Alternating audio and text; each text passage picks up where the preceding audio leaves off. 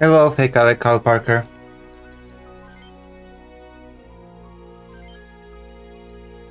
UCS side. The second Huffman conflict as seen through the eyes of Lieutenant Kevin Greenfield of the UCS military, recommended for experienced players. I'm an experienced player because Kevin. I've beaten the campaign of the Super Nintendo, so let's do this. I am addicted. Near UCS Columbia. UCS Navy carrier Santa Barbara.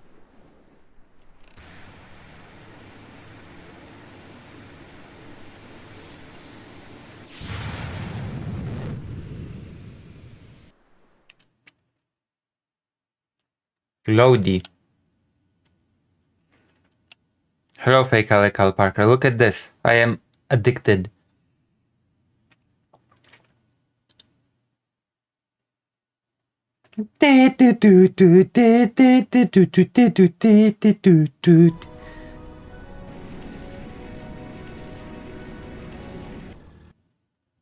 Lodi. Is this gonna be a mission? A front mission?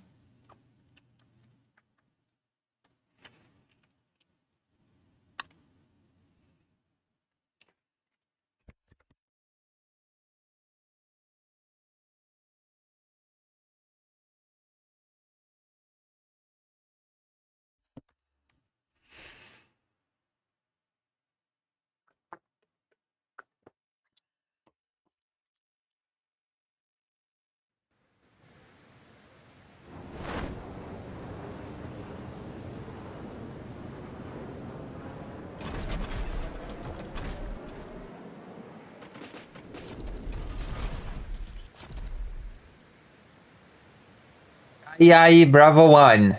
Touchdown proceeding with mission. Sky Eye copy. Good luck, Bravos.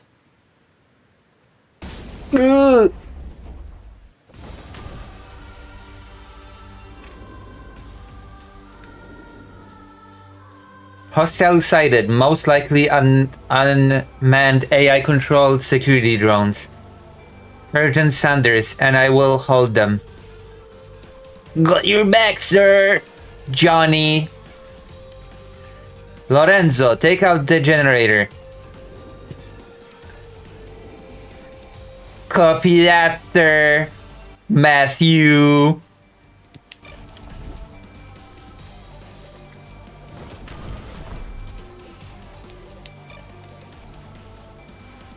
What kind of weapons do I have? Siege. Calm Punch, WS2, Peas 3.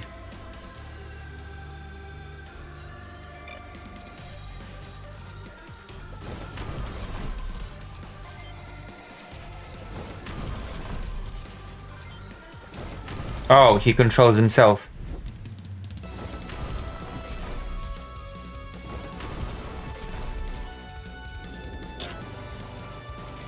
This campaign has new music.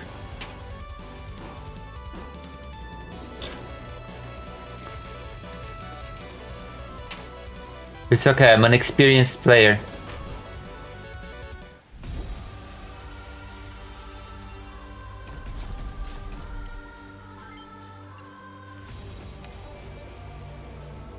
It's a machine gun.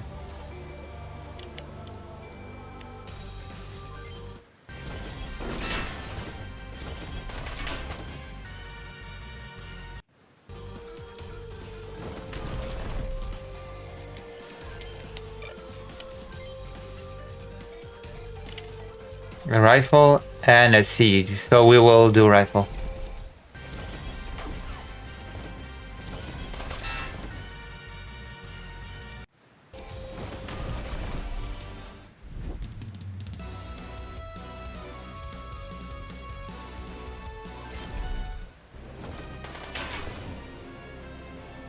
I've never used shields in this game.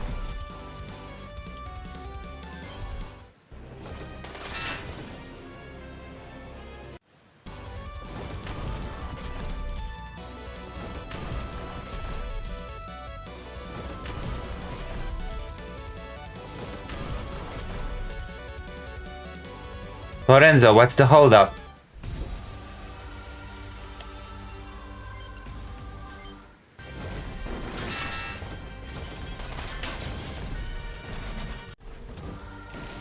Did I just die?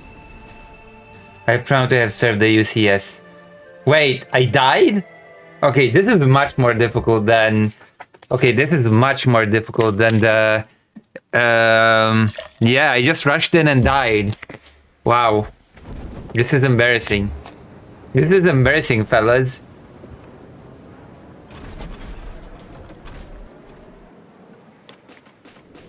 No, I'm glad nobody's watching this. It's not right for Kyle Parker.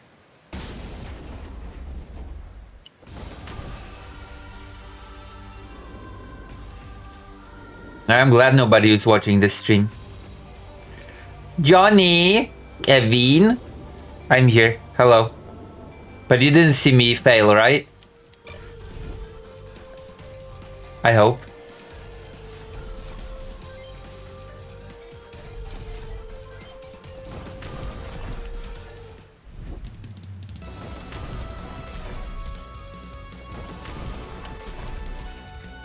Banana.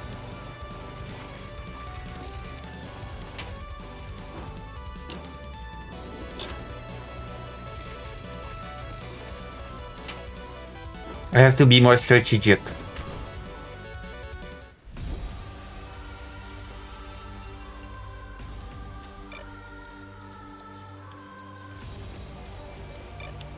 I think.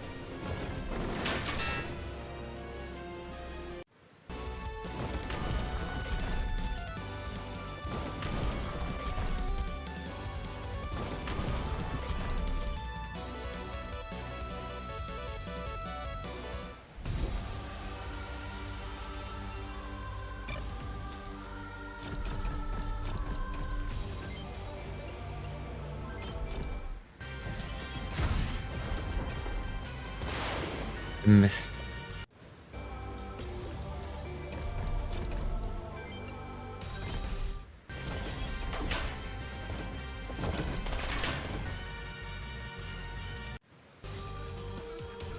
Charger set.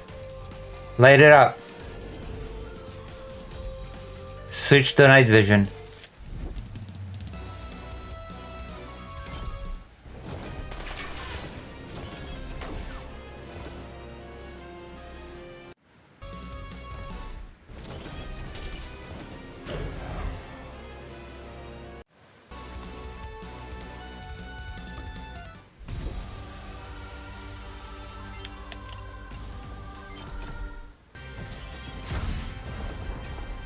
How? I keep missing.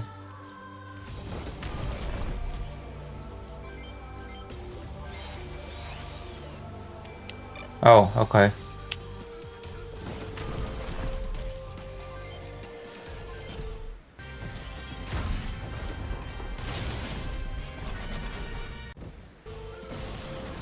That's better.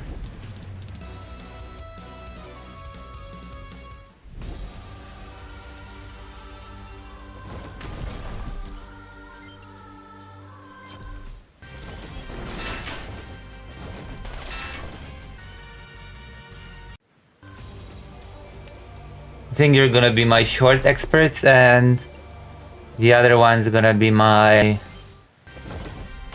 Oh my god. Oh my god. This is going to be my long range expert.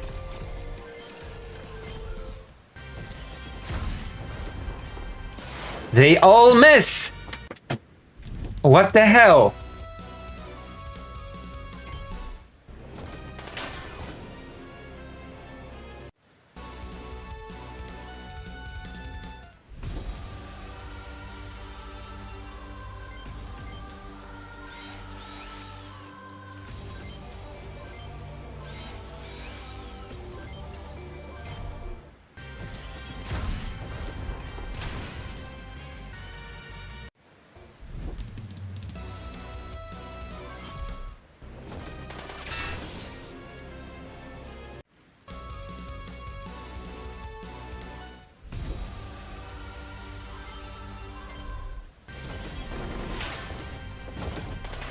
Why are my units so blind? Why? Okay, that's better.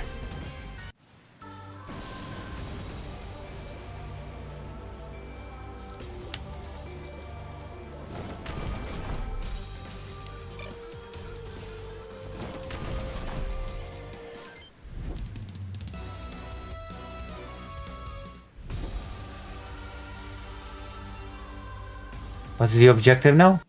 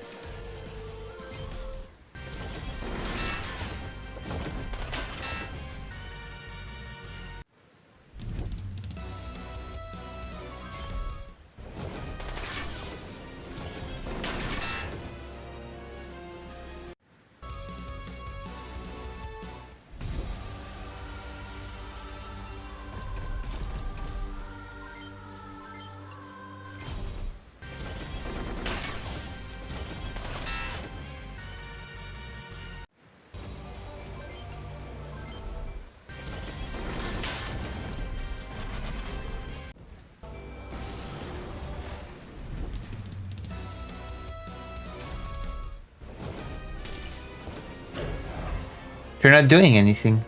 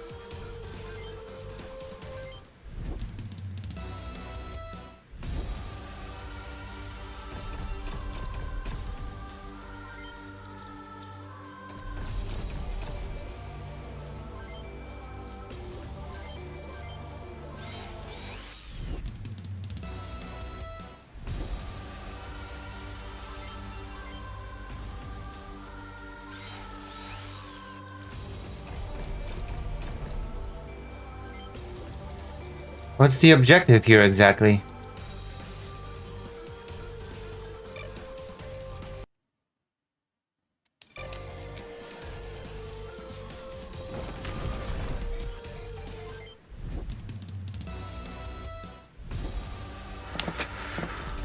Oh my god.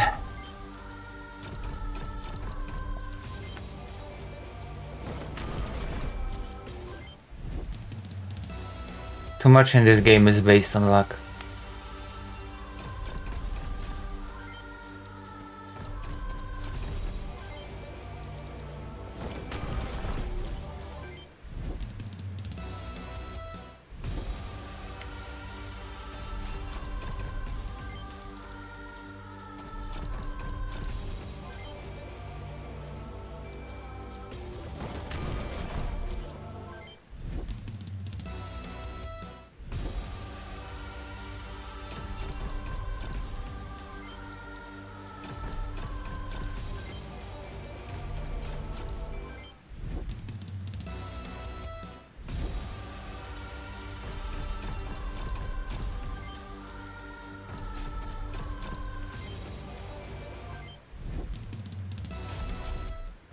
This is just painful.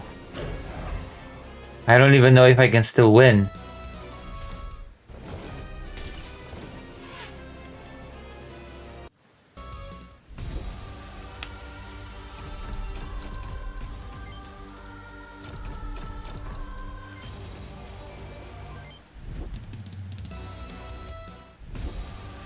Because the RNG did not favor me.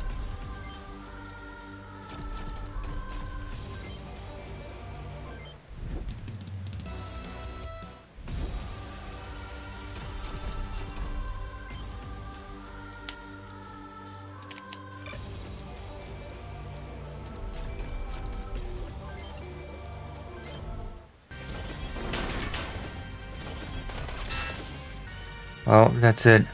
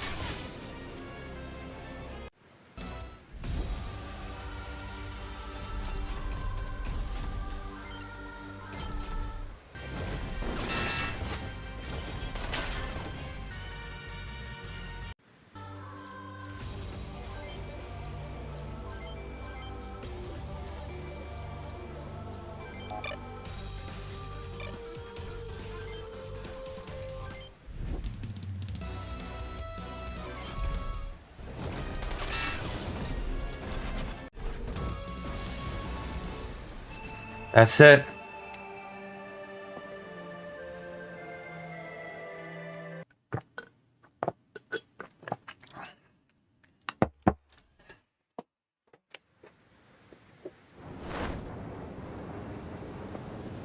This is something. Didn't you skip it? No.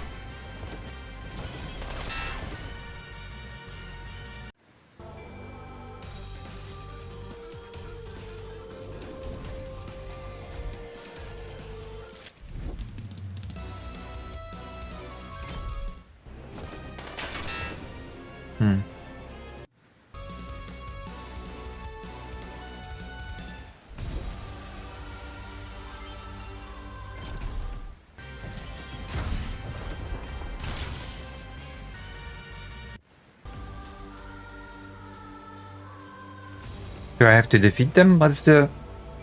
This is so weird.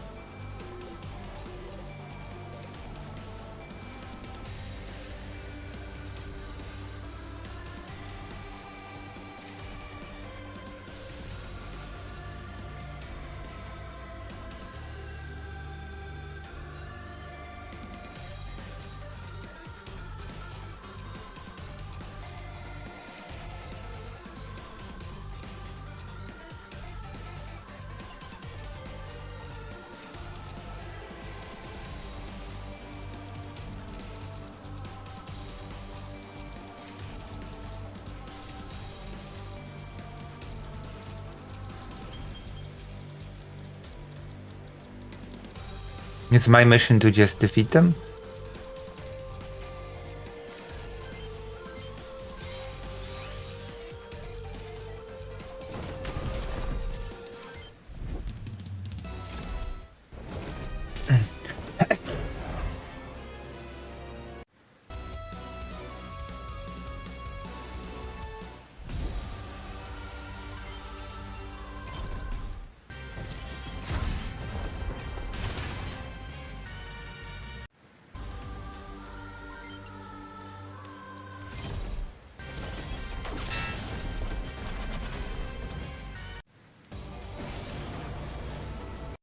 I feel like save's coming this.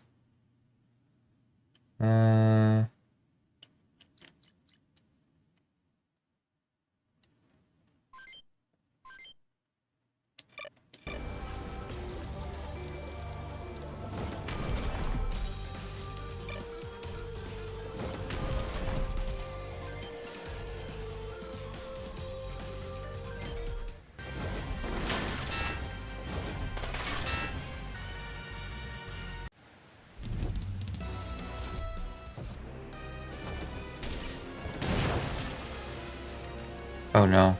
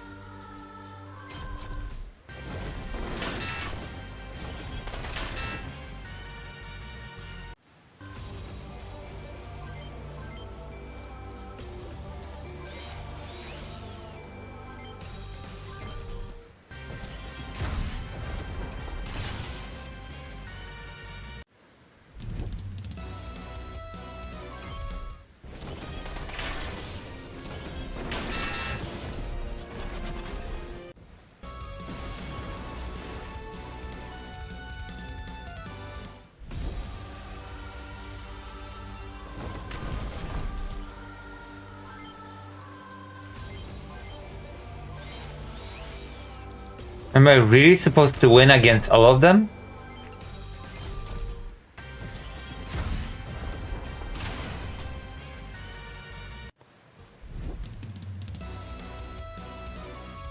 I don't think that's the objective, but the game doesn't tell me.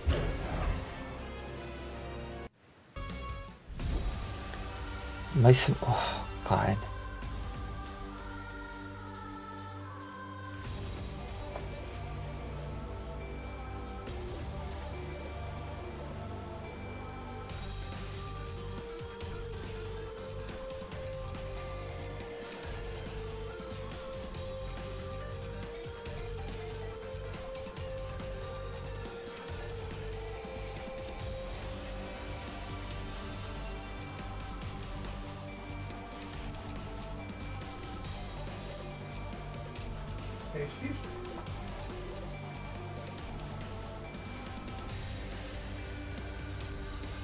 Uh,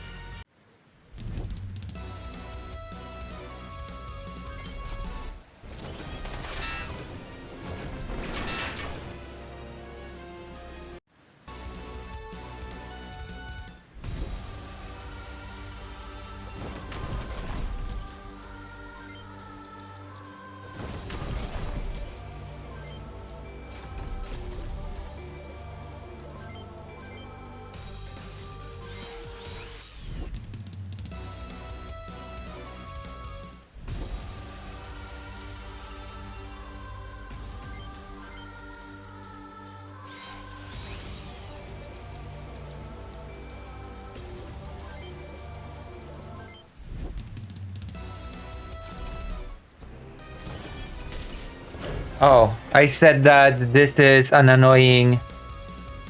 This is annoying because a lot of it is based on RNG. A lot of this is very dependent on RNG.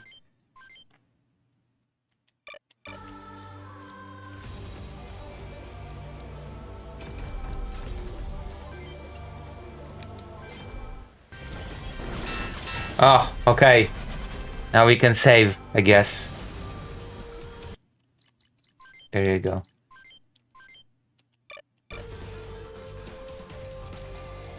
My goodness. Should I heal a body part? Right arm.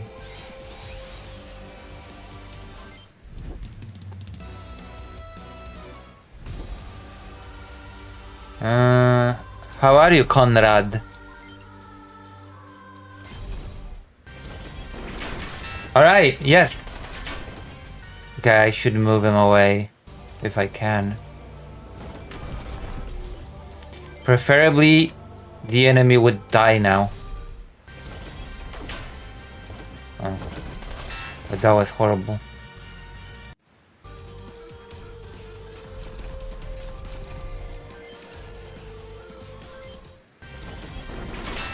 Yes! Oh, this is the best possible outcome.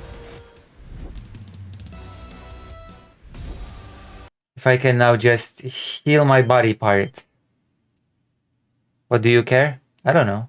Why wouldn't I care? Why shouldn't I care?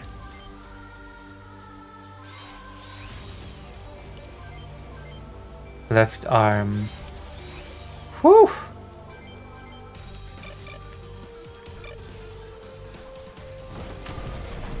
Fair, fair.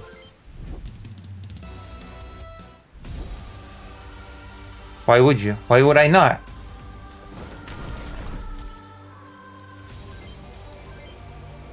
Left arm.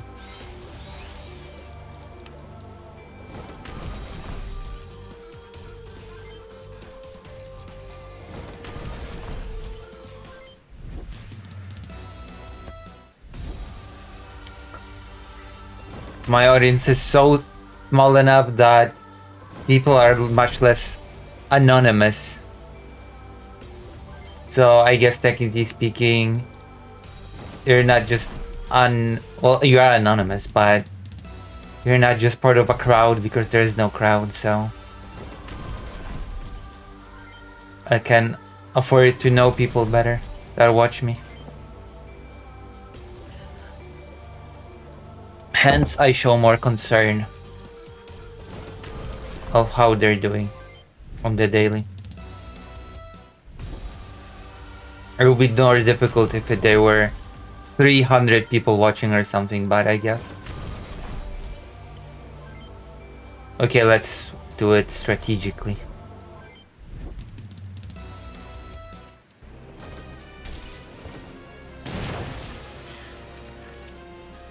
Well, acid is a pain in the ass. How should I approach this? I am stressed. Did something happen? Did something, you know? I've been pretty calm lately because I've been on my medication, which I should take this, by the way. Wait, have I taken my medication today? I'm not sure if I'll take it just in case.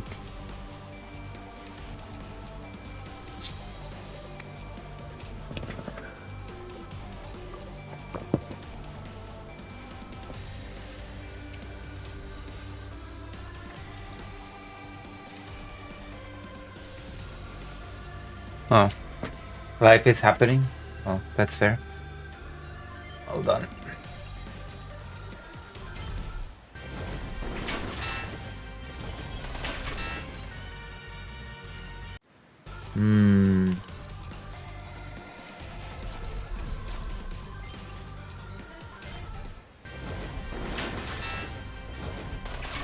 Oh no! Horrible outcome.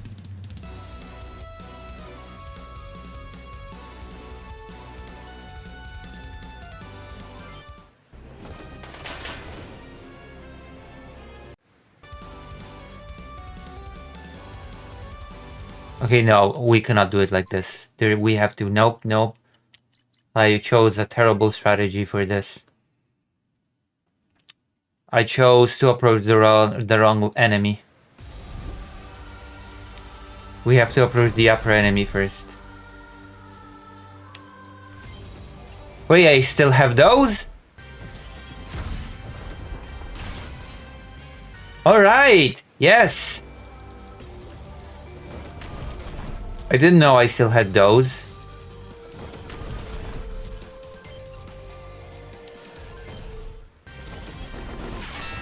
Wow. Okay, that was horrible.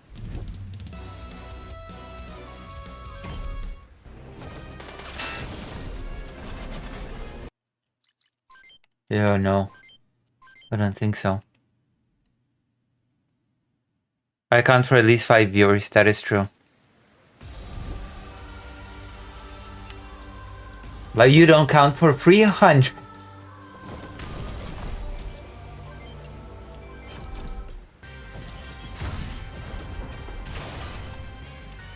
Ah, this is bad.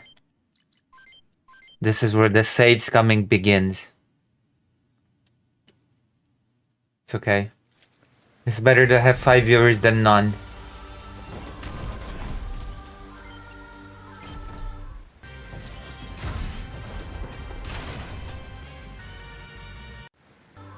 Well, it's for Americans, it's like some weird hour right now.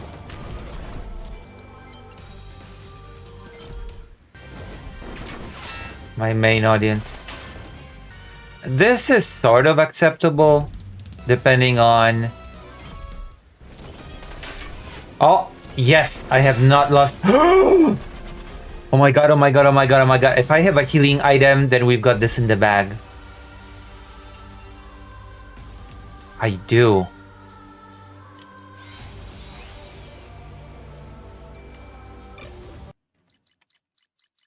Okay, we've got this in the bag. Finally.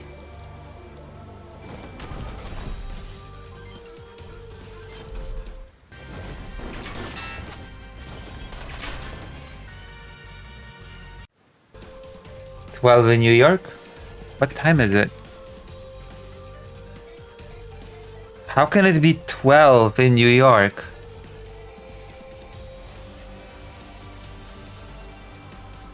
Oh. Is it? Isn't it 11:55 or something? I guess it depends on... Is it 12 in New York?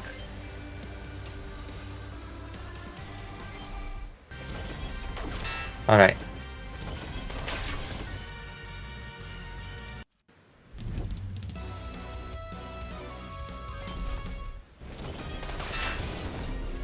Oh.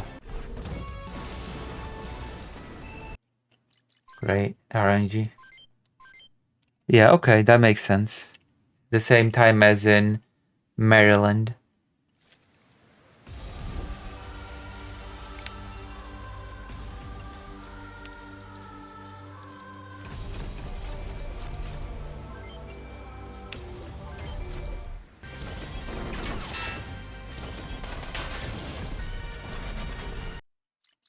That is so shit.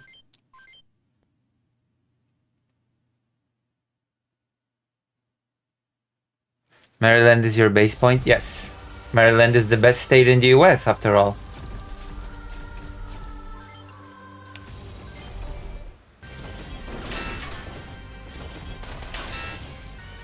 It makes sense that I would go by the best state in the US, would it, doesn't it?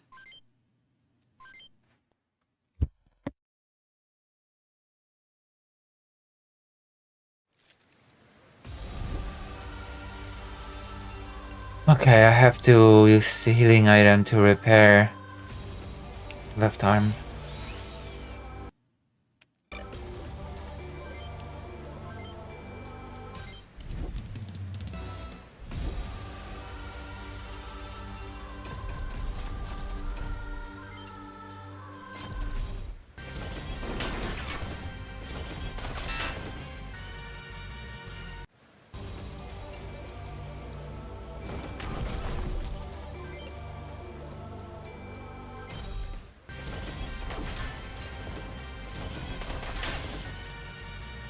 Hmm.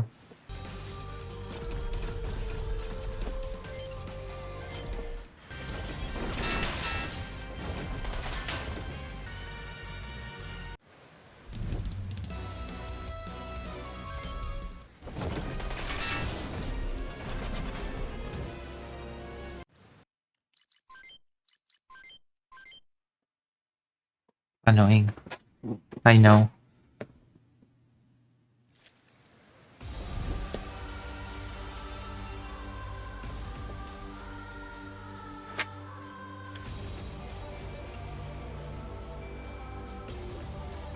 I am lost in Hollow Knight. Yeah, that tends to happen to me in those Metroidvania games. I should play. The only advice that I can give you is to try to look for dead ends. That's the only advice that I can give you, honestly. Or maybe there's some skill that you're not using. Maybe there's a place that you forgot about and you gained a new skill and you can just break through a place that you couldn't before. Those are the only two possibilities. That there's a skill you have that can open a path for you, or there's like a small little place on the map that leads forward that you're just not seeing.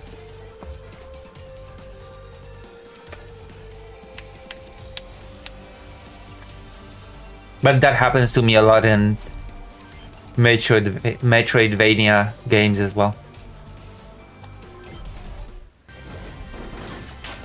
That's why I'm hesitant about continuing to play Hollow Knight not from the beginning, because I'm afraid I'll be lost and I just, I'm kind of afraid that I'll just be lost and just be wandering aimlessly and people will not like watching that, So I'm thinking about just starting the game from the beginning, if that makes sense. Yeah. Markers sometimes can just confuse things.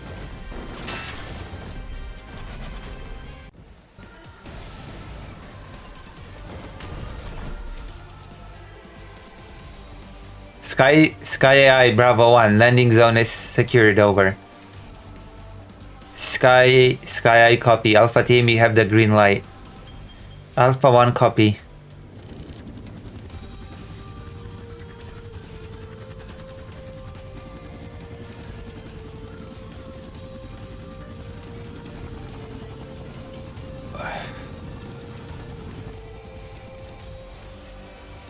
Good work, you were right on time. Thanks, we've got things under control up here, go on down. I hope you're right, Alpha team, let's go.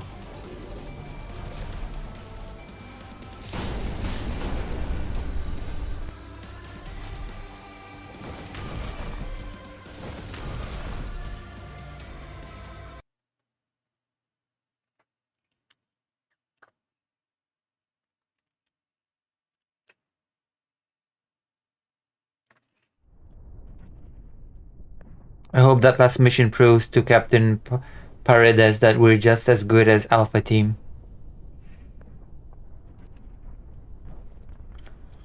We'd been getting boring recon missions for so long, and all we needed was a chance, Bravo Bees for backup. That's the way it's set up. We do our job so Alpha can do theirs.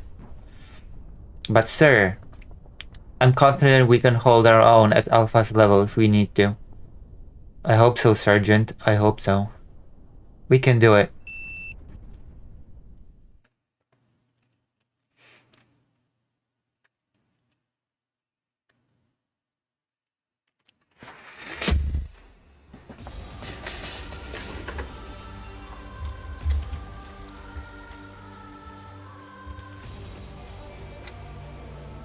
Intruder alert, switching to auxiliary power. What? No way. Countermeasures program phase 2 initiated.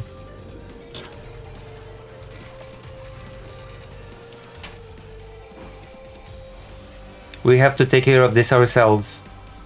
Yes, sir.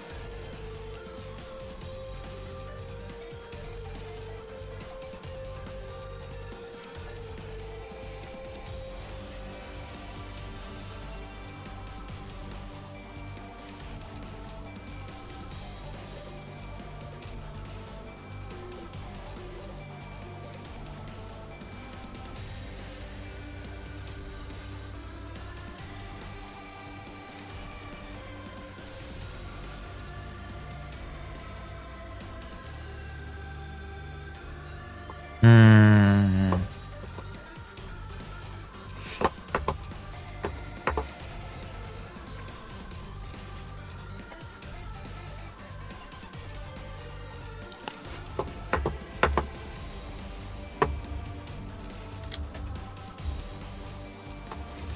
This is annoying.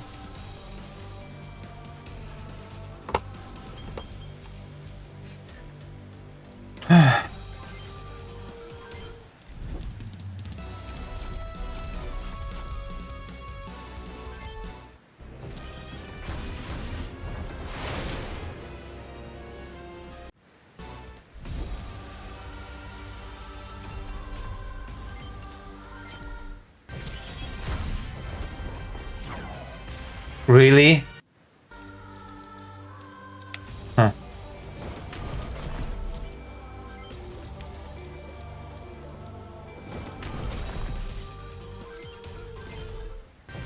How do you miss such a huge Fuck me. How do you miss such a huge target? Really? How do you? Never mind, the enemy missed as well.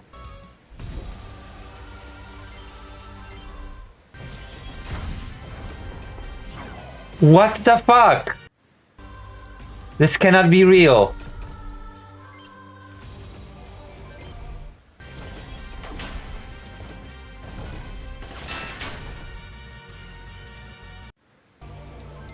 Come on.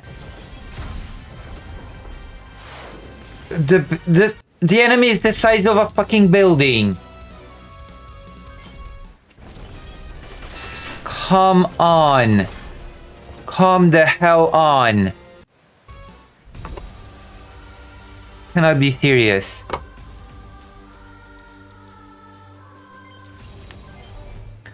It would be too easy if I actually hit the enemy, huh?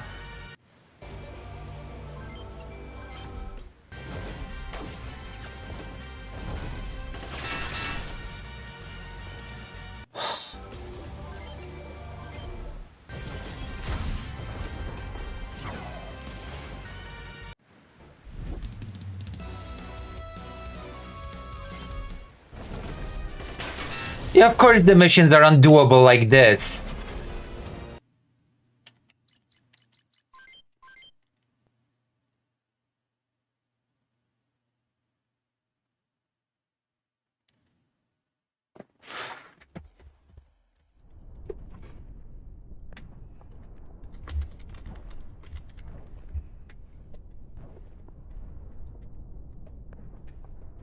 Are you seeing this, Incub? Are you seeing this?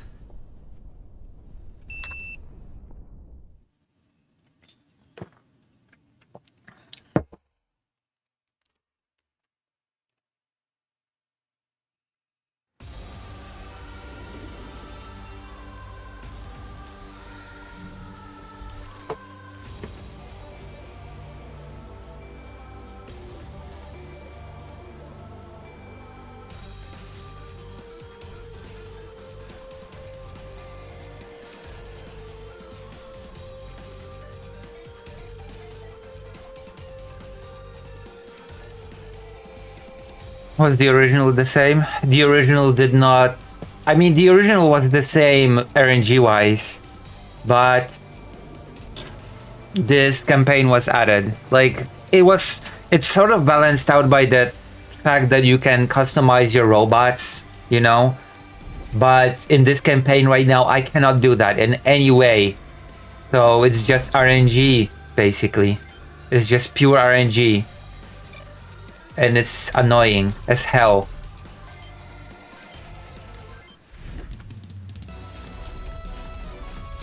So in the original on the PlayStation, you just did not have this campaign.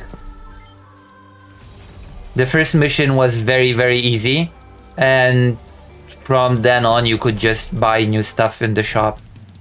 So it became a little bit more balanced. And worst case scenario, you can gain experience in the arena, so you can balance things out that way. This is worse than XCOM, and ironically, this RNG is worse than XCOM. I'm not sure if you've experienced the RNG of XCOM, but it was pretty bad as well.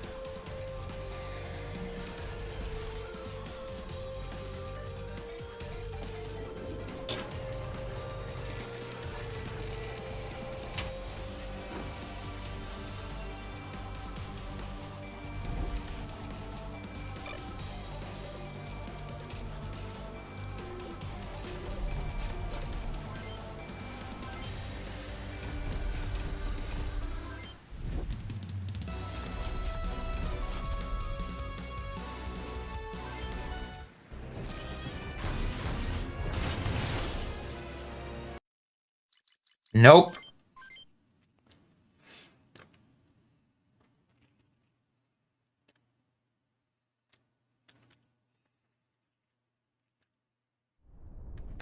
I'm getting frustrated with this game.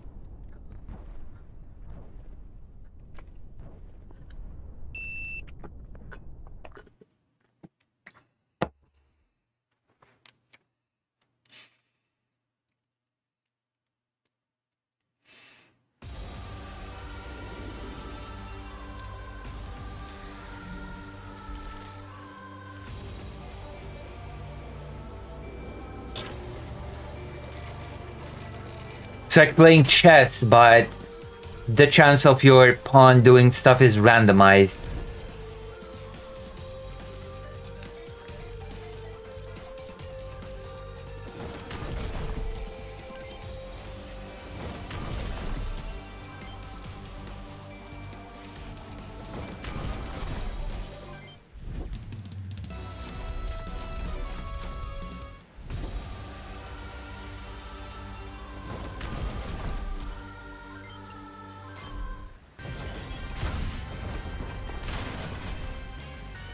Alright, we hit him.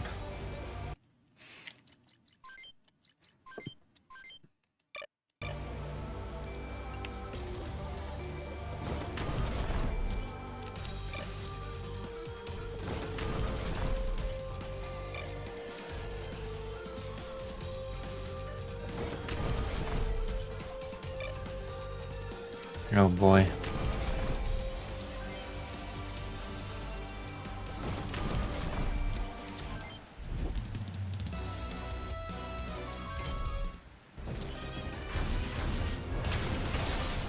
Oh boy.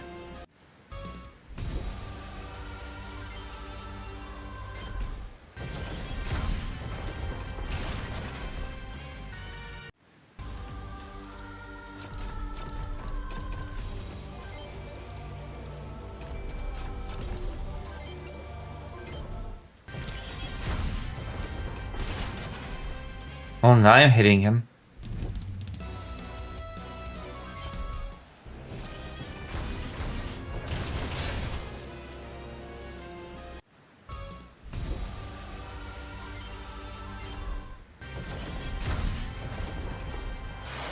No, I'm not.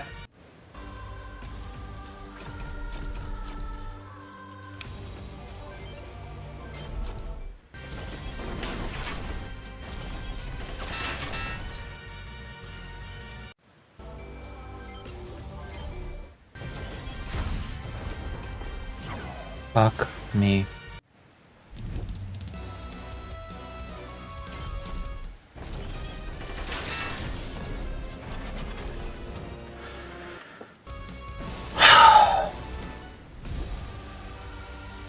This is bullshit.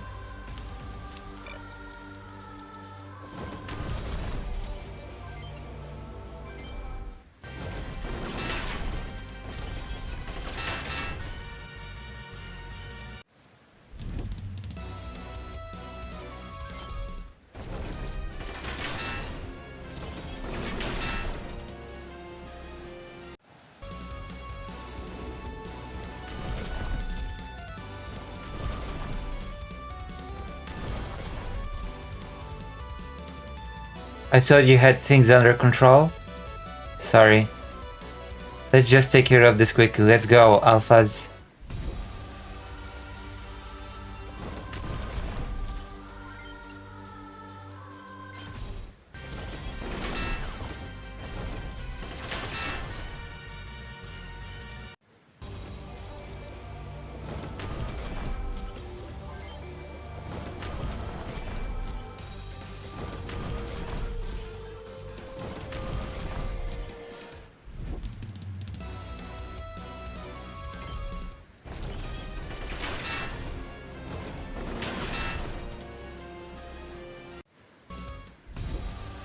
I do not have things under control.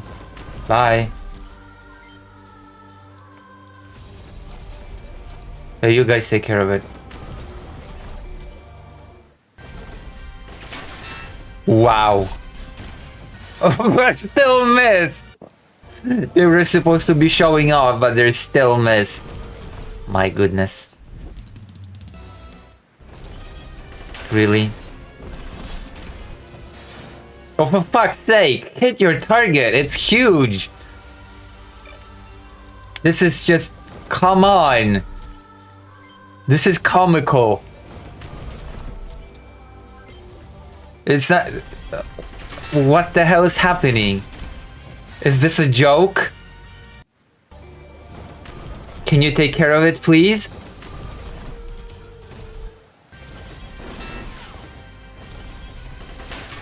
You got powerful Vanzers, but you just cannot hit your target.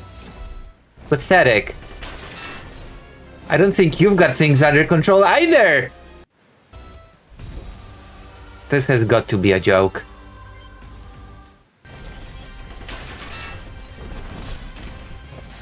Wow.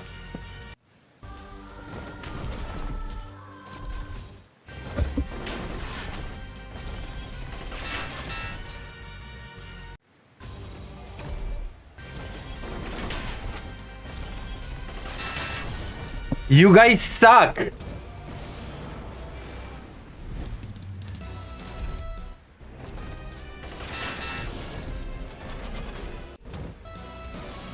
This is my backup?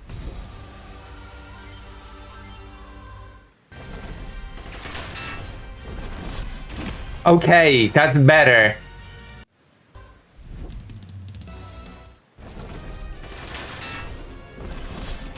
Okay. Wait, what's scripted to miss 5 times in a row? We got it. We're running late. Are you done up here?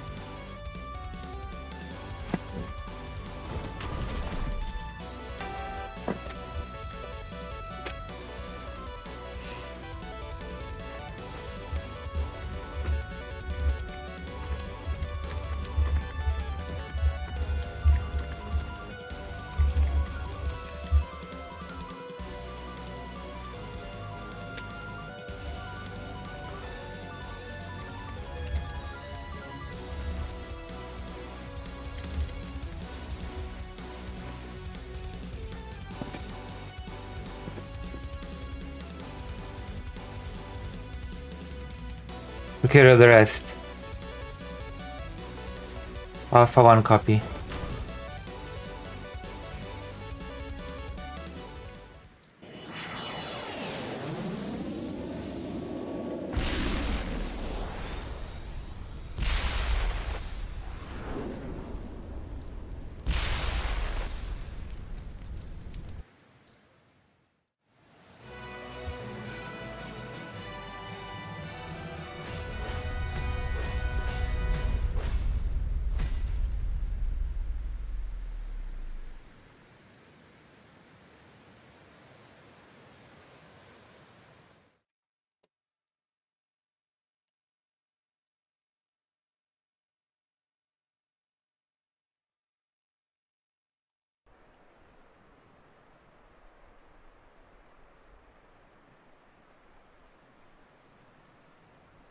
Near UCS Columbia, Santa Barbara.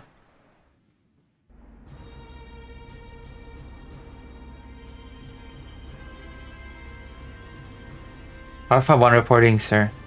Good work. Intel did a shoddy job on this one, sir. Bravo was able to handle it, but only barely. I see. Bravo 1 reporting, sir. I heard you ran into some trouble at the end. Sir, did you retrieve the documents? As ordered, sir. We finally have reliable information on the movement of the Star of Freedom. The Star of Freedom, the guerrilla group operating out of South America. One of the largest, rumor has it certain weapon manufacturers have been outfitting them. We'll send this data to Intel for analytics. We should be able to pinpoint their HQ in no time. Good work, both of you. You're analyzing the data we recovered from the last mission right now. We'll probably make a move against the Star of Freedom headquarters real soon. I did great today, didn't I, sir? They'll fear the name of Matthew D. Lorenzo for generations. Yes, you sure inspired fear into those computer-controlled drones, Lorenzo. War is not a game. It'll be different against live opponents. Easy, boys. You both did good. Now get some rest, okay? You should get some sleep too, sir. You're not going to visit the captain, sir? See, I know you'd go see her. It's not what you think. We've got work to do. Whatever you say, sir.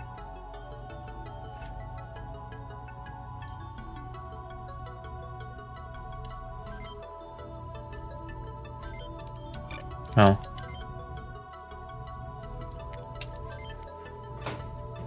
Can I come in? Nope.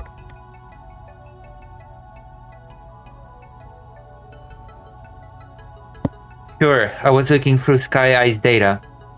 You've improved a lot. Your reaction time is shortened by 8 milliseconds. Well, I have you to thank. To be honest, I was worried when I heard that an ex-chief of staff's son had volunteered to get into this outfit. You were right to be. I've had a lot to learn. I still do. True, but you've done well enough so far. I'm still nowhere near your level. I didn't choose to be like this. I had to fight, kill so that I could live. It's nothing to be proud of. Maria, what did you do before you joined the Hounds? It's okay, you don't have to tell me if you don't want to.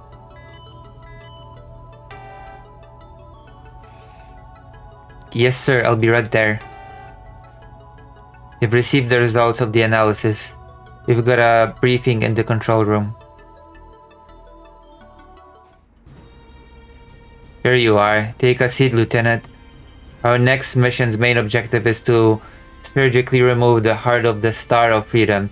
The data we recovered indicates that our target lies at the foot of the Andes Mountains, with limited overland access routes. Our best option is to use a satellite laser strike on the site. Isn't that overkill, sir? The President wants this mission executed with precision and flair.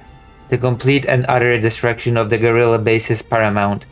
The mission will be recorded and broadcast to all the media outlets.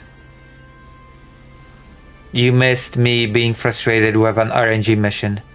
He wants to flex the UCS muscles for the world to see. The mission details are as follows. Alpha and Bravo teams will approach the target from different vectors. Alpha's objectives are to recover a prototype weapon suspected to be hidden inside the base and to capture the leader of the Star of Freedom. Bravo's objectives are securing the base for the satellite targeting vehicle and escorting it in. That's not fun. What's your take on all this, Maria? They're using us for a publicity stunt as usual. I don't mean that. Don't you think they're spreading us too thin? They're making Alpha go in without support. You don't think Alpha could pull it off without Bravo's help? I don't doubt you can, it's just I'm worried about you. Kevin, you should know me better than that. I don't fall for pillow talk. Is it such a sin to wish for the safety of the women I love? Stop it, we're soldiers, remember? Things like that will get you killed. Focus on the mission.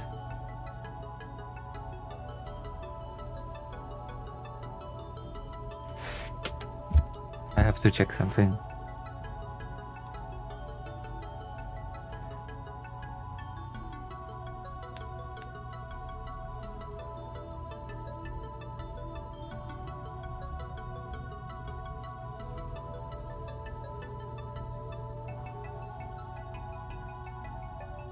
Oh.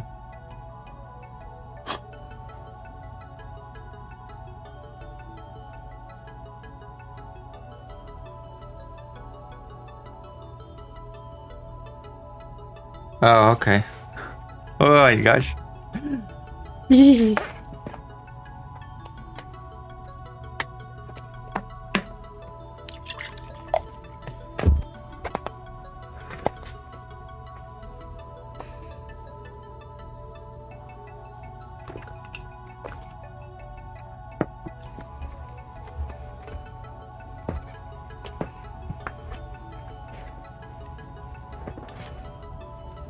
We should get some rest. Tomorrow is going to be hectic. I guess you're right. Pillow talk. They had sex?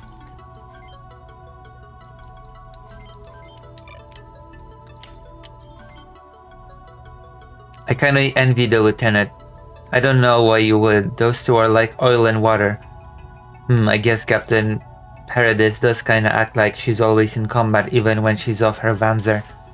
And the lieutenant, well, he just seems like he's not cut out for this. He's not like any officers I know. No offense, Sarge. This game is on Steam. It's a remake. He's too honest and too decent. He sees the world in black and white. He always tries to do the right thing.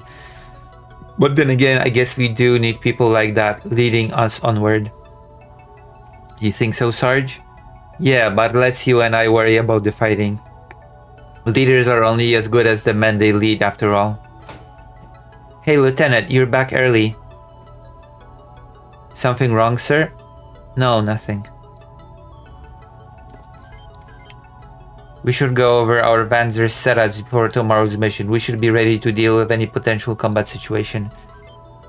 No worries about tomorrow, Lieutenant.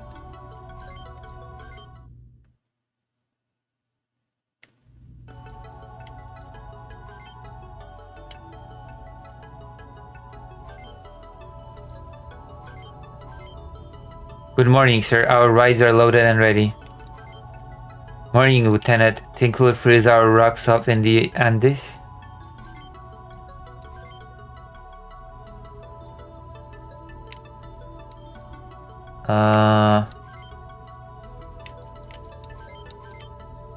Please don't tell me there's no... Come in and have a look around. Yes! Oh my god. Okay. Jesus Christ. I was afraid there would be no... Okay, I have 3 machines. So you're gonna be my machine gun guy, he's gonna be my rifle guy, and you're gonna be my long range expert. I have decided. Alright.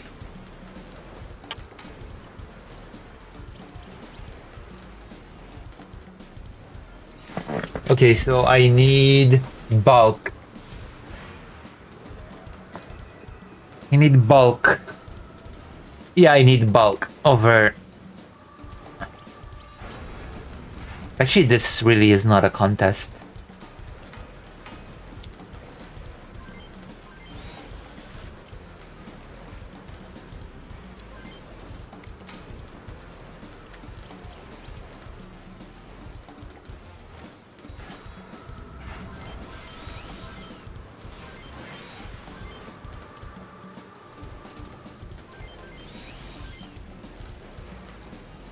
Oh, really bad. CPU.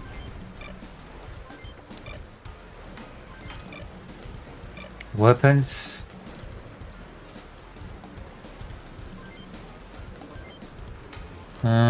Grave machine gun. Weenie. Ooh.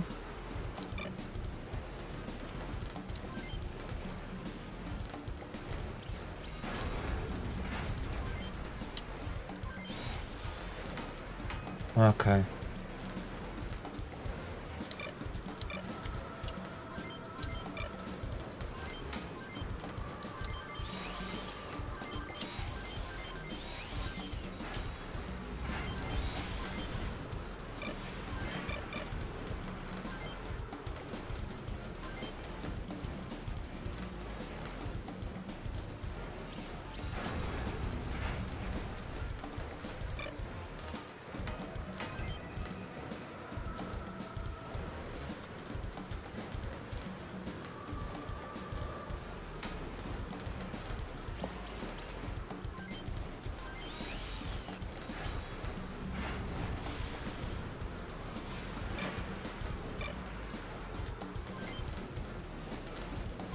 Uh,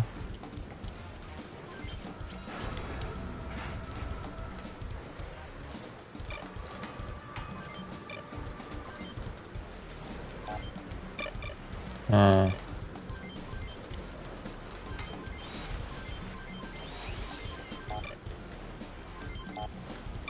Oh, he's overweighted.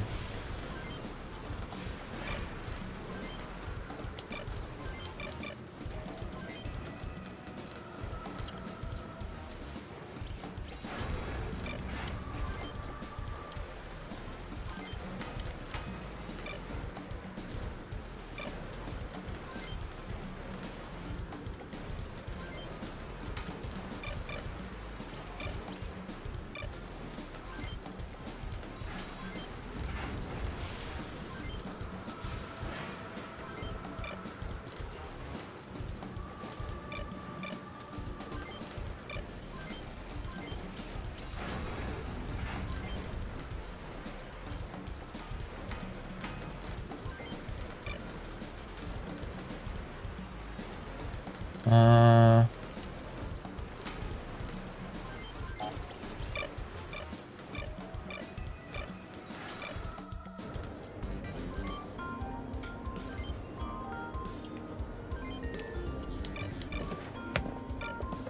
hmm.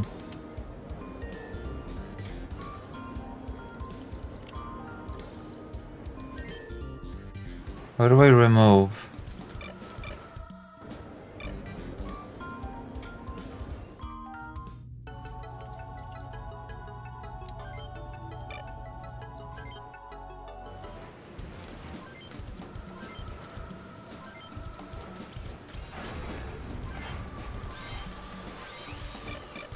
Now I should be able to.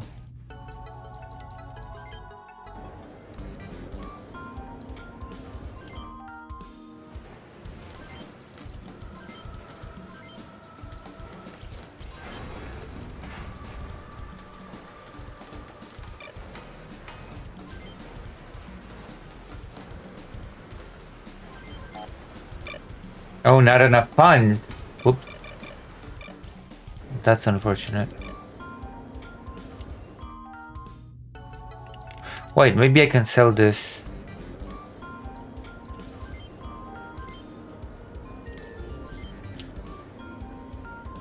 No, it's not worth it. Why do I have to buy stuff with my own money? What is this? An Eastern European country?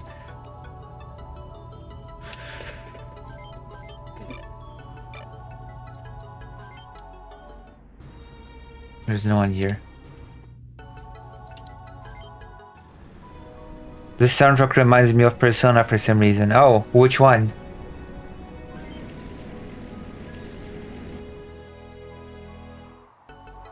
And this temporary base. We have the go sign from Sky Eye. Alpha board your chopper and get ready to move in. Alpha 1 copy. Maria.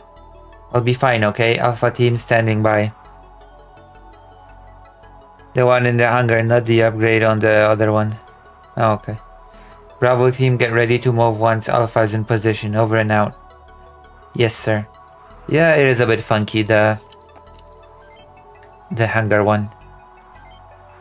Word has it that weapon manufacturers have been arming these guerrillas. Heavy resistance is pretty much given. Yeah, and they've probably gotten access to military grade gear. It won't be easy. We should load up with best gear we have. I don't have the money. I don't have the budget. Our goal is to distract them, right? Leave that to me, sir. I've always been good at being a pain. True. Don't worry about me. Just focus on your mission, okay? I'll try.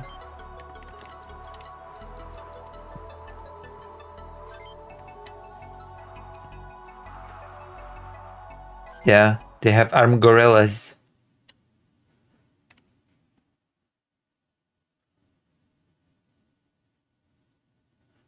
They have armed gorillas. Monkey.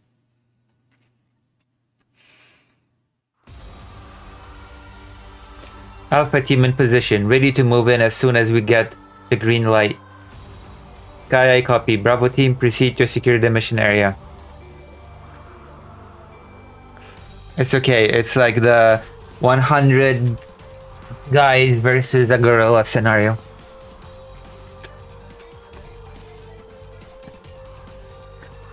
Put on a good show and draw their attention away from Alpha team. Bravo 1, copy, let's go. Yes, sir. Gotcha. Gotcha. Potacie.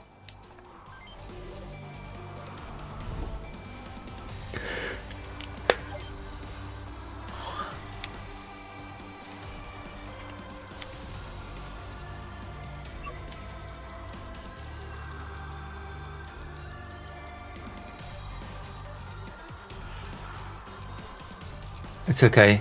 I also have weapons. In that scenario, the guys didn't have weapons either, I think.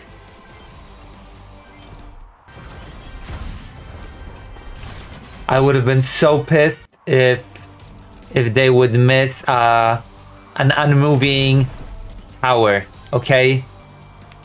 A stationary object.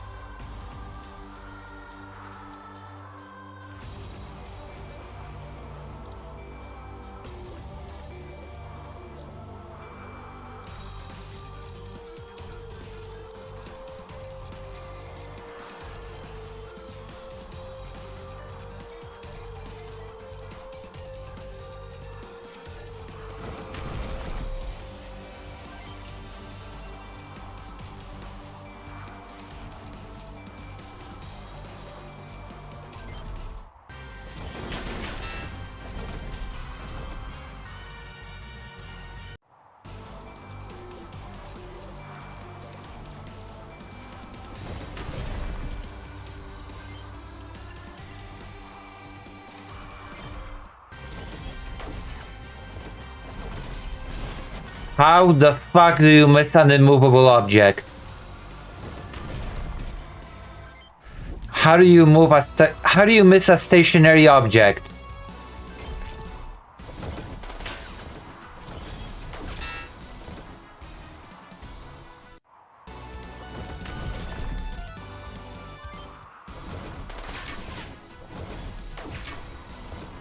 Okay, that's better.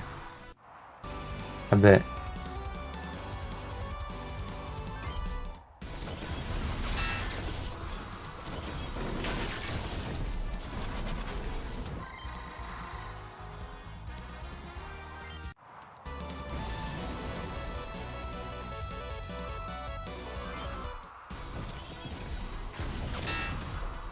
Holy moly.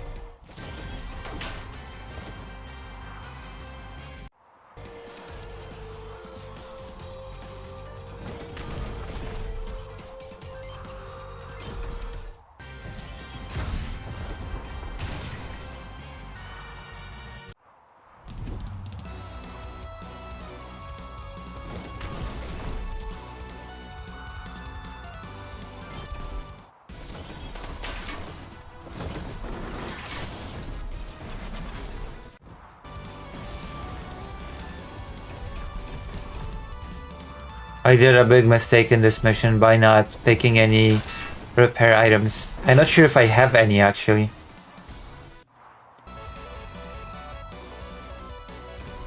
I sure hope I do. What do you mean skip training? That was one hit, one kill. One hit, one kill.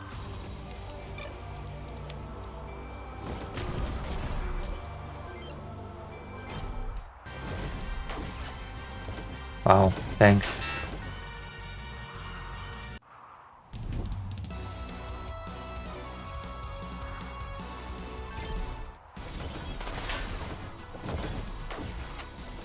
Dude!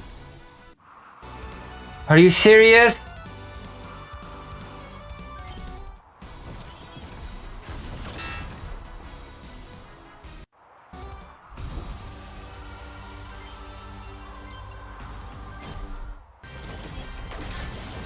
Thank you.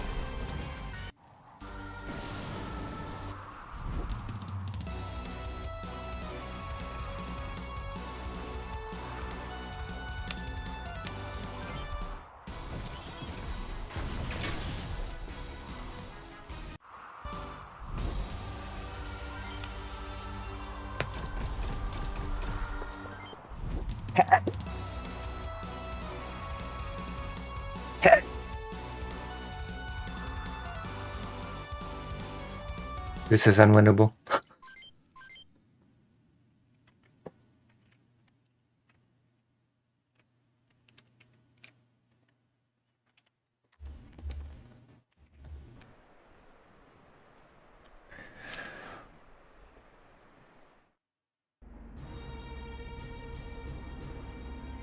Wait, what? What the? I have to go through all the cutscenes again? I think I had a save. Why?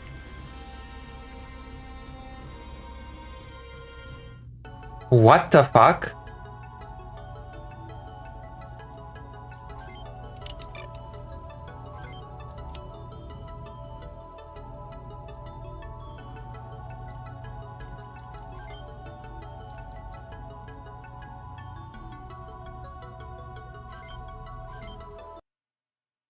Did I not save?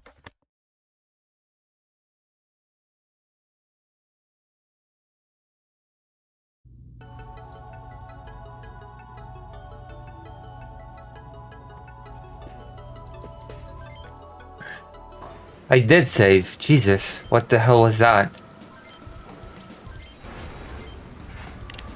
Oh, I have no items. And no money. Okay.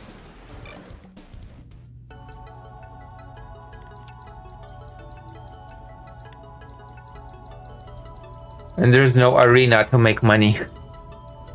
So, I don't know.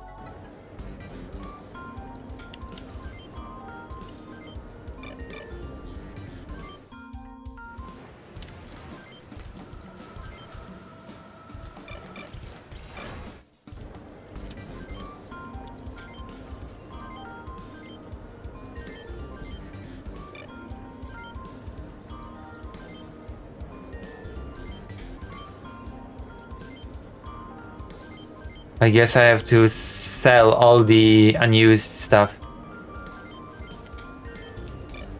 That makes sense, I guess.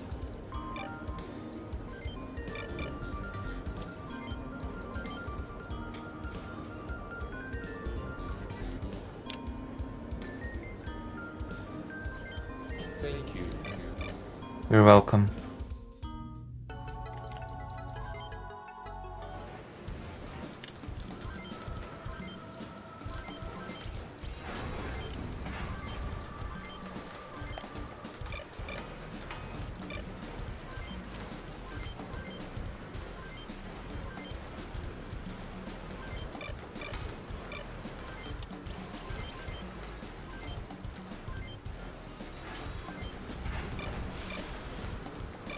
Perfect.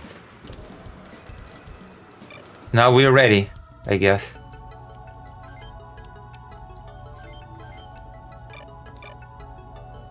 I'm gonna go to the toilet. In the meantime, you tell me if you don't have anything that you'd like me to cover, and also, let's go.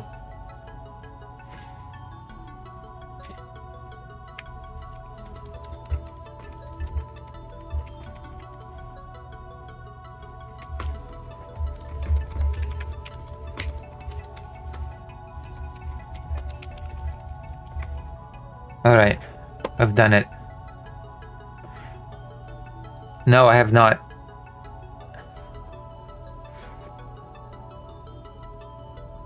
Also remember to always give love to the VODs, because they don't seem to be getting love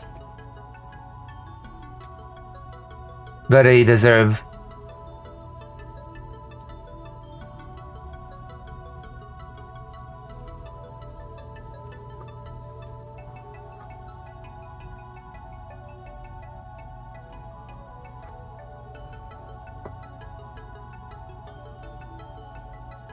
I might get frustrated and switch game. Even though I'm addicted to this game, it's starting to frustrate me, the RNG.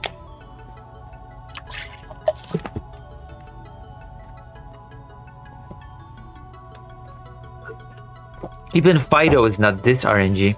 I'm gonna be right back.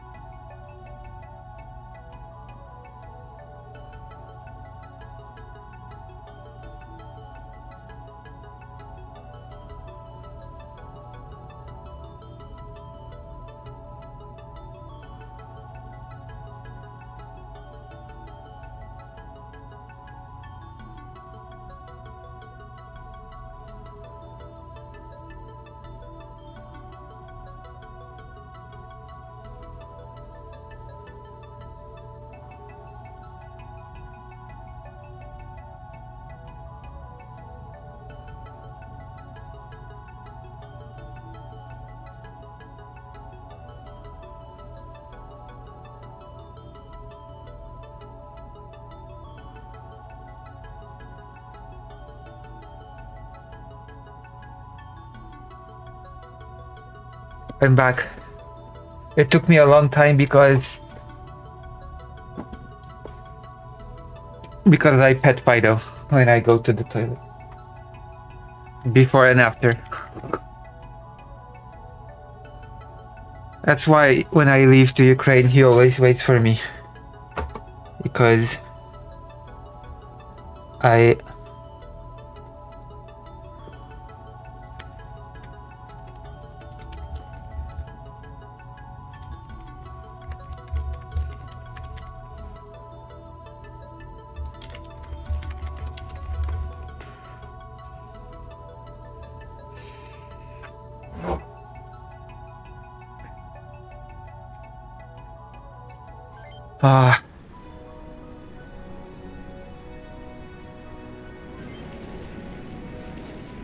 I might just start playing Lone Survivor if this keeps up, okay?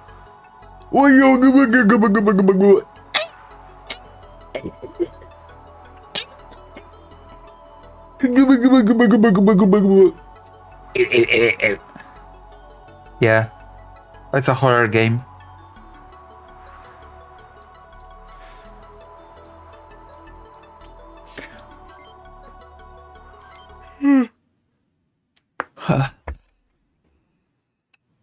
I will summon Greater Rain with that game. Because Greater Rain asks me to play that game all the time. And I defend myself.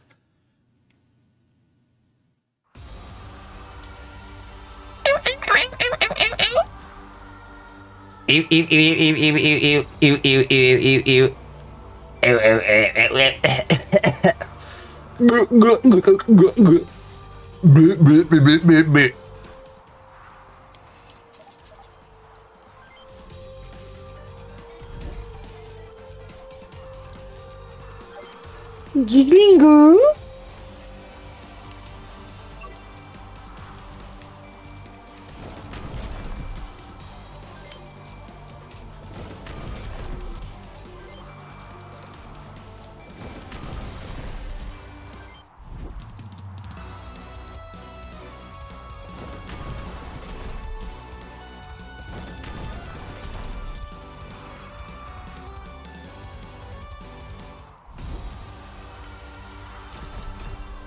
It is wise to stay undercover.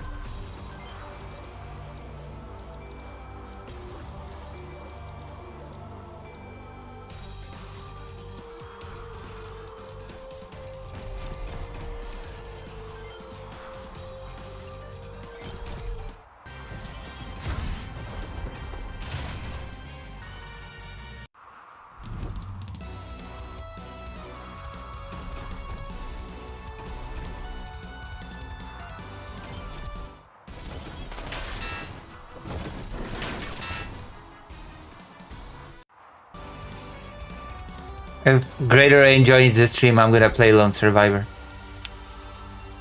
You know? But that doesn't seem to be what's gonna happen.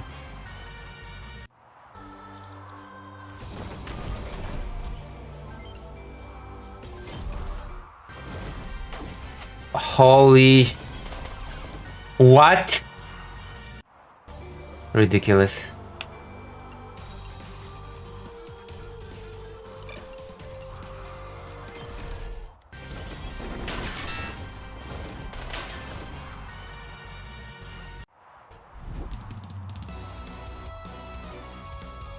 Where are you, Greater Rain?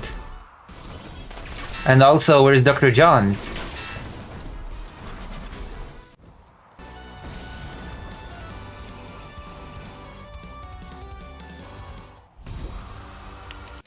I'm gonna save game.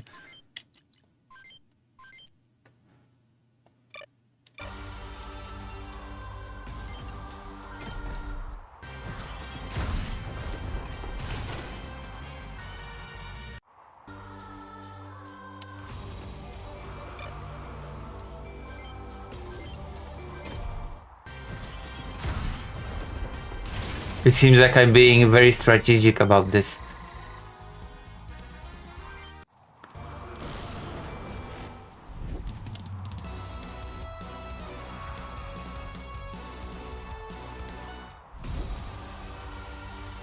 It seems like my strategicness is paying off. What's the... Can I check its range? Of course I cannot.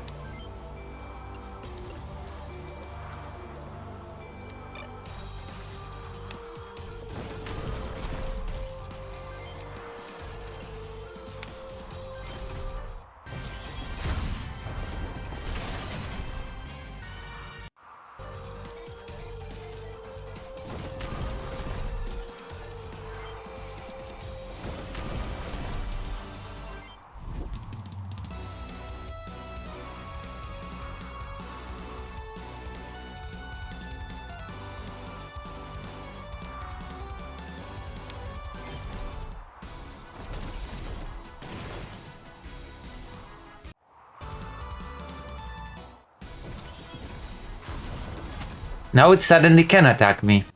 It's weird.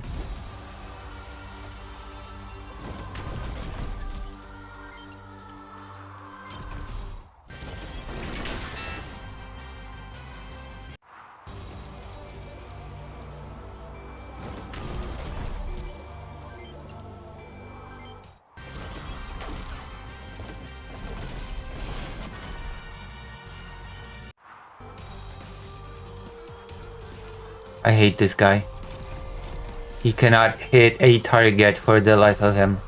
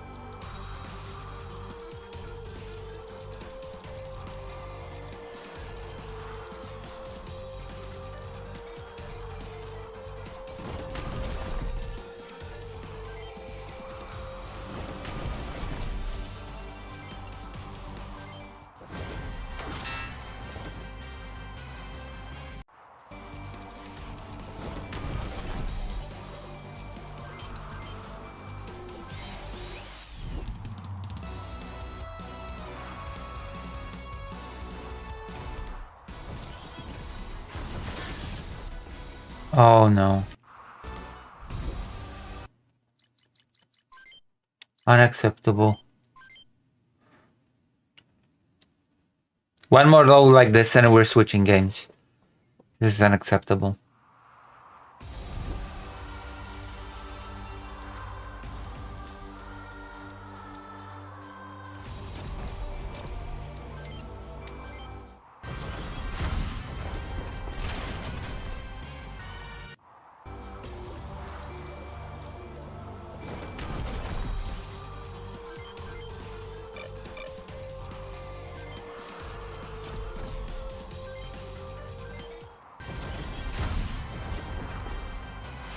Oh.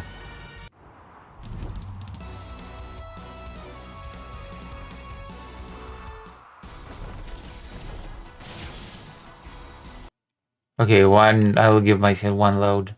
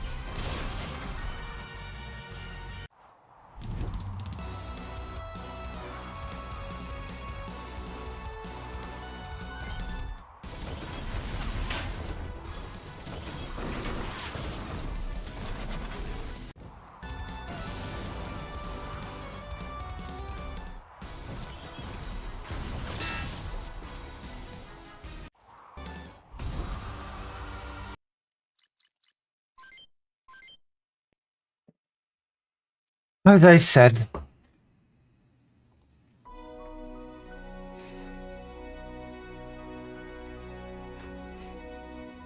You're exiting this for now.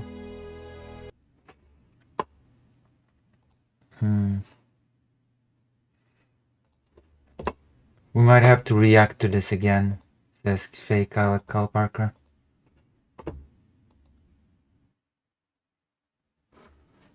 Loner box. Trump at the UN, Antifa executive order. Autism research. Autism research. Because of course.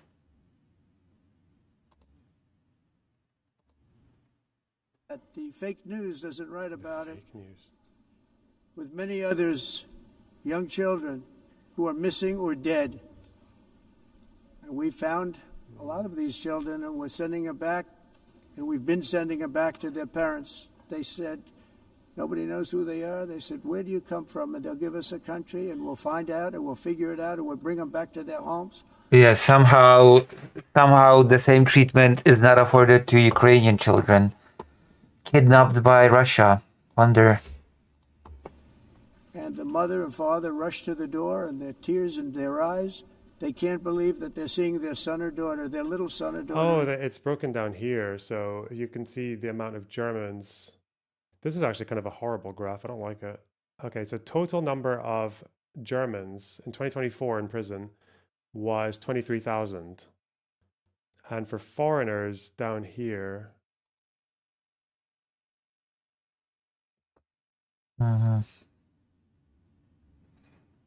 Politics and video games.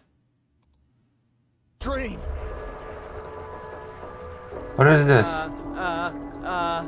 It's soaked. Can't see a thing. What is this game? Interesting. It has dubbing as well. Okay, let's try. Very interesting. Hoster Structure Mini produced Charlie Kirk, Trump, and you. It also produced you. You lost good. Something else happens. These stimulations are repeating It's not identical. Nothing ever repeats exactly identically, but similar enough that traces begin to overlap. Warmth, pressure, taste, satisfaction, constellation happens again and again. These traces, they don't just stack neatly. They're not papers perfectly filed in a cabinet. These things bleed into each other, creating something just not there before. A pattern. That pattern begins to sort of recognize itself. This is how you happened, not some essential you that was always there waiting to be discovered, but this crystallization of overlapping stimulants, traces, like Polaroid developing, right?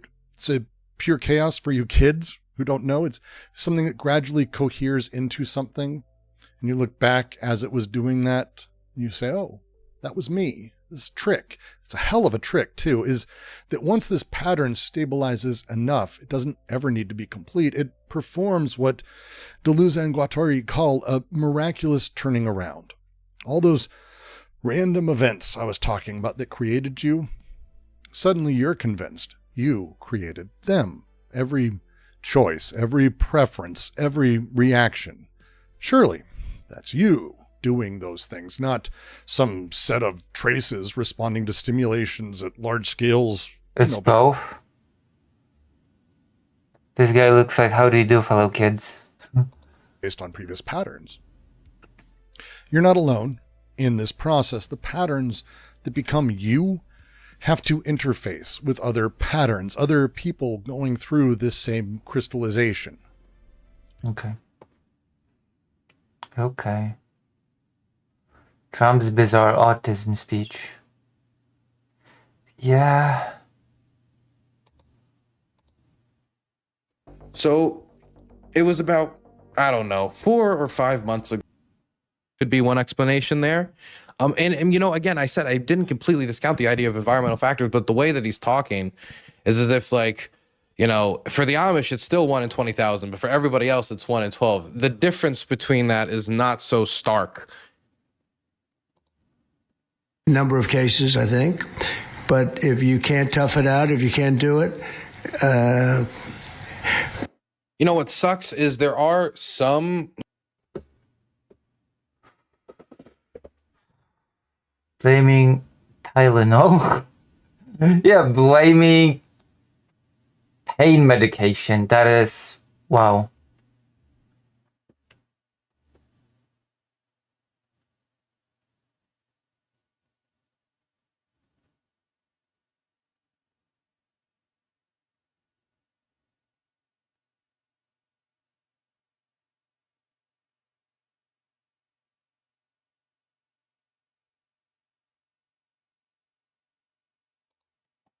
Henry, I want you to scream like a girl. Go!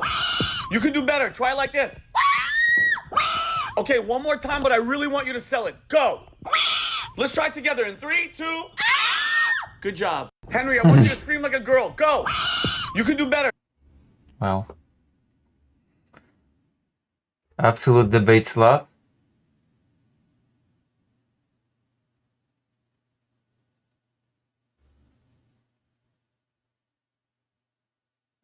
The Eagle episode 1. Has free speech died? Who is this? Are we seeing the return of Ransonas now? Is that it? Is that we're seeing the return of Ransonas? It's been so long since I've seen that kind of crap. Like years. And now we're seeing a resurgence, I guess. So let's check this out. 14 views. Freedom over feelings here. Your Eagle speaking.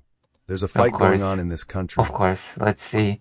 How many subscribers does this person have? It's a new channel, it seems. Freedom over feelings. New channel. My goodness. How many subs? I don't see any subs. If I subscribe, will I be the first subscriber? No comments. Not on the battlefield, but over what we can say.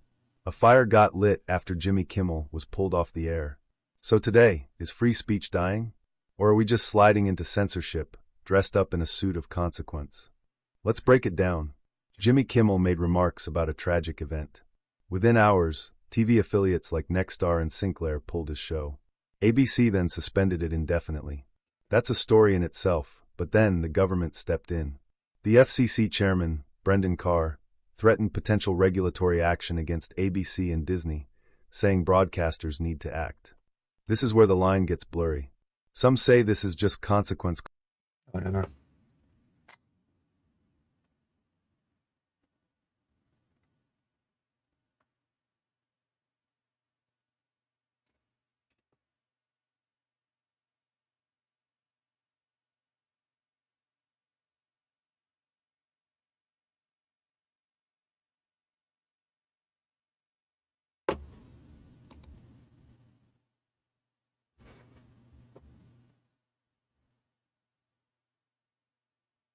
Ew, AI voiceover.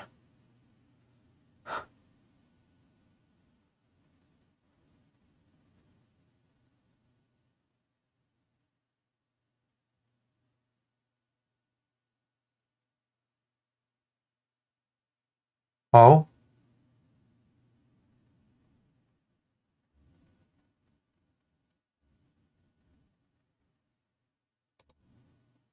All right, so we're here today, Debate guys. panel. Welcome to another episode of Give Me a Break. We're going to be talking about What is this?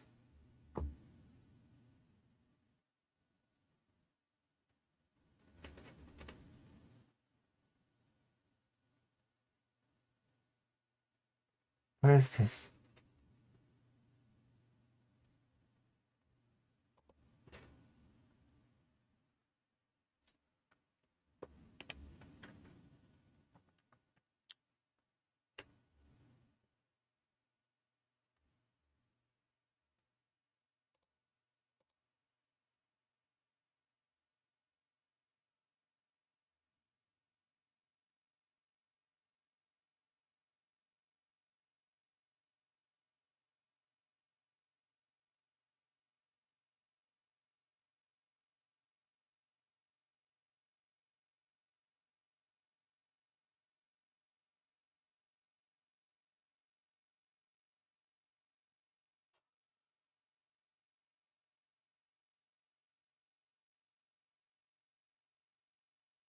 Hello, Greater Rain. Oh, you're here. Okay, I made a promise. Okay, I made a promise.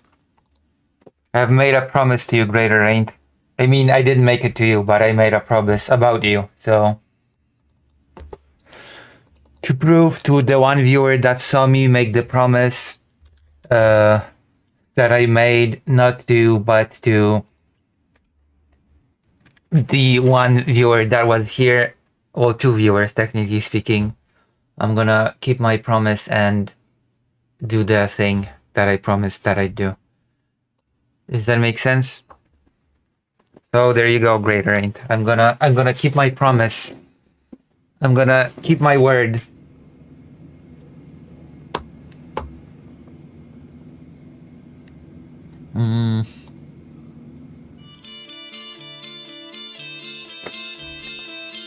US.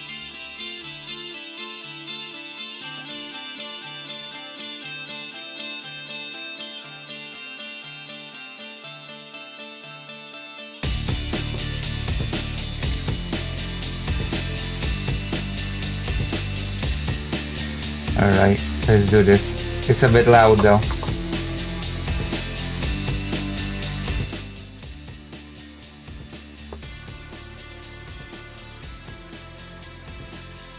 Why is it so loud?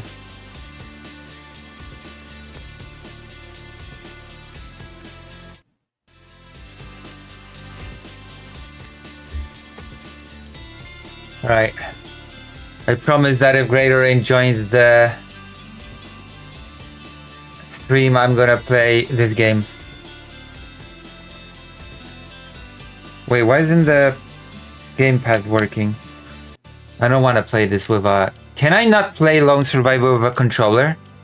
Please tell me I can play it with a controller. Now I'm starting to remember why I didn't play this game.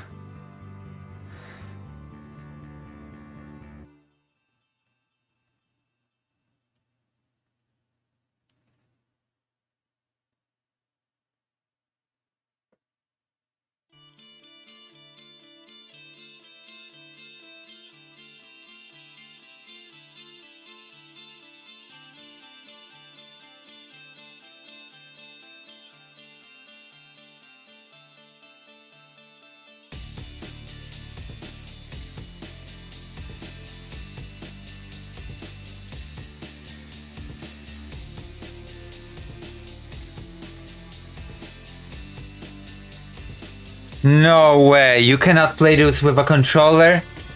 Please tell me that's not the case. I'm gonna try to...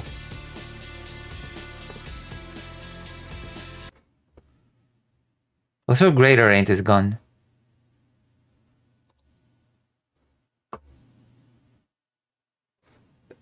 Ugh.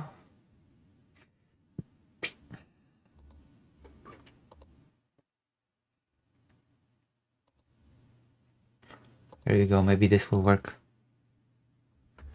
You were gone. You didn't comment on the fact that I'm playing Lone Survivor, that you wanted me to play for 10 years now. I hope I can play it with the controller. Please tell me I can play it with the controller. No, come on. I don't want this play. I don't want to play this game with a keyboard. This sucks. Now I understand why I stopped playing it. Wasn't this a game made for the console?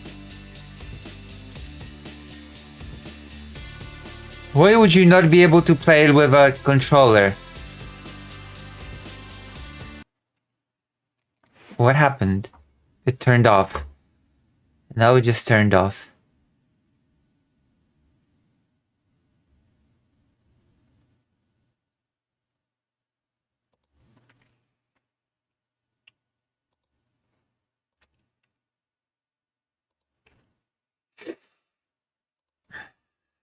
I'm gonna try this again.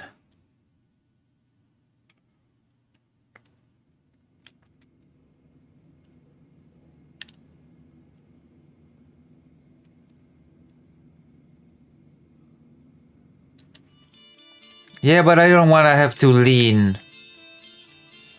I want to be comfortable.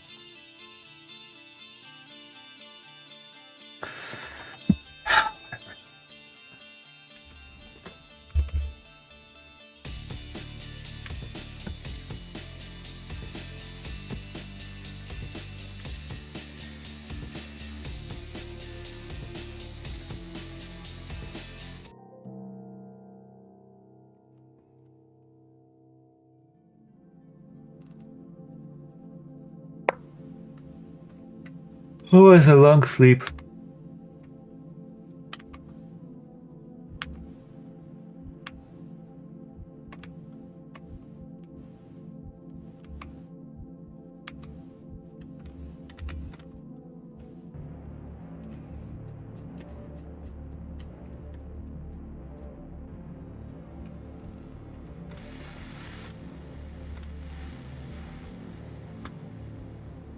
Why is this game so pixelated?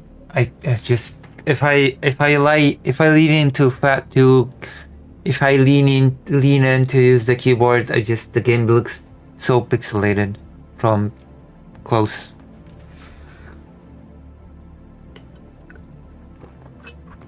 And I have to lean in because there's a drawing tablet between me and the keyboard. Because of course there is.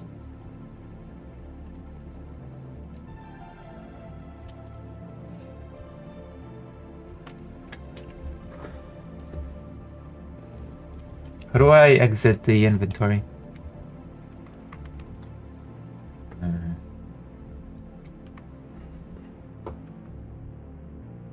There's quite a princess today, I know. What? How do I? Okay.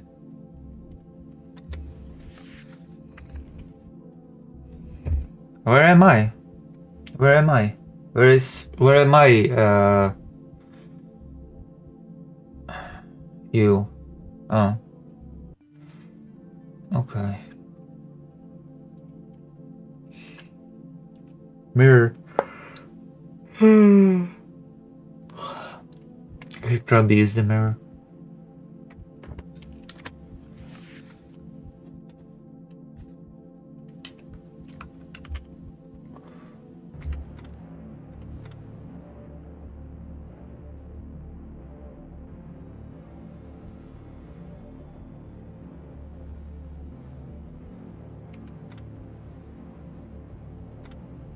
Do I have a weapon?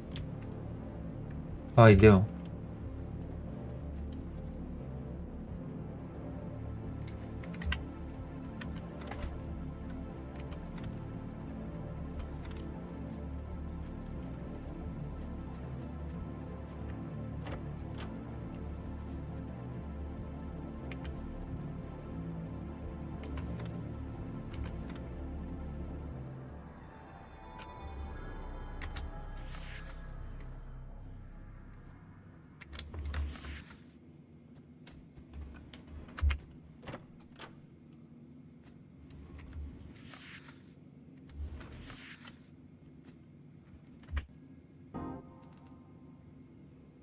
Beef jerky.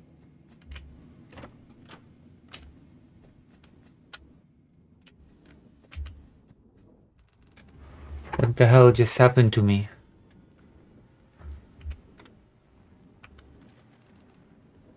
Why to me? Something happened to these bodies, clearly.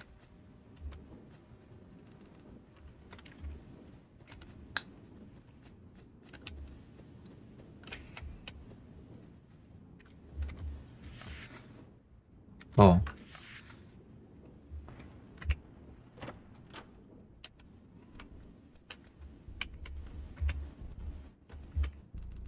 You can see devastation for miles around. What happened here? How did this disease begin to spread? It makes me sick. Disease does indeed make you sick.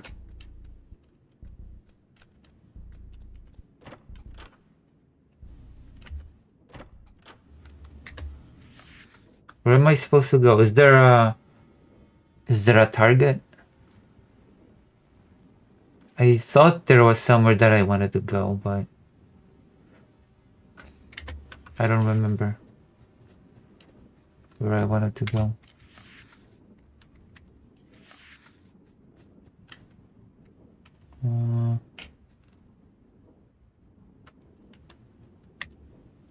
Oh, you get hungry in this game?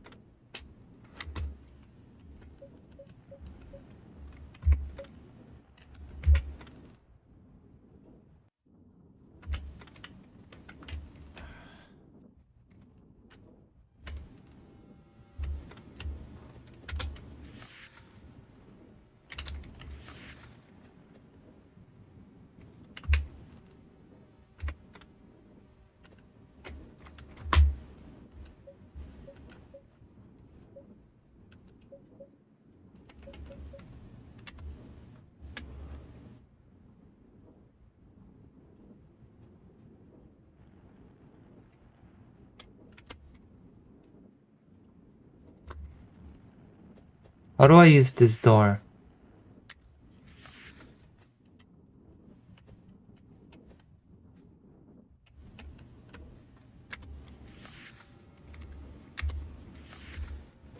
There we go.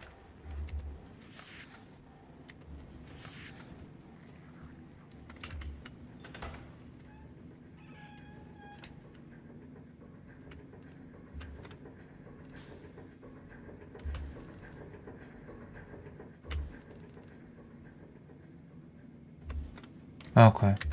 So that's what I have to do. Go to the other side of the building. To use the stairs.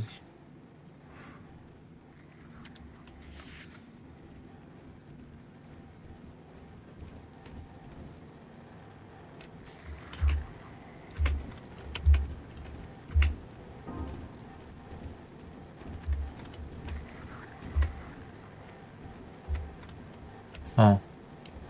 This is blocked by debris. I suppose.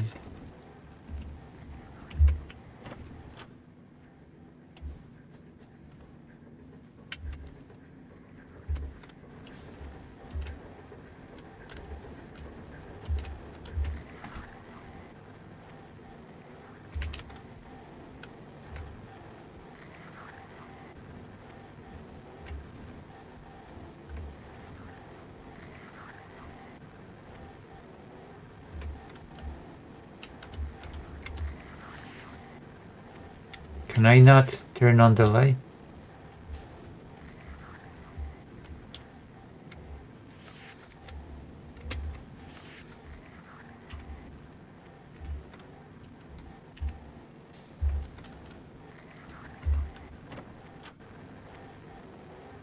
I have a light on me? I don't have a light on me. I have a battery, rotting meat, and a green pill. Oh, flashlight. Okay. How do I use it?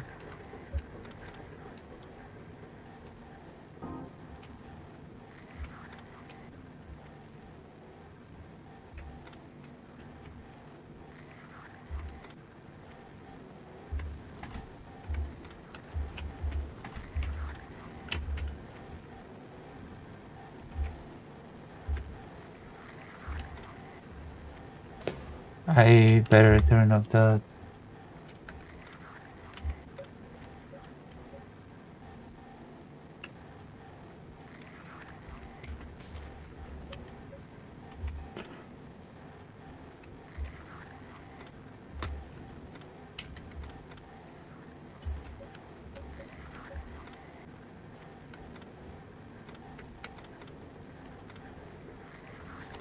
Where's my... How do I turn off the flashlight? What? How do I turn it off?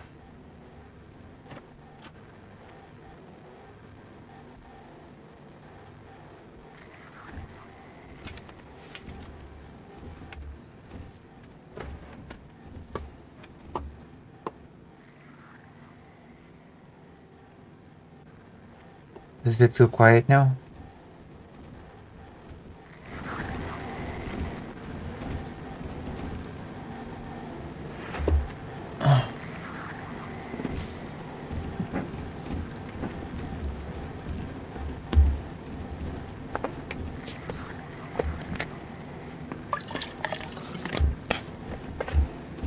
I'm feeling so quiet.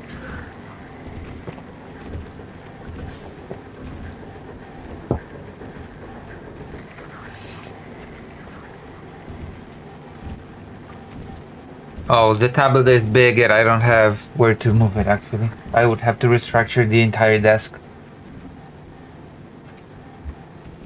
That's not something that I can just do now.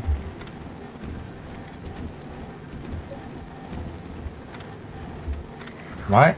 That was weird. The game wanted me to quit. The game was like, quit! Quit, loser! Quit! Did you see the game wanting me to quit?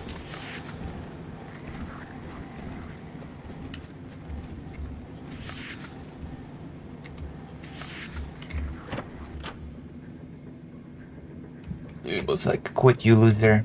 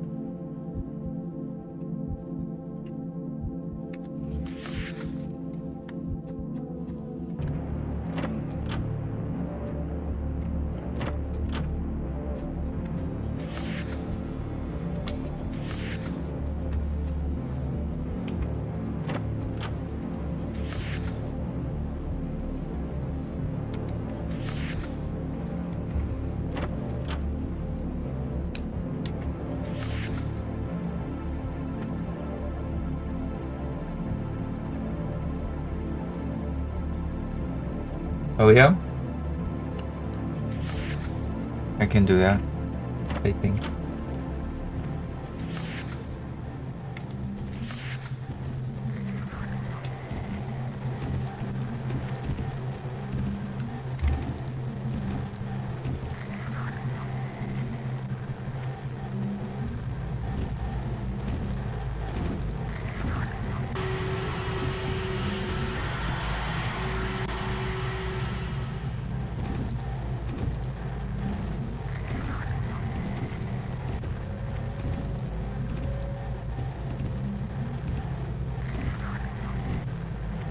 Is that thing not gonna go past here?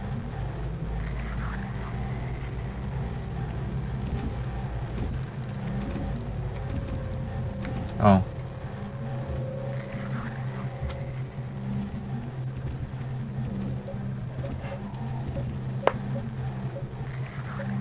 Where's the rotten meat?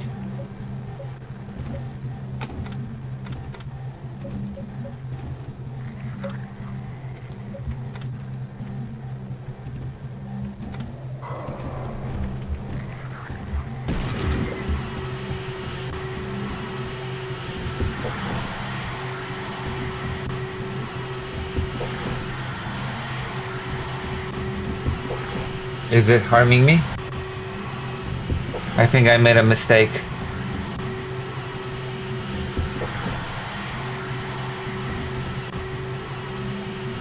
Was that sarcasm? Okay, I'll just die.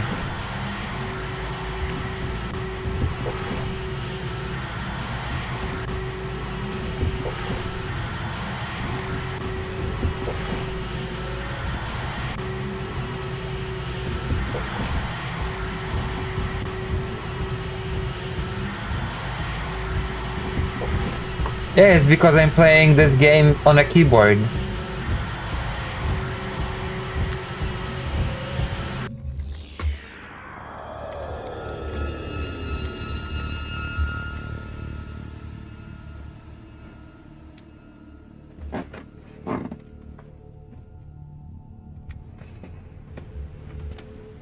I pressed the wrong keyboard button by mistake. Because I'm playing this console game with a keyboard.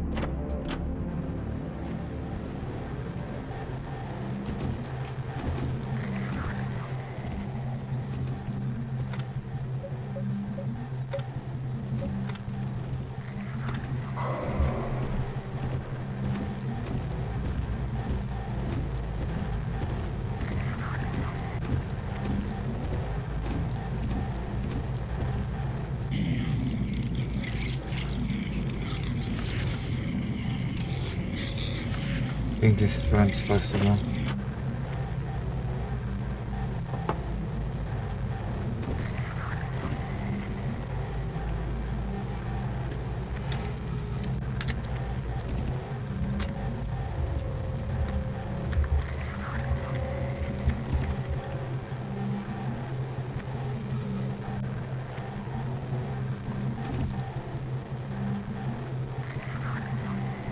Hello, Luca Santoy 285.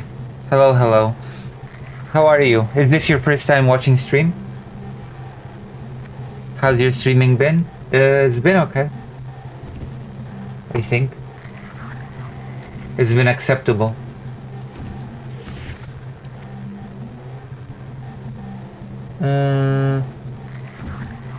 So I have to go to 204, yeah?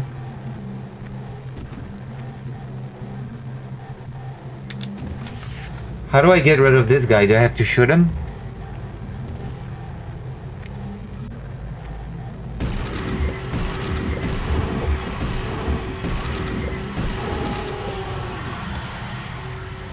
I had no choice.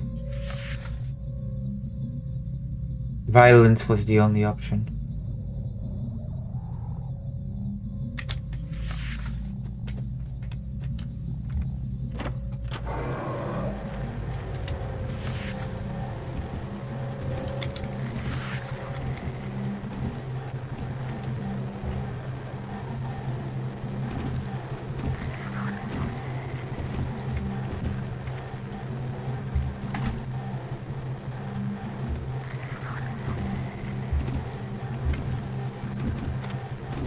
I don't have the key, do I?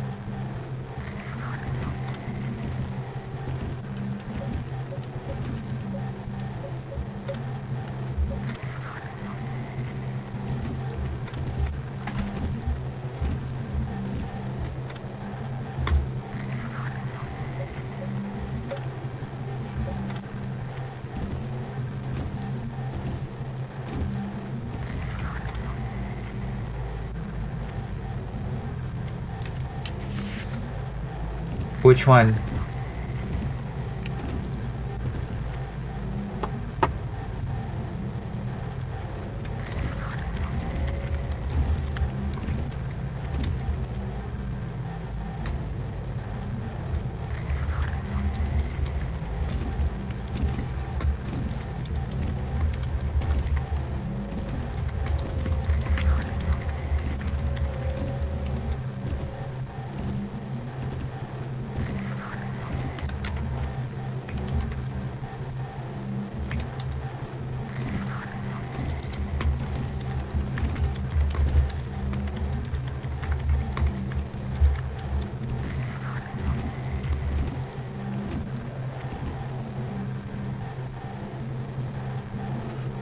Oh.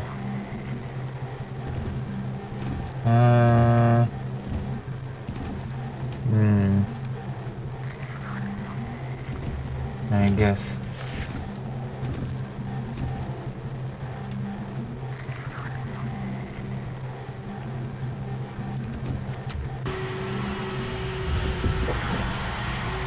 Oh my god, I was too impatient.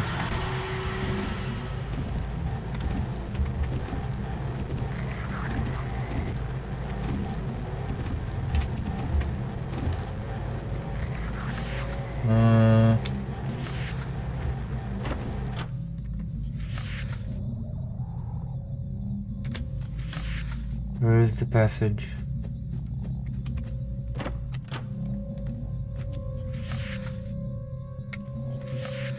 What? Yeah, I'm getting confused by the layout, actually. Ironically.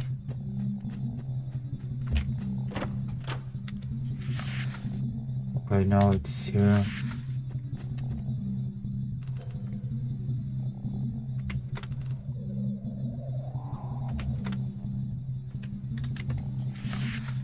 I cannot use the passage? Yeah, I cannot use the passage. The game will not allow me.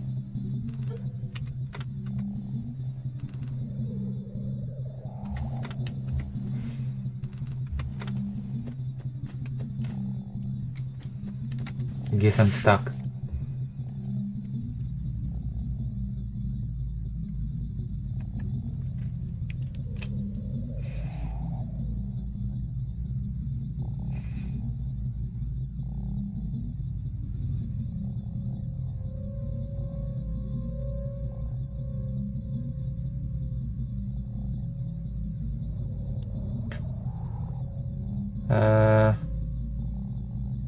Is this the only game you most play?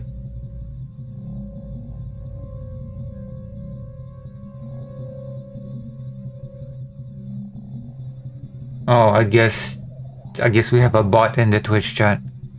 I haven't even said anything and it responded with, "Oh, that's great. What's the name of this? It resembles Mario." It does not resemble Mario at all, by the way. How does this resemble Mario in any way, shape, or form?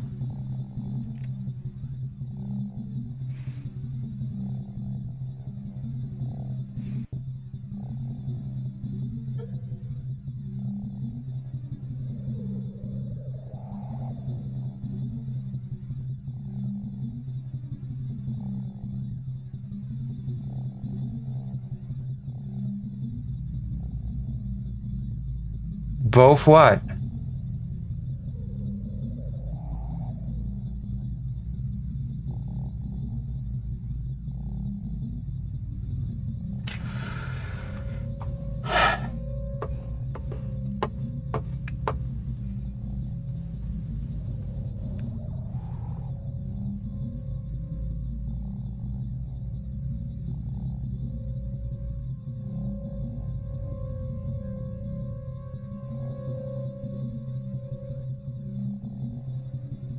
Are you a bot?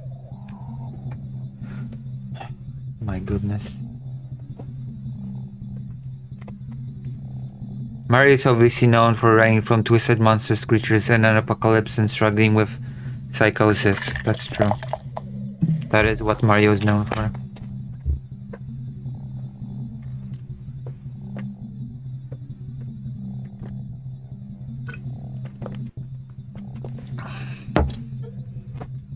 Why am I getting botted?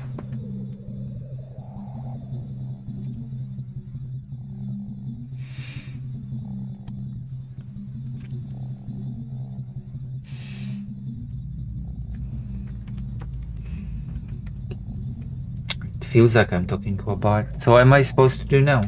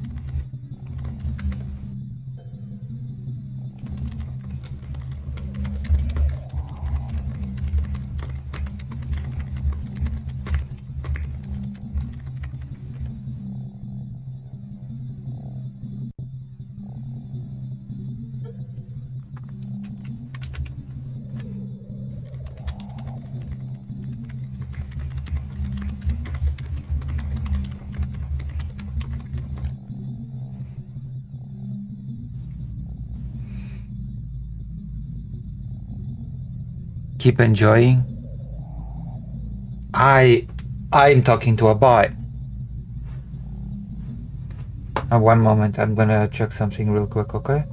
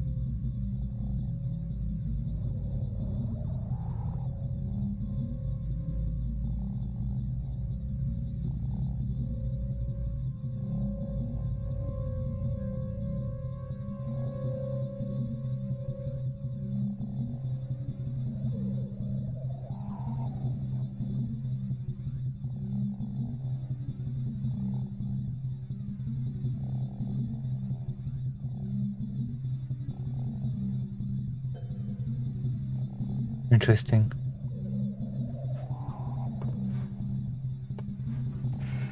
Yeah, we have a bot in the Twitch chat. That's great. I love bots. I love bots. Well, thank you for being such a lovely bot. Why can't I have live viewers?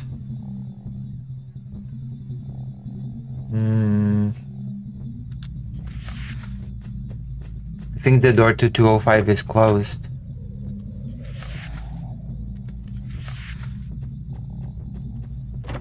Is it? No, I'm in it.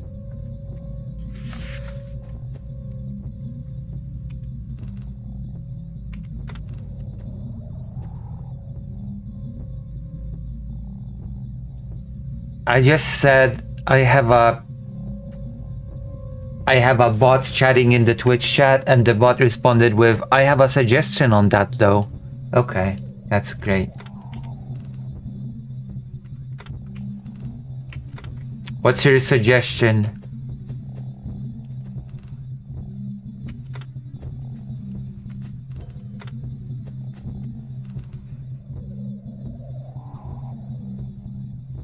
Yeah, that's cool. Okay, I'm in 205. And I have no clue where to... Oh, maybe I'll just go to the room next door.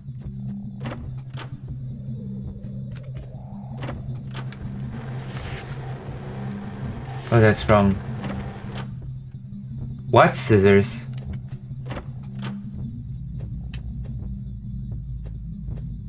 Oh, pick up scissors.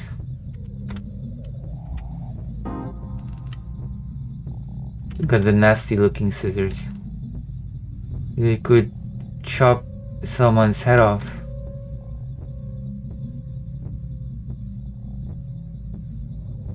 The bot says, isn't easy here on Twitch to grow faster. It's take time, focus, dedication, and trust the process. I see. Great. Great. It's great to receive advice from a bot.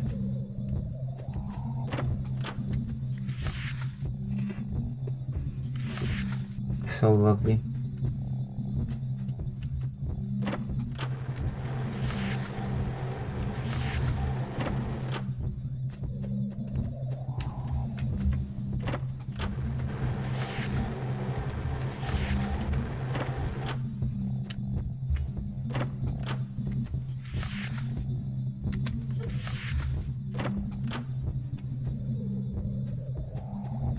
Where's the door?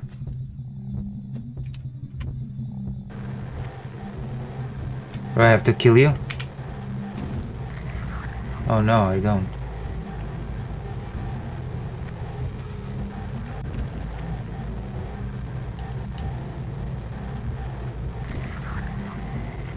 Yeah, Philip August. The other viewer is a bot, so I'm not sure if you should be so happy.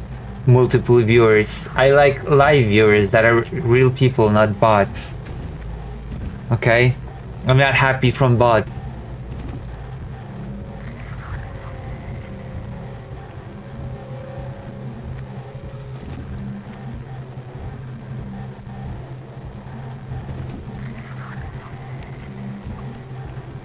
This person's either a bot or just completely ignoring what I'm saying.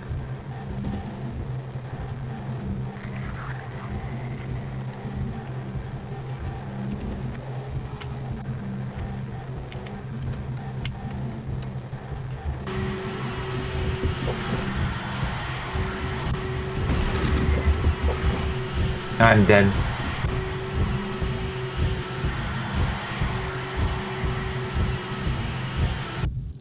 This game has tired me out. I quit for now. Oh my gosh. This game tires me out very quick.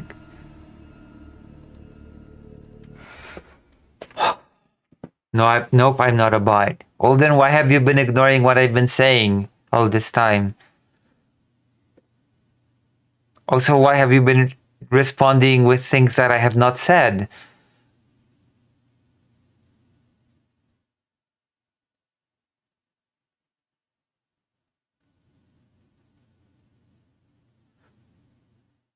That is what a bot would be saying. That is true. That is what a bot would be saying.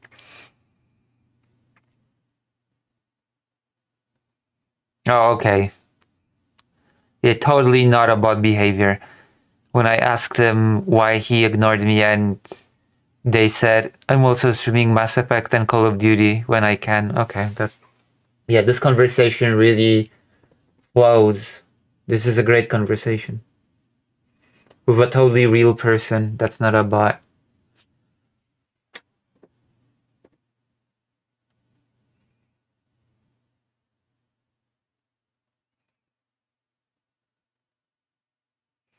It is a totally real conversation.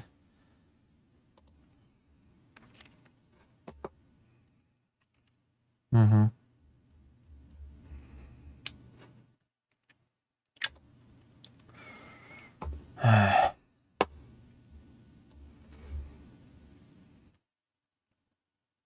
Can we keep that ball as a pet? Yes. Yes, we can.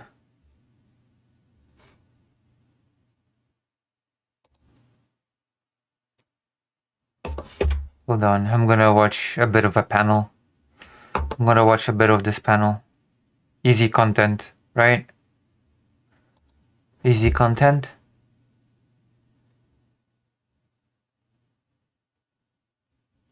Or what?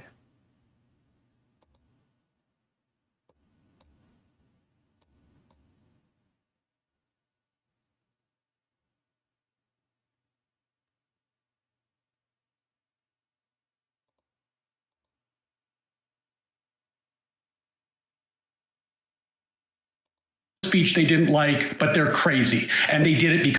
All right, so not to swear, not to show boobs. All these things are First Amendment protected, as we've seen through Supreme Court cases. It's just you're not allowed into this small Hell yeah, easy content. Also, hello Lucy, hello Vladimir. club of official channels on TV. If you want to do them, you have to do what HBO did, and they did just fine. They took Bill Maher, who was somebody that was kicked off the air for saying something offensive to Americans, and then they took him onto HBO. He's been there ever since. So I don't think individuals should be punished, but I mean, you can go after networks for their licensing right now. Oh, Wick, our hero, our goat, has joined this party. Wick the goat. Hello, Wick. Fox News is in a lawsuit that's being appealed because it was thrown out by the Biden administration, being sued for their opinions on, or their statements on Dominion voting. I have no problem. I like the FCC. I like regulation. I'm not going to throw my hands up and say, oh my God, when it's used against the side that I vote for, and then not against the side I don't vote for. It's absolutely fine. That being said, what we see is a woman stabbed on a bus as a result of soft on crime policies that are being pushed by a party. We have 20 years of the Democratic Party, when I was still part of Yes.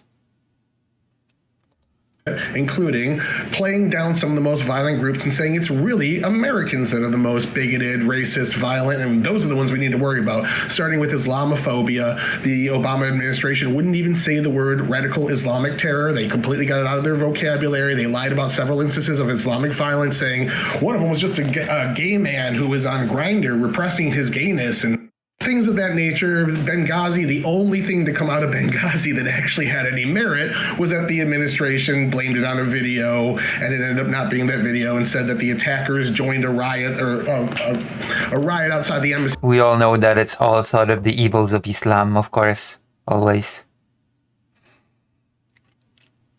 It's always the fault of radical Islam. Of course. Of course. That didn't actually exist.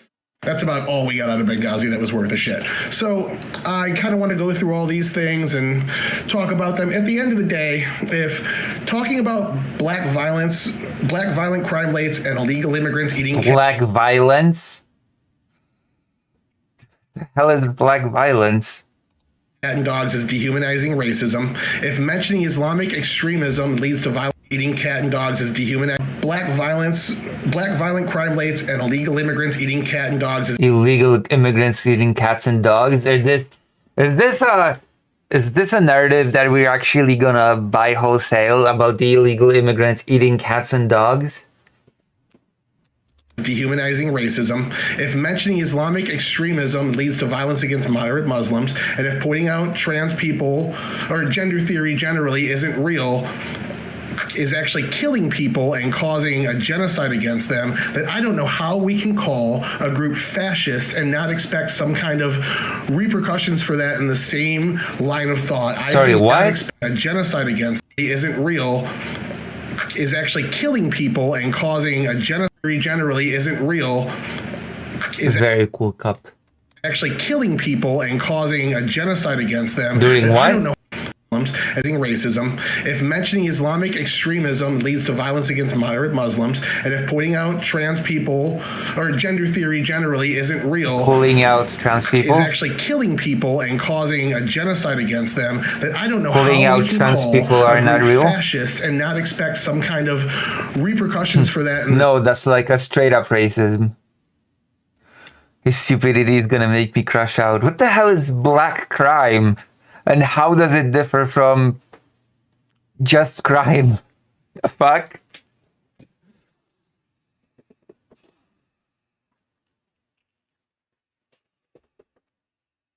Like crime.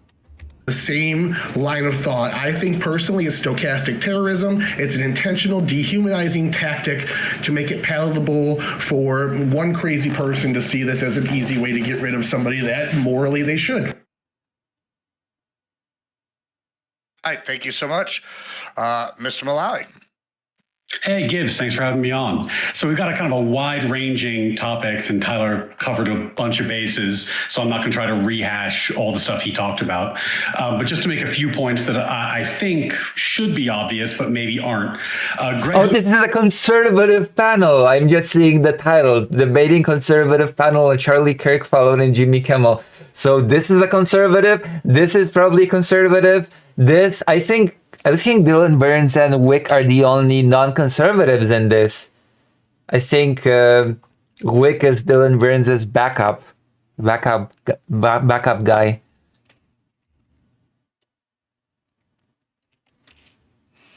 Luke Hainoff, who's the head of the organization FIRE.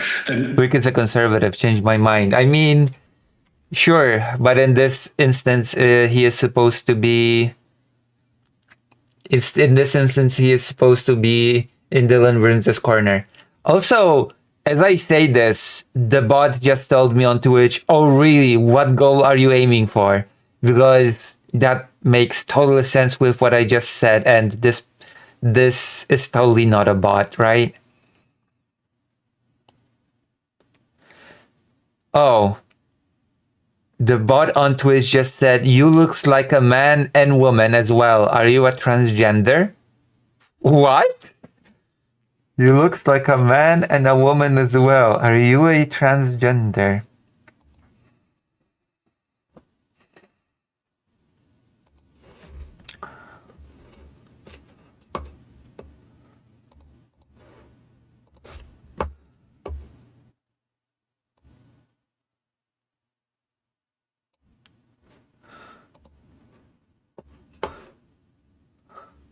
But transphobia, amazing.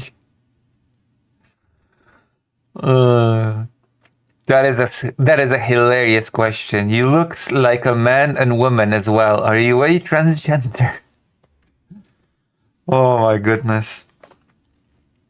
Oh wow, Wick is not as far right as a guy talking about migrants eating cats and dogs.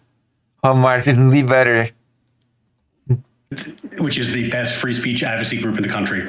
The title of his Substack is The Eternally Radical Idea.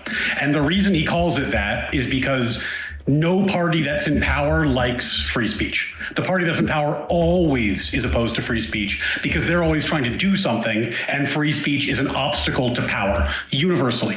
The Trump administration has not been good on free speech. They've been far from good on free speech. And, you know, I like my government limited. I like my government uninvolved in free speech, and it would fill me with joy if the FCC was abolished. I don't know what the purpose of it is at this point, given that the primary purpose of it originally, at least in its current formation, is to regulate cable TV and primary channels that nobody watches. It's regulating an outdated technology because, you know, the whole purpose originally was that there was limited bandwidth and television's only. Nah, that's not true. People still watch TV. People still watch television. That is a fact. People have been saying that for a long time now, that it's a dying technology, dying medium, but it doesn't seem to bear out quite as much as these right-wingers are saying it. I think people still watch TV, to be honest.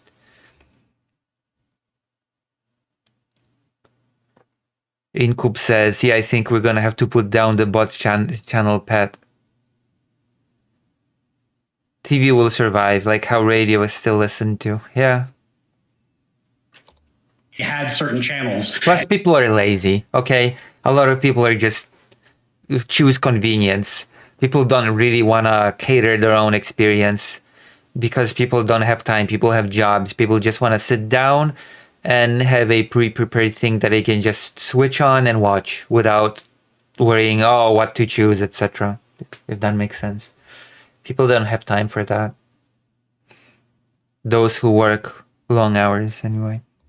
and you were licensing those channels to providers, the technology's just moved on. The agency doesn't really serve its original purpose and should be trimmed down to that purpose so that this tool isn't lying around for the next administration to use. Regarding violence, I think it's really important to start any conversation about violence with the person doing the violence, because they're generally speaking a crazy person.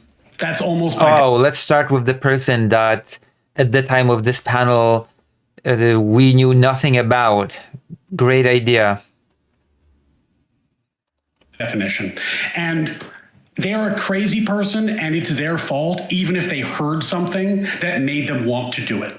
You know, when righties say stuff that inspires shooters, when lefties say stuff that inspires shooters, that inspiration is still really far removed. They heard a speech they didn't like, but they're crazy, and they did it because they're crazy. And we should remember that. That is the most important factor.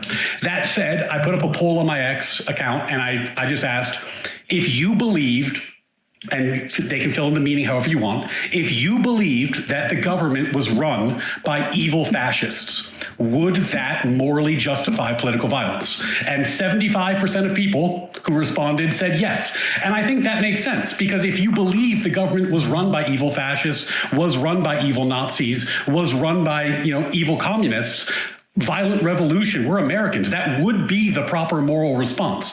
So I think we do need to take the temperature down a little bit. We need to leave ourselves some response. Evil communists run by evil fascists, was run by evil Nazis, was run by, evil communists.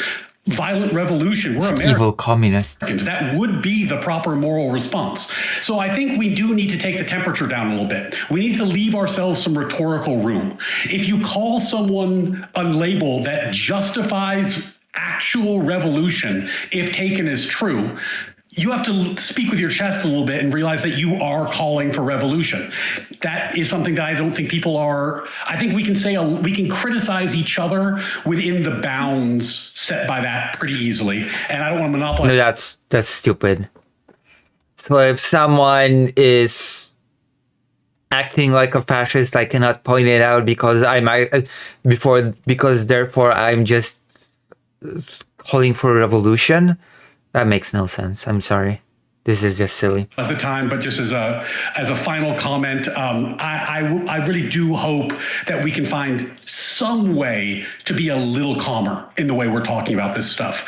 Like people like Destiny, who have been going on, and Piers Morgan drawing a lot of attention to themselves. I get it. He got a lot of clicks doing it. He's on Fox News now. It's really great for business. It's really terrible for America. It's selfish. It's stupid. It's irresponsible. He has the right to do it. You can hold two ideas in your head. I would go to court to defend him and his right to do it if he asked me to, but he's a piece of shit for doing it. And you can think those two things at the same time. Mm-hmm. All right, thank you so much. Avers. Hello. Thanks for having me. I'm of very much so the same opinion on when it comes to political violence. Like, there's absolutely no reason for it unless you're a crazy person that legitimately thinks the other people on the other side are fascist and horrible. Oh, okay. So the only way that you could think that anybody is a fascist genuinely is when you're a crazy person. Okay, got it. Thank you. Fascism only exists if you're a crazy person, I guess. Horrible, crazy racists that are going to put everyone in concentration camps.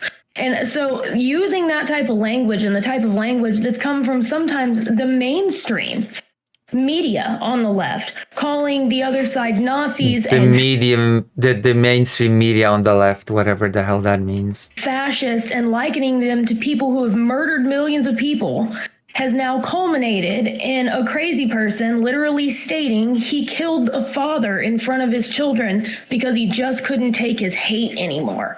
And that's the point it's come to. So it's a time to bring the temperature incredibly down, but you can't have people like Destiny going on and saying all of these horrible, crazy, awful things and then being ultimately rewarded for it.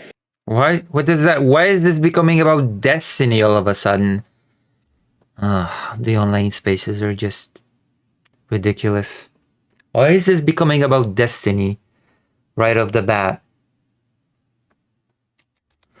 with the views and the clicks and the likes, right? Because it's going to ultimately inspire more people to think that that's cool, to do the sensationalism. And I think that's why the rhetoric's gotten so bad. Yeah, Charlie Kirk got attacked because of Destiny, I guess. This is silly. I don't remember them saying that the temperature needs to be brought down when two Democrats and their family were gunned down in their home. Actually, I don't remember right-wingers saying that the temperature needs to be brought down at all. I remember them calling for blood and for the temperature to be raised, especially Steven Crowder, Matt Walsh, and other pundits that are big. We have created a sensationalist society by upping the ante on what we say to get more clicks and more likes and more views. And that's a problem we see on both sides. That the words just It's not really a problem of sides. It's a problem of the algorithm and what incentive it creates. That is a problem of companies creating an incentive structure that creates profit. That is what it is, not the right wing or the left wing specifically creating a sensationalist culture. That culture has been very swiftly created by the corporations that want to have that sensationalism in order to have the profit rolling from ads, etc.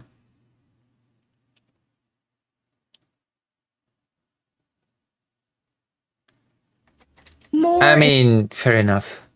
More edgy and more provocative. And we start off saying that things are harmful and turn it into equating words to violence. So I mean, words lead to violence. That is undeniable. Let's stop with the stupidity of words are completely divorced from violence. Words can kill people. All right? Words can lead to violence. That needs to stop on both sides. And I think it takes people saying that publicly in order to bring the temperature down. As far as arenas... In fact, words... This person opened by saying that Destiny cannot be allowed to say all these terrible things and be awarded with it. And if what Destiny says in this person's mind leads to the raising of temperature, then that leads to violence. So this person herself believes that words in fact lead to violence. So are words violence or are words not violence in this person's mind? Because if they're not, then why do they care about what Destiny is saying? Goes, there's no reason, in the words of that man's mother, there's no reason he should have been on the streets. There's no reason. Whether that means he should have been locked away in jail or whether that means he should have been in an institution getting help for the schizophrenia. She specifically was quoted saying there's absolutely no reason he was on the streets, and yet he was released with Fido leads to violence? With a promise to appear, a written promise to appear, so that he could kill somebody on the way home from work. So it's disgraceful and it stinks, and we should look into how we can prevent that from happening in the future. Stinks. Whether that's making sure that people that have a very long rap sheet, 13, 14 arrests, are, put away for a little bit longer. If we need to forcibly institutionalize people that are not taking medications that they need to be taking, whatever the case may be. And just how would you check that? How would you ascertain if people are taking the medication that they're supposed to be taking? Right, thank you so much. How would you control for that even? Mr. Burns? Sure. So I think in the vast majority of instances, obviously, political violence is not allowed. In the vast majority of cases, which means not in all cases, which I'm glad that I'm hearing. Vladimir says Charlie Kirk literally built his career upon saying hurtful and violent things. Lol. It should be seen as a last resort for defending the constitutional republic, i.e. there is some essential threat to our republic. Somebody is going to suspend elections indefinitely. Somebody is going to suspend the Constitution and all articles within it. If somebody was... Oh, snap. Somebody's alluding to Trump's own words. Oh, no. coming in hot into debate. Well, you know, violence might be the last resort that might be needed if somebody did what Trump said he'd do. You know. To say that, I would say that'd be pretty dangerous. And I say we can have that position while also still acknowledging that we shouldn't kill the canary in the coal mine. For example, today, during this week on Fox, Brian Kilmeade went out there and he suggested that homeless people should be euthanized with a Nazi-esque policy, which he then later apologized for. He said it was wrong. You know, we shouldn't euthanize the mentally unwell and homeless. That's not good. I think we need to be able to call something what it is, while also being careful with our words, so that it has to get to something like that for you to say something like, because what he did say was a Nazi-style policy to execute the mentally unwell and homeless. And he got a 30-second apology, and there was no FCC anything. There was no statement from Brent Carr. There was no statement from the FCC. There was no statement about, no problem whatsoever. But when we talk about... That is a pretty slam dunk argument with the whole Nazi policy thing. How do you go on air and say something like that and keep your job is beyond me, but, you know, that is the world that we live in. You can just say, oh yeah, the homeless and the mentally unwell should be just euthanized. Cool beans. Oh, I said that. Well, sorry, doughy. I didn't mean it. We're cool now? We cool? Okay, good. And what he said in reference to the shooter, we're going to need him to donate to Turning Point USA. We're going to need him to issue a public apology. Donald Trump just wants him off the air, period. And it's part of a campaign that he wants to suppress his liberal critics on TV. He said very clearly after Stephen Colbert fell, he wants Seth Meyers next. He wants the other Jimmy next. We had Brendan Carr talking about The View next. And so if we're going to have the FCC, the problem is one political party abusing it while they're in a position of power. So you either need to reel in the FCC to make it so this type of power isn't possible, or abolish it altogether and start from the ground up, acknowledging that the media landscape has completely changed from what it was when our friend Ryan said, when it was a certain amount of restricted bandwidth. And Donald Trump is a spiteful man, and he is openly talking about, look, if you mostly cover us critically, we're going to go after your broadcasting license. So when we reform it, though, I'm really scared that Trump could be the person to reform it, because if he does reform it, it could just be, okay, let's see if we can do this to podcasters next, okay? Let's see if we can do this to David Pakman. Let's see if we can do this X, Y, and Z. So whatever replaces the FCC has to be something that restricts the power of the president in abusing that institution, be they Democrat, be they Republican, no matter who they are. Also, if anybody's calling for a civil war, you're a loser. Everybody thinks that it's not going to be their house that burns. It's not going to be their family that grieves. It's going to be somebody else. But the people who are going to be avoiding that are going to be the wealthiest bad actors who incite this type of violence in the first place. And the face of warfare has changed fundamentally. If you think that your AR-15 in the middle of the backwoods is going to be enough to deal with drone pilots and AI systems that are in rapid development right now, you need to fully understand the consequences of fully accepting political violence and what that means for your community, which is why it's a last resort, which is why when the founding fathers engaged in the revolution, they took that consideration seriously and not just something for clicks, which a lot of broadcasters have used it for. Well, damn. All right. Thank you so much. Grid. Yeah, I want to. Thanks for the invite. I'm the late addition. I didn't have a whole lot of time to prepare for this. So I'm just going to kind of go off the cuff. Bear with me. So I'm going to start with the arena. Imagine calling for civil war. My goodness. I mean, I've seen people call for civil war. I think that's the pet project of Tim Pool, isn't it? Calling for civil war every single day. Some stupid crap like that. Slaying. I agree with Abers that the person should never have been on the street. I think that we've gotten really a little lax in the way that we handle our mental health policies, procedures in this country. And worse is what we've been finding out about the judge in the case and how, or the magistrate, whatever, and how actually We're gonna have to have those institutions that overlook the media. They have to have some level of independence from the administration that's in for the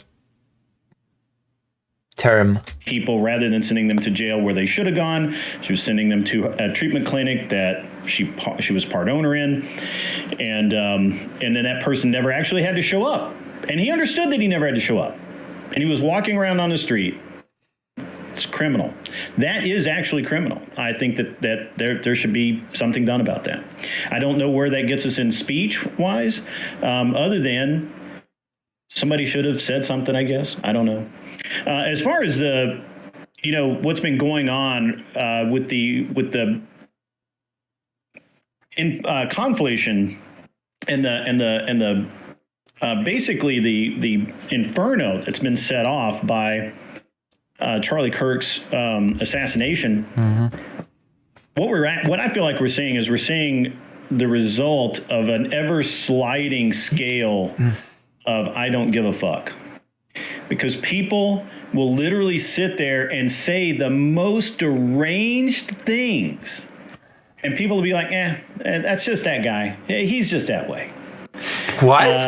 And nobody speaks up, or very few people speak up. And when those people speak up, they're shouted down. They're called boomer.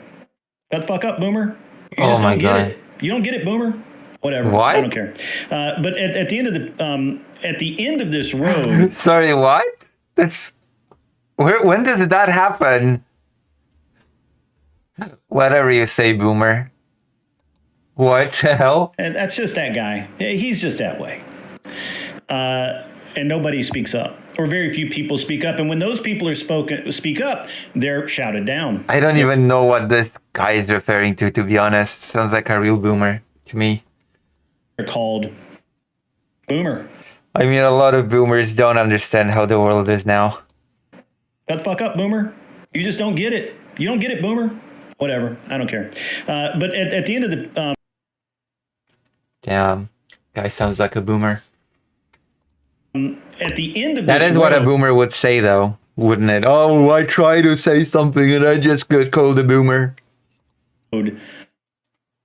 Yes, the FCC is a terrible organization. It has been for decades. We don't use shortwave radios anymore.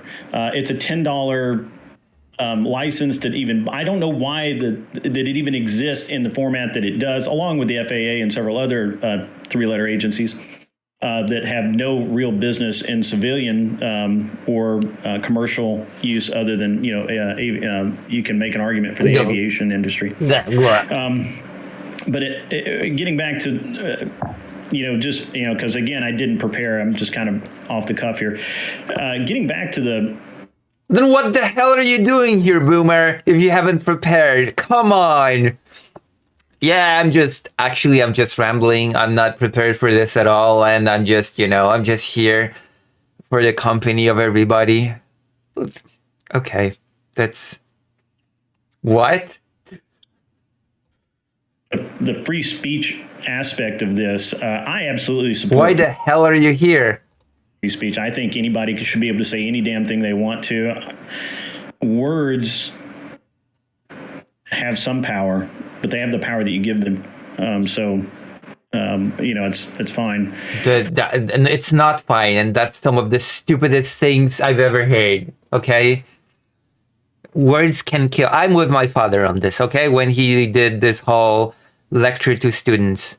Well, not lecture. He did a speech online to students of different classes. He was shown on monitor to different groups of school kids, and he told them that words can kill. And I believe that. There's a big level of responsibility to freedom of speech, and words can be used to incite violence. Are we forgetting that little fact?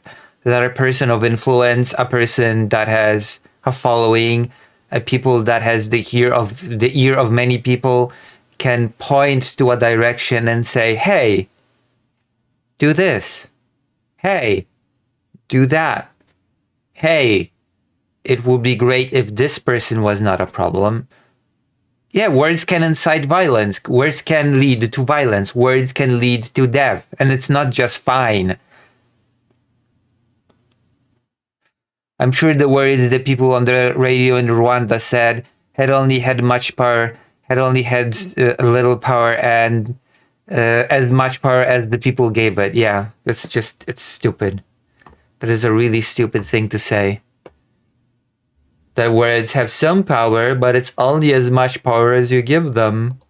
But again, we have these deranged people. We have people like Destiny who are going out and are just absolutely unhinged.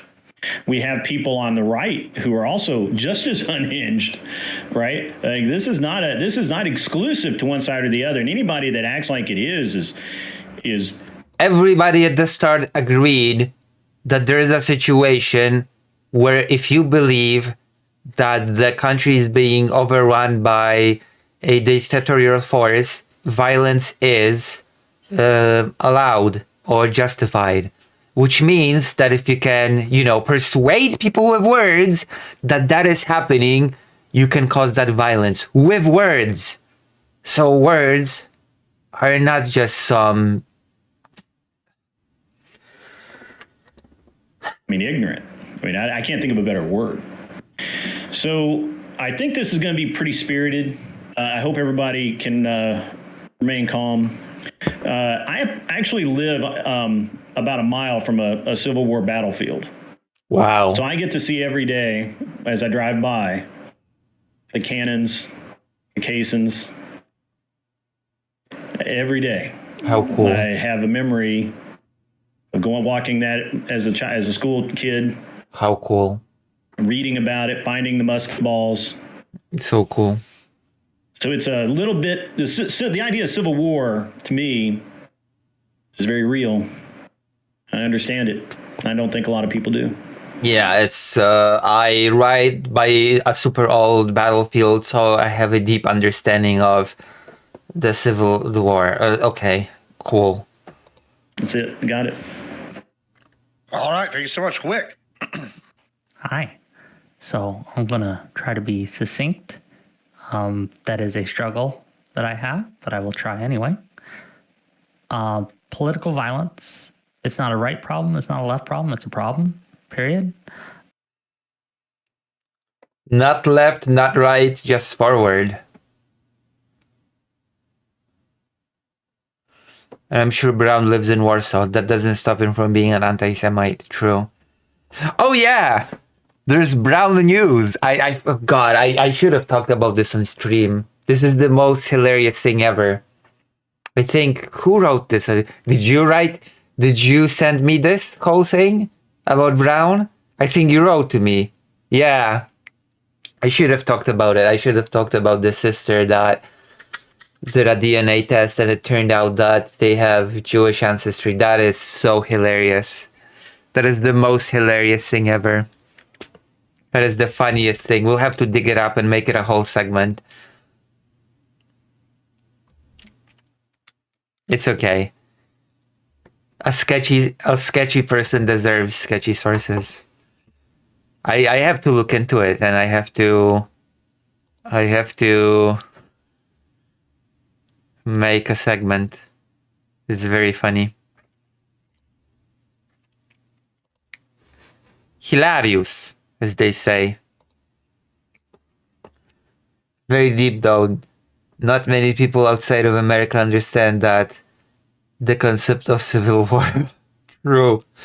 No, not even a lot of people not many people in America understand it either. You have to live near a civil war battleground and drive by it every day to understand civil war.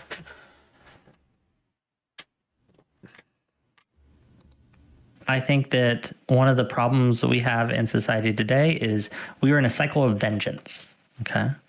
The other side did it to us, and now we have to do it to them. Oh, they got our guy. Now we have to get their guy. What is this, Naruto? The cycle of hatred? We have to break the cycle? Well, Naruto will be the one to break the cycle of vengeance in the ninja world? Is this where we're going with the whole discussion? We have to break the hatred cycle.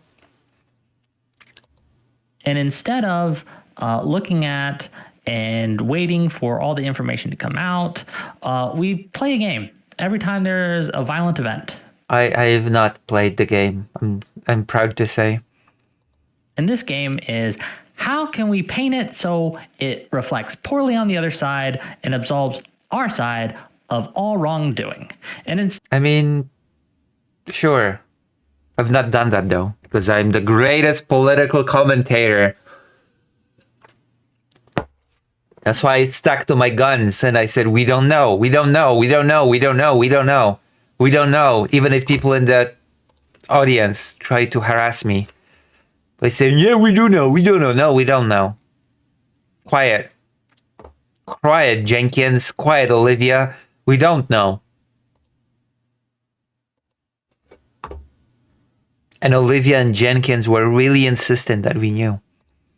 But I knew better than them. instead of figuring out how we're going to fix a problem or anything like that, or what actually happened, right? It's a game. We weaponize it against our political opponents. We need to stop doing that. That is horrific and is abomination. Let's stop now. That's on political violence. On to the free speech. So I'm going to quote from an organization. I think Ryan referenced them, and it's one of my favorite organizations. It's the FIRE, Foundation for Individual Rights and Expression. And this is from their lawyer guy, their legal director. Okay. And he said this 4 months ago. What are you doing with your nose there, Wick? Mehdi Hassan's podcast. He says this. He says, in my career, I have never seen this scope, this scale, and this severity of what we've seen in the last 3 months. And he referenced the attacks on free speech of immigrants who had student visas, who were at colleges, who had their student visas revoked and were detained for weeks before they were able to win their case and get out because they were critical of Israel, right? We have seen him use the FCC to extort his opponents into settling with lawsuits that Trump himself has brought against individuals. And Paramount is a great example of this. So Paramount had a merger pending, or an acquisition or a merger, multi-million-dollar thing that they wanted to do, and they were awaiting FCC approval. Trump was suing them. So the FCC under Carr comes in and says, this merger, you're under a lawsuit that's pending right now, buddy. I don't know if we can approve this merger until this lawsuit's dealt with. That could take a long time. It'd probably be easier just to settle and to give Trump what he wants, huh? And this is a pattern of behavior that we see in Carr. The FCC did it again today or yesterday with Jimmy Kimmel. The FCC went on Benny Johnson's podcast and extorted. Either he listens to Mehdi Hassan or he just listened to it to prepare for this particular panel. That is a possibility that he just listened to it to prepare for this one panel.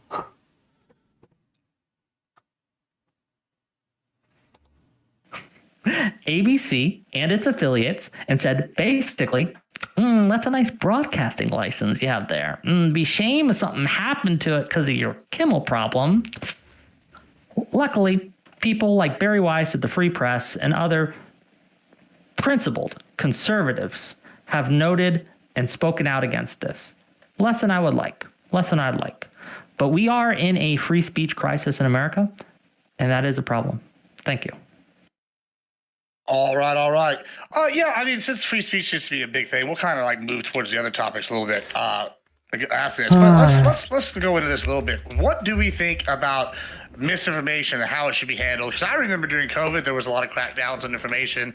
I know that we're having kind of a reverse situation with the Charlie Kirk thing. We have people saying, these people should be banned for misinformation, saying he's MAGA, et cetera, et cetera. When back in the day, it was the left saying it was about COVID stuff. Do we have a problem when we crack down on misinformation? And what are we calling misinformation? I think we We've seen countless attempts by the government to crack down on misinformation. None of them have been remotely okay under the First Amendment or the broader value of free speech in society. Like, I remember, it's funny because Wick is right that Trump's been terrible on free speech, and we should talk about that. But Biden was also terrible on free speech, and Wick, Gibbs, what you're describing. Yeah, Biden was awful on free speech because of combating misinformation. I'm sorry, this is why I'm not a free speech absolutist, okay? You should not be just able to spread willy-nilly misinformation. It should be at the very least corrected. Every time a misinformation is being spread, it should be followed by a correction. An aggressive correction. When it was litigated, I was just looking at it before this call started. There was a 77-page recitation of facts in a district court about all the different ways that the Biden administration pressured social media to take down misinformation, which the judge... Yeah, misinformation should be taken down. Of course, there's a question of how we define misinformation, but blatantly incorrect information should be taken down. Russian bots should not just be able to spread their misinformation with impunity, for example, and hide behind the First Amendment. No? Is that a crazy thing for me to say? That case called the most massive attack on free speech in history.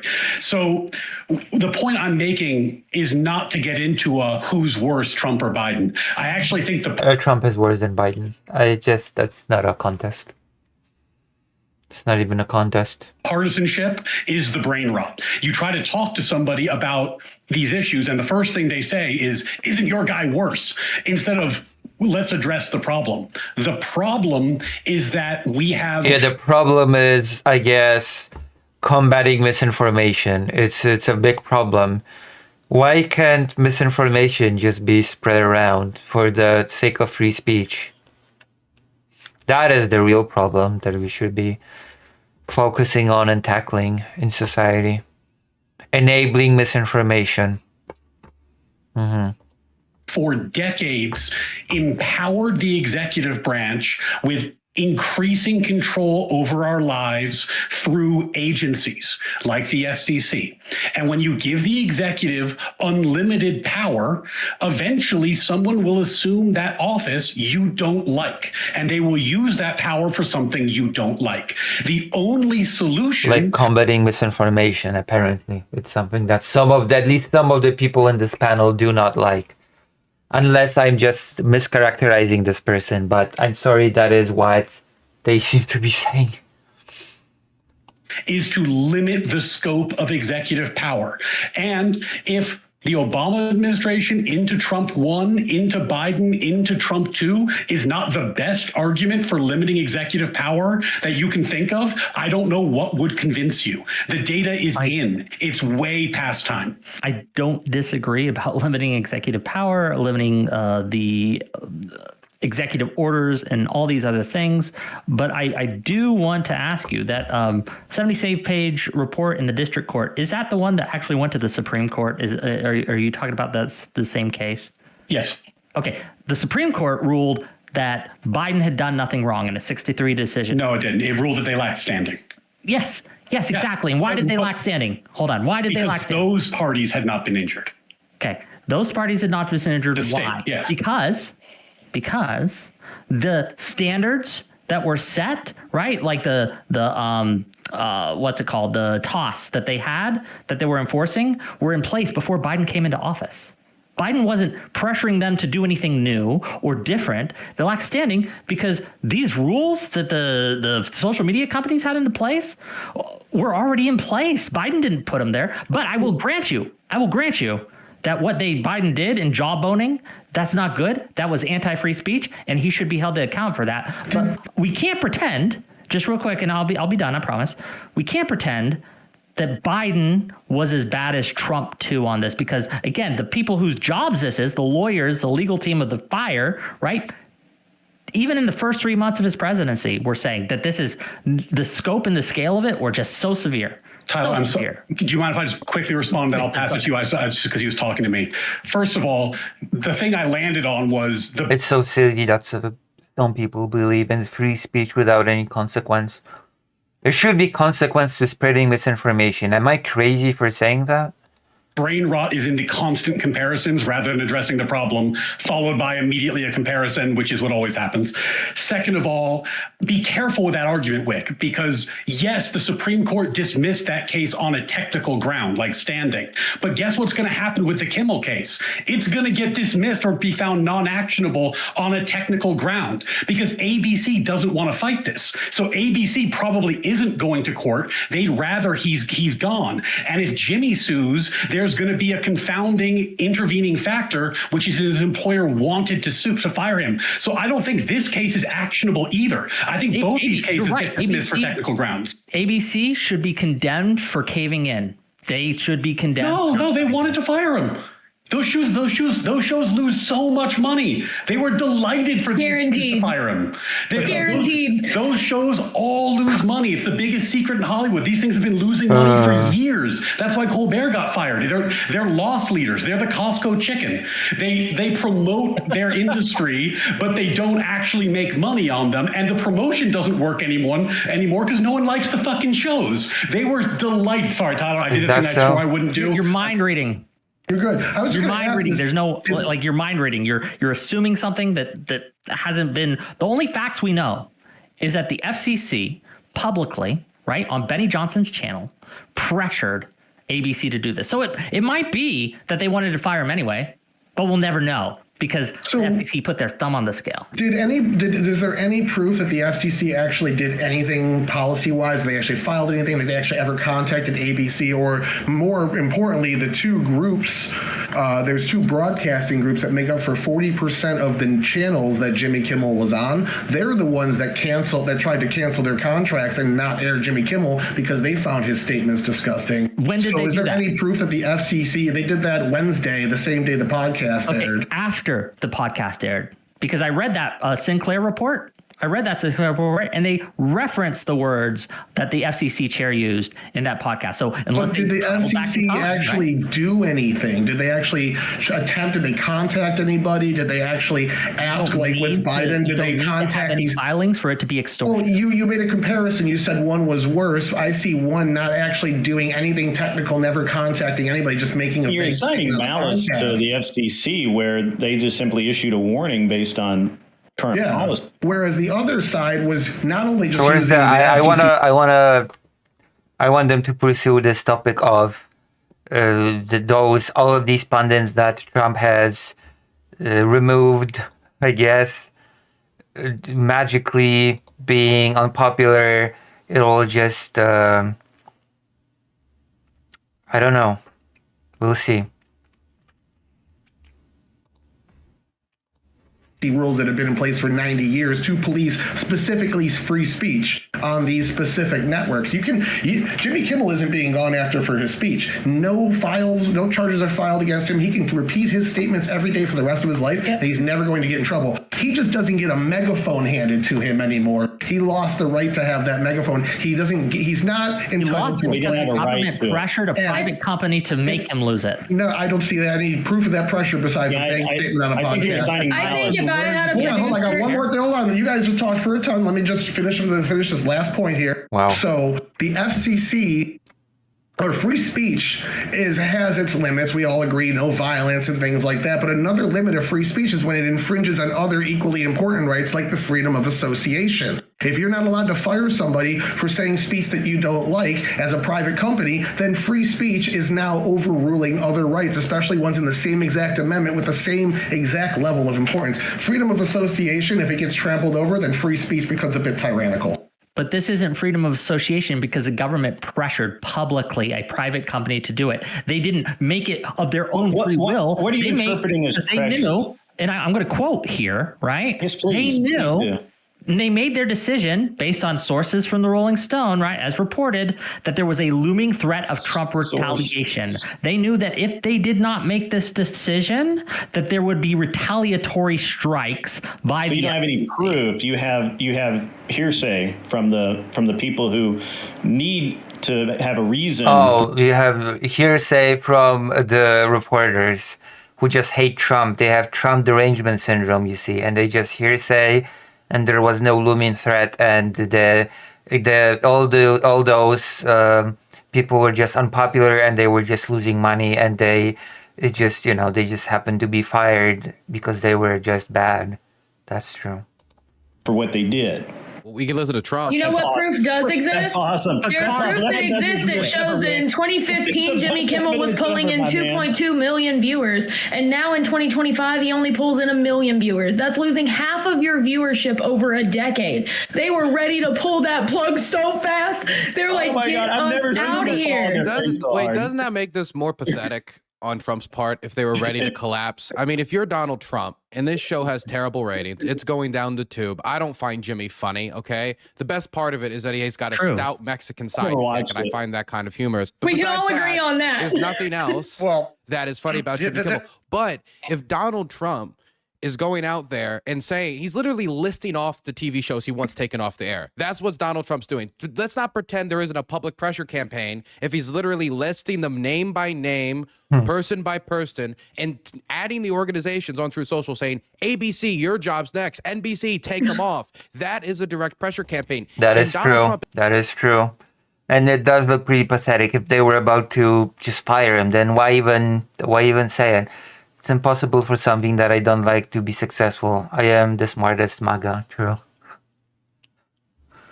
Isn't it like he's a fool when it comes to some things, but when it comes to stuff like this, media stuff, he's pretty smart. You attack these shows when they're at their weakest. If Trump fucks up really bad in a year, more than he has already, and let's say that Trump, like anti-Trump rhetoric gets more and more popular, as tends to happen near midterms, as tend to happen, definitely going into second terms of some presidencies, Trump's a decisive figure, shows like this could pick up again. And these networks could be making a determination, look, Trump's president tends to be that being against the administration gets more popular as it goes on. Let's sit on this investment for some time. Let's cut the band. Let's cut some of the funding to X, Y, and Z. Let's make it work. Maybe that was their decision. It's not the president's job to determine business decisions for these corporations. So let's not cut him some slack and talk about the ratings. You created Jimmy the Martyr.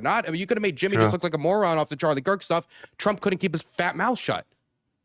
And so I want to make a direct quote. I just want to add one thing before y'all go. Kimmel and The View are actually different. Well, one, I know different time slots, but they're actually different. Yeah, if they were about to fire him, then Trump could have just silently watched it happen. But he didn't. Because he felt that he needed to intervene and make sure that it happened. So maybe he was not about to be fired after all.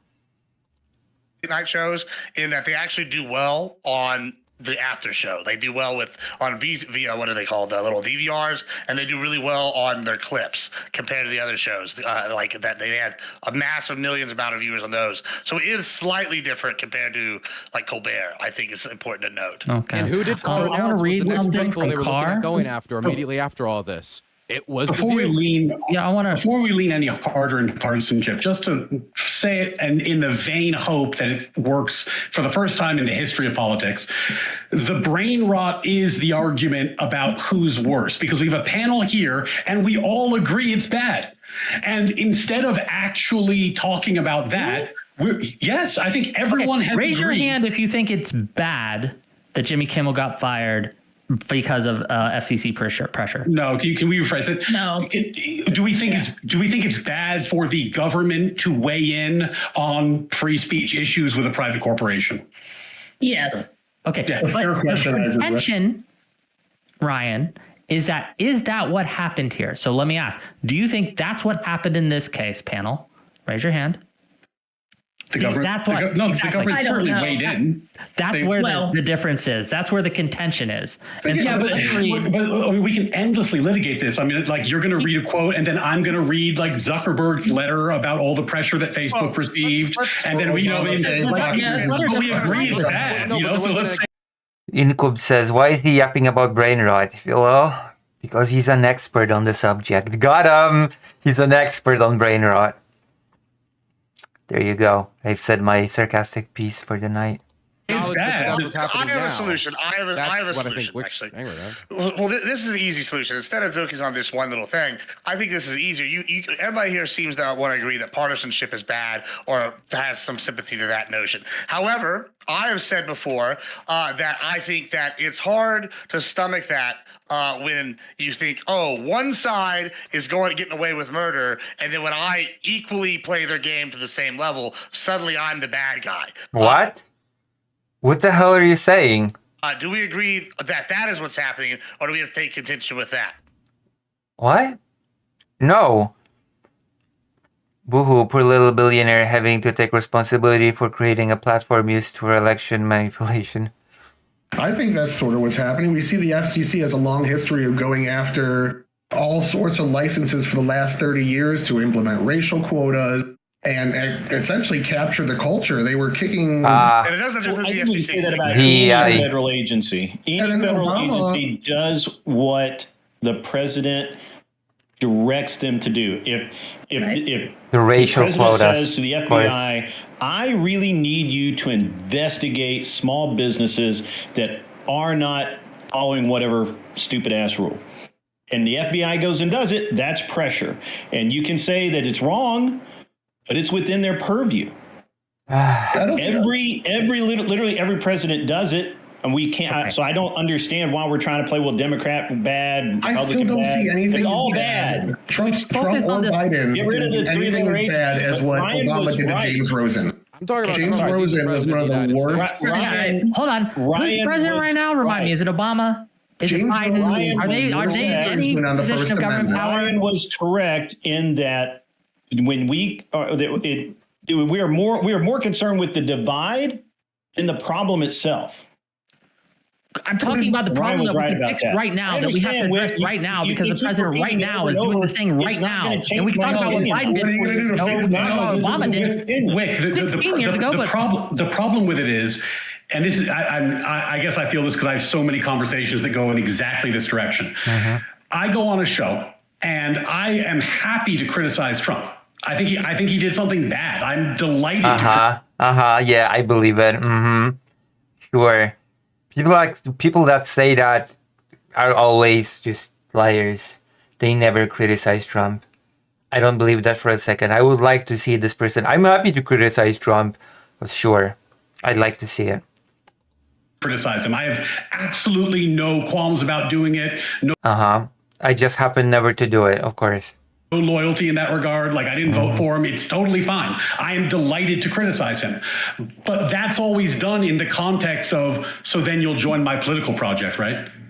So what I'm trying to do is reframe the conversation around, there probably is a coalition of people that's big enough, that has enough votes, that makes a difference, who would be swayed by these free speech concerns. But if we phrase it as a partisan capture, then I'm going to end up arguing against you because I'm not part of your political project. So, and I don't want to be part of your political project. So that turns into a different conversation. And that's the brain rot. Everything turns into this one conversation every time. the frustration I have, is I see this guy stabbing the shit out of someone, just stabbing them in the neck over and over and over again. And I'm like, holy shit, this guy's stabbing someone in the neck. And you turn to me and you're like, well, 4 years ago, I saw something similar, right? No. I don't know if we can talk about this one right now. Vote for my neck stabber. What we're saying is 4 years ago, your party made that legal. Hold on, please let me finish. I'm not trying to play this partisan game where we say, what about, right? What about this? What about that? I'm saying that what the FCC is doing right now, this second, is a violation of our First Amendment. It is a threat to our free speech, and we need to come together to oppose it right now. I don't care what happened 4 years ago. I don't care what happened 16 years ago. I don't care about how it happened 20 years ago. Right now, we're in a threat. Yeah, I know the context makes it look terrible. I get it. That's why you want to drop the context. But at the end of the day, the FCC has been up for 90 years doing this exact same thing. This is their role. For Ryan, to your introduction, when I sent you here, the FCC... Yeah, because being pressured into firing people that criticize or say some things that the president does not like is the same thing as creating an inclusive space for minorities, I guess, because the person mentioned meeting quotas. Has been something the GOP is trying to get rid of for like 50 years. Reagan was the one that went hard against trying to deregulate Totally the FCC. the same thing. Who would have thought that Republicans actually embracing and using the FCC as it's been used against them would be the accelerationist thing to actually get rid of it? Now we hear everybody on both sides saying the FCC is bad. Can I ask you a question? Can you name a time where the FCC has been used in this manner as the Trump administration is, where he's naming, like he's out there, he's naming all the shows that he doesn't like, that he wants to see off the air, and then Brandon Carr slowly is, talking about X show, that show, the show, the shows. No, I would say the rhetoric. Yeah, there you go. He's just gonna talk about meeting quotas and DEI, affirmative action. That's what this person has mentioned before, and I assume that's where the person is gonna go now. Hillary is extremely irresponsible and should be kept behind doors as every other administration. Also, their actions. He's not talking about the rhetoric. He's talking about action. They're going after specific licenses of specific. Do you have any evidence that they actually filed anything, spoke to ABC, spoke to any of these broadcasters? Here's what Mr. Carr said, the head of the FCC. He said, and I'm quoting here, frankly, when you see stuff like this, I mean, we can do this the easy way or the hard way. I watched the whole interview. Right? I'm well aware it's 12 These minutes companies long. can find ways to change conduct and take action, frankly, on Kimmel, or there's going to be additional work for the FCC ahead. But did they actually think take he meant by that? Did they take, what actions did they take, as you said? They didn't have to because ABC caved. They made a statement. No, ABC caved to two distribution networks that both said that the comments Kimmel made. What's wrong with that statement, though? You can either do this or you face the consequences. That's literally our entire world. That's life in general. Hold on. Well, this is why Ryan I brought. should know this. No, this is why I brought up the Biden Oh, stuff. so the companies being pressured to fire the people that Trump doesn't like. That's just life. Okay, perfect. That's just okay. It's okay then. That's just life. Okay, got it. What? What sort of an argument is that? Is that just life? Because this is exactly what I was complaining about. Great, that's just life. The circle of life. And I think you do need to take the principled stance that I'm not fine with it in any of these instances. Like since we're doing quotes, like, well, when Zuckerberg wrote his letter to Congress, he wrote, in 2021, senior officials from the Biden administration, including the White House, repeatedly pressured our teams for months to censor certain COVID-19 content, including humor and satire, and expressed a lot of frustration with our teams when we didn't agree. What threats did they make? Mm-hmm. What threats did they make? Allegedly, they screamed and cussed. Wait, there's 77 pages of it in the court. I can read it if you want, but I don't need to read 77 pages long. Give me an example of a threat. They would send emails that you need to do this. There was urgency. I will grant you their language was not as extreme as Carr's language. So just to be clear, but they didn't. Saying, right now, just to be clear, you can't give me a specific threat that Biden's administration didn't make a specific threat. He didn't say, I'm going to take you off the air. He said there may be more work to do if you don't do something about this. So Rick, doing something about this could be putting you don't see any parallel here. You don't think these are at all similar. You don't see a similarity. I don't know because you don't give me an example. Give me an example. Wait, it's a 77-page recitation of hundreds of instances of the federal government. It should be easy to give me one example. Okay, then I will download it and we can read it if that's going to be helpful to you. But it's a useless point. The basic point I'm making is that this is bad behavior that we should be criticizing, but you don't seem to be willing to grant the fact that this was done by previous administrations. Bad behavior when the Biden administration did it. Yes, but it's worse when Trump does it because he's doing it in a more direct violating Trump way. didn't do it. Hold on. I want to rephrase. I want to ask this question because I'm gonna go back to that. I think we could use exactly what Ryan did give us right here, though. Right? Ryan said they pressured Zuckerberg to even take down things that were comedic and satire in nature. That sounds like something that Jimmy Kimmel would have done, right? Hypothetically, he would have made satire and comedy jokes, and it was pressure to take it down. Seems almost a direct equivalent. Okay, maybe they're based on size. Joe at home making his meme groups probably not the same size as Kimmel. I have a question though, and that's in regards to misinformation, because that was the bludgeon that was used by the Biden administration, and it seemed like it was cheered on, right? And it seemed like it was cheered on to get rid of COVID misinformation. Why wouldn't it be you equally be cheering on whenever Jasmine Crockett is saying today on television in Congress that the shooter was a MAGA Republican? Would you agree that that is also misinformation and should be punished equally or silenced? What is she saying? Can you tell me? I'm not sure what Crackett's saying here. I mean, she's claiming that the grandmother it said that he's a MAGA Republican, and thus the kid is a MAGA Republican, and it was Republican on Republican violence. She's probably wrong based on the evidence I've seen. She should not be punished. So, she shouldn't be punished, but that's misinformation, you right? can be wrong. How is that different than a COVID misinformation? Congress has this different clause of misinformation where they're exploring political ideas that we have to. It's kind of like how teachers kind of have this exemption from with tenure where they can explore ideas for an academic purpose. Congress has a similar one for a political purpose where they can explore these ideas and say things that are technically false in their exploration and debate. So I don't want that chilled. Interesting. Do you all agree with that? Because it seems like you would argue that the leadership, because I hear it right now, I'm hearing y'all want Trump and Republican leaders on the left want Trump and Republican leadership to tamp conversation down. And then on the left, I guess you're center, but like I was hearing, you don't want this like tamped down in Congress. However, people are saying, oh, well, Maxine Waters caused BLM riots to be worse. We have examples of other people during this time. You can point to Republicans like Trump saying these things like that are outrageous. And it's like, okay, well, do we want them to be able to explore these things and say misinformation, or do we want this toned down? Because it doesn't seem like we can have both. You have two ideas. Okay, Trump saying I want these people out. I want these people to be fired. That's not exploration.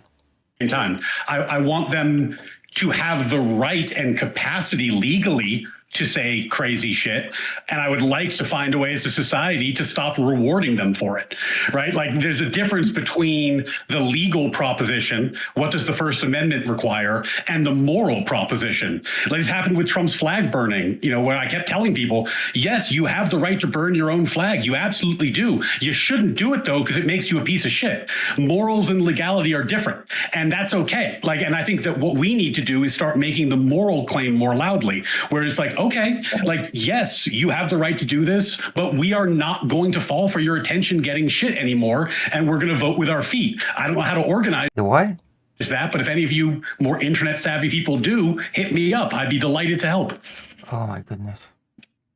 One thing on what you were What are these people saying? Talking about, Gibbs, is that I don't know, maybe I'm the only one, but I remember having burning the flag is immoral. multiple friends of mine and acquaintances get banned off of Facebook and Twitter and everything else for things that they said back during the unpleasantness known as COVID, for misinformation.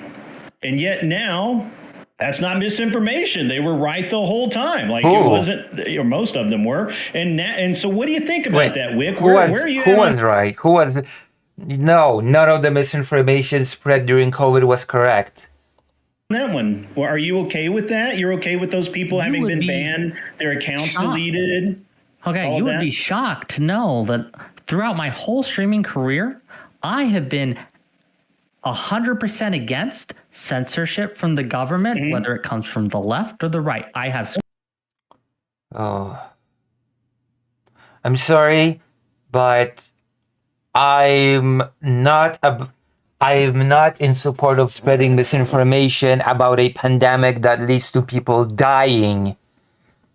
Considering that my father died from COVID, I'm really not very tolerant of the whole idea of people just being able to spread misinformation about COVID, because that actually led to people dying. screamed at leftists. In fact, most of my initial streaming time, right, during the 21, 22, was screaming at leftists who were trying to deplatform their enemies, who were trying to deplatform quote-unquote Nazis. I have a long and storied history of being very principled on this topic. My frustration right now... the Biden administration doing exactly what you're claiming the Trump administration did. No, it's not to the same level. It's a mistake. It is not the same, right? It is exactly because again, the Biden administration didn't do a lot of this, right? They did a lot of bad things. It's not all good. They tried to make a ministry of truth. I oppose that. Other people oppose that. But at the end of the day, Biden didn't do that. Biden didn't put together a ministry of truth. He did. Dick-canned that, right? He dismantled that. He didn't put that together, right? Because we all stood up and said, no, that's a bad idea, Mr. President. Can I get some sane voices in here, please? Because I'm not gonna get that from Wick. If Wick's response to COVID misinformation is, I'm just not for censorship, you guys. President, but to answer your question, People don't understand what censorship is, because I feel like the United States has never really experienced actual censorship. Then that's a whole other topic, that the United States has never experienced actual real censorship, and now people say that censorship is when people, I don't know, criticize me, or censorship is when misinformation cannot be spread. Right? Or to address your point, I should say, look, I would love it. I would love it if that same energy you had to defend your friends who were getting deplatformed was put to the people who are getting deplatformed now today. Because there are people who are being put on dox lists whose families and friends and coworkers and places of employment are being called because they have not sufficiently mourned Charlie Kirk. That I agree with him on. Those people, that whole Charlie Kirk's killers, that's fucking gross. Well, that's interesting. Go ahead, Bill. Since Wick didn't take the bait, could I take the bait instead? Be the Bernie bro and say, sure, fuck them. Actually, look, my position is, if people want to be politically radical, they can be politically radical. If people want to have whatever opinion they want to have, they can have whatever opinion you want to have. But I also think that in certain environments, and we've already had these standards put in place, for example, one of the few areas where the FCC can actually screw you up, and this is one area where Jimmy Fallon might be in danger, is if he provably said something he knew was false. If he went out there and said the person who shot Charlie Kirk was actually, it was actually Ben Shapiro because he wanted to get rid of the cop. If he went out there and said some crazy thing like that, and then we found text messages of him saying, of course I know that's bullshit, but hey, the views are going to be great.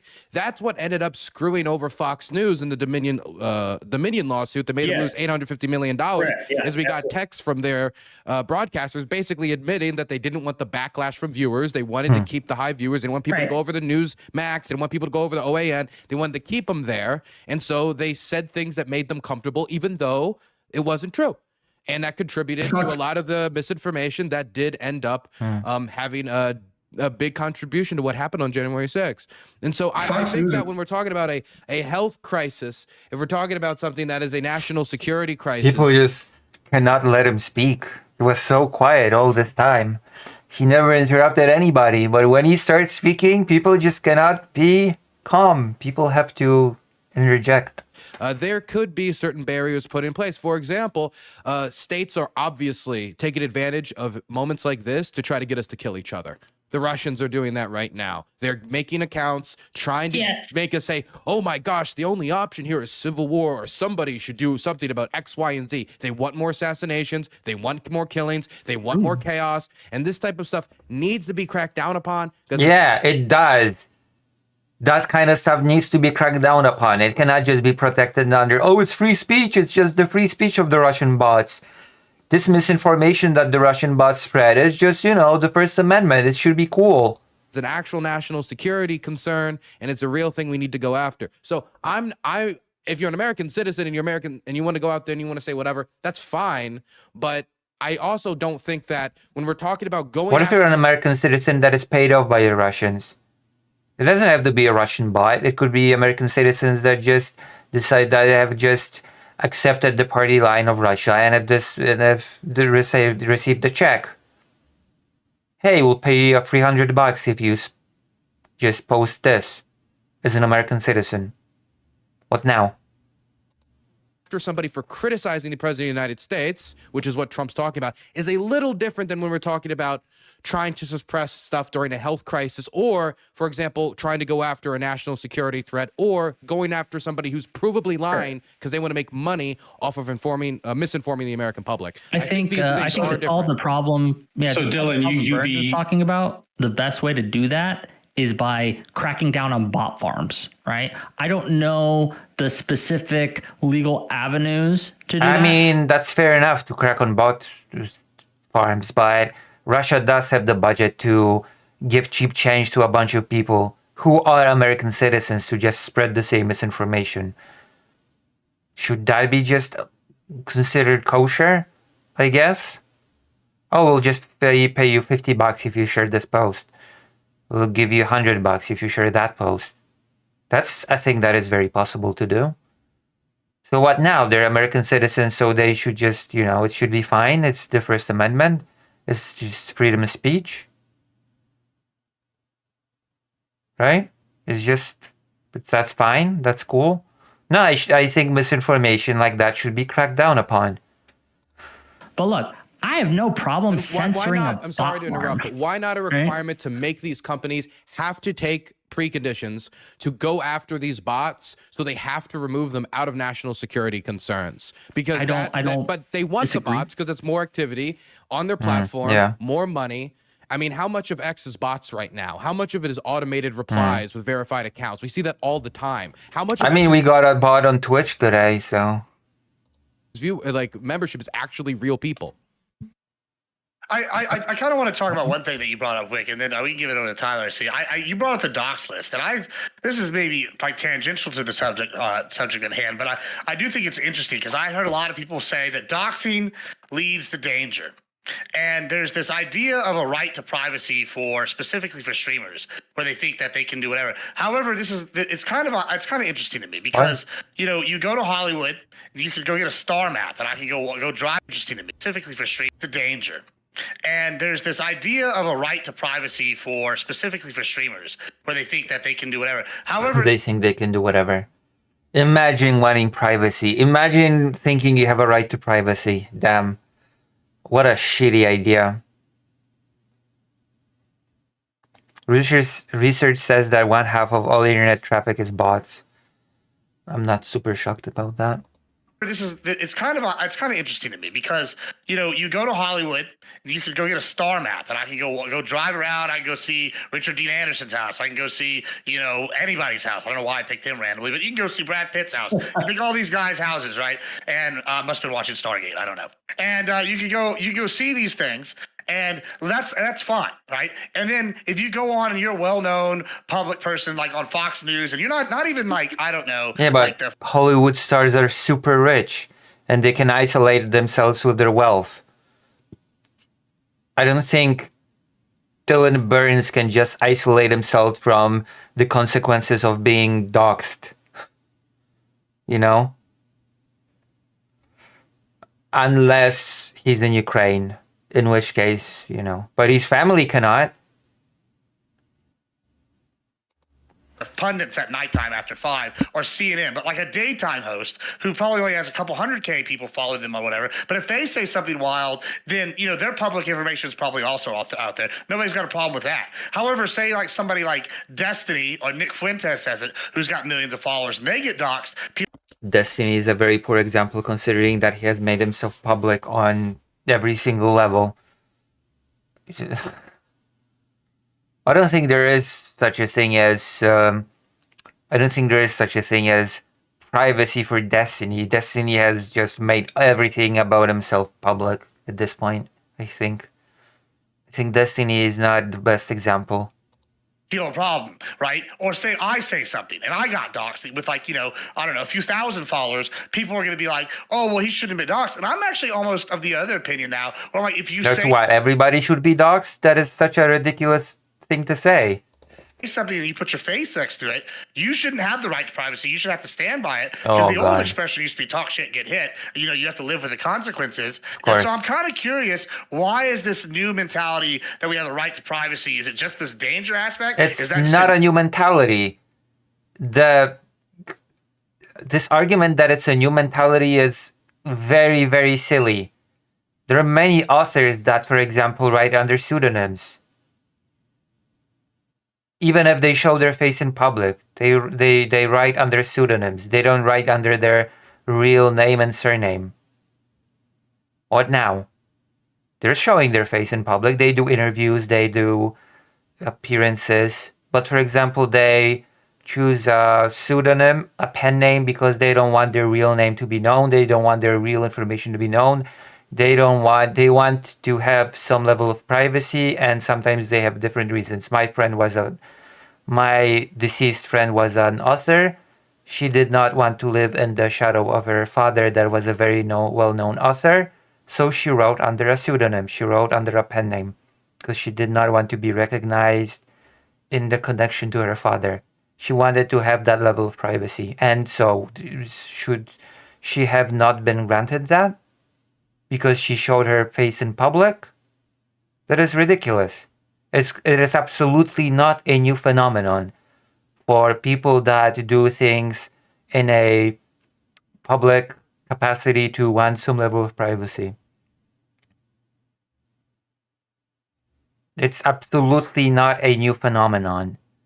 To say that it's something new and innovative when it comes to streamers is absolutely ridiculous and silly, and just demonstrates that these people have no clue how these things have operated for years. And yes, that is also true for manga authors as well. Meeting that both sides have ratcheted up rhetoric so high that we can't even have conversations and put a name next to it without fearing death. Like, that might be a problem. What are our thoughts here? Is and also, I just want to add that most of the people, sure, most of the people that were put on that list, on that docs list, a lot of them, from the ones that I have seen, were from Facebook, and they had on their Facebook account where they worked or what city they lived in. And, you know, so that's a little different. Also, please take into consideration that while the streamer might be a public figure, their families are not. Their families are not public figures. And the people that are streaming might not want such attention to be brought to their families, close ones, partners, or whatever else. They might want to keep this level of privacy to themselves. They might want to keep the people close to them outside of the streaming space, streaming sphere. And once you dox them, that's sort of out the window. Isn't it? Because they become involved by extension.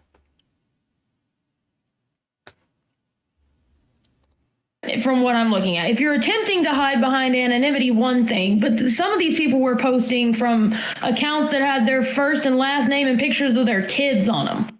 So if someone calls your job, then maybe you shouldn't say horrible, disgusting shit on the internet that your job probably has a policy against you saying. Because most jobs literally have a conduct policy that says if you're going to represent that you're a member of our company, you can't say disgusting shit on the internet.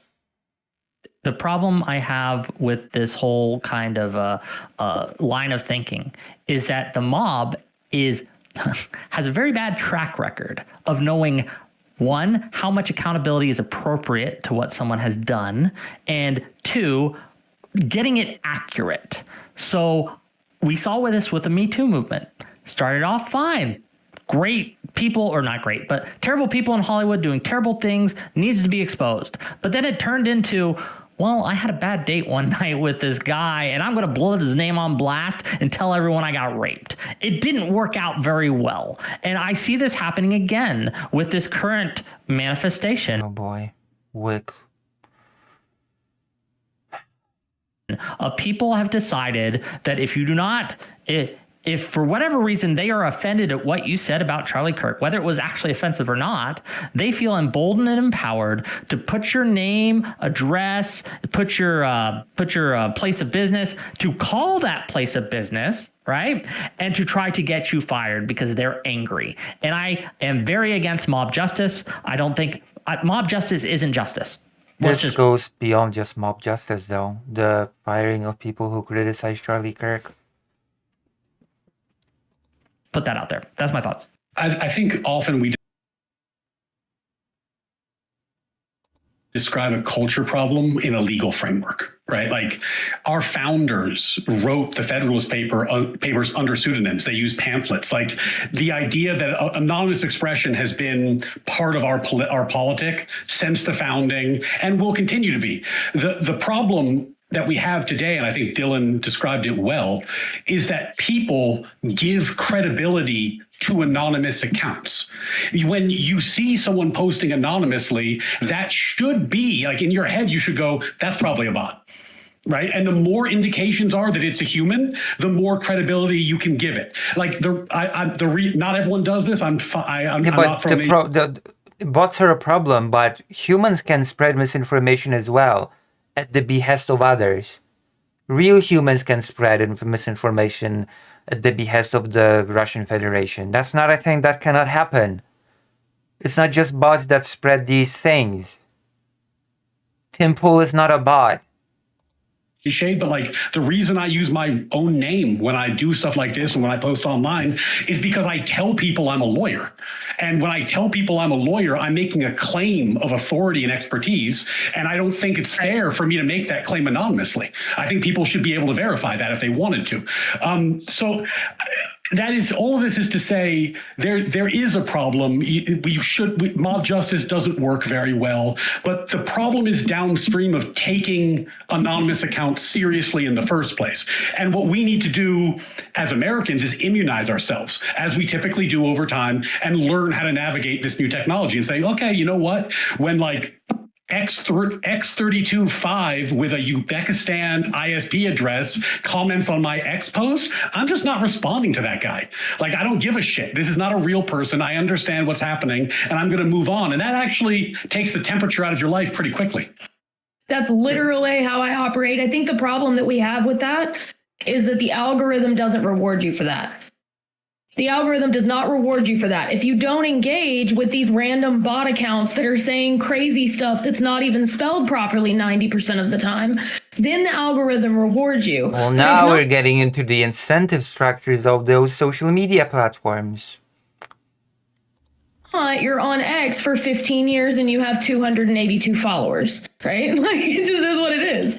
So I got 3 short points, and then I got one for Grid that I want to jump him back in here on. So Dylan, after the docs, I want to let you know I sent you a big batch of my grandma's recipe banana bread. It should be there very shortly. It's delicious. Bot farms. Bot farms only exist on the internet. Only about 5% of people are on Twitter. I think if we really want to crack down on like Russian and Chinese disinformation, we need to go after the hundreds of millions of dollars they dump into climate change activism in the US and UK. That is one of their major outlets to sow discourse in the United States. Not saying climate change isn't real. They're taking advantage of a legitimate political issue in order to stoke that. As the sole defender of the FCC here, I'm pretty sure, I just want to point out they're doing this to both sides. Fox News is currently in a major lawsuit to lose their license pending the FCC and independent people suing them. It was thrown out in the final days of the Biden administration. It's currently on appeal to get it reinstated right now. So the FCC does go after Fox News as well, even though they're only cable and not a major network, which is a lower standard. But the last point is, Grid, to your opening, you said this is the turning point. It's only going to get worse. I see this personally as the turning point where it starts to get better. I did. Kind of said it was like, well, okay, I'm sorry. But you just say it's going to somebody said it. I'm sure. I can't take credit for it. You were saying that it's going to get worse from here. I think it's going to get better. We saw Yankee Stadium. We saw vigils around the world. All these people are coming out saying this was a bridge too far. This was a peaceful guy. He wasn't a criminal. He hurt nobody in his life. He just espoused mostly mainstream views. There were a few that were a little, but generally mainstream views. I think we're going to start turning back toward more peace because a lot of normal people that were just LARPing online were like, whoa, that's a little too real for me. So what? Yeah, I didn't say it was going to get worse. I'm sorry. I'd love to take credit for it. Let me. Okay, so y'all brought up the politicians to be a protected class. What about somebody like NewsHour saying that the Pulse nightclub shooter today was a right-wing shooter? Like, it feels like even when y'all are saying, yeah, we want enforcement, it seems kind of like hodgepodge. I don't know. Are you saying radical Islam is not right wing? I was going to say it's technically It's very correct. right wing, in fact. Technically Depends on the window correct. you use. Technically, Yeah, it is. It is. I'm sorry to be the bearer of bad news, but radical Islam is in fact right wing. Whoops.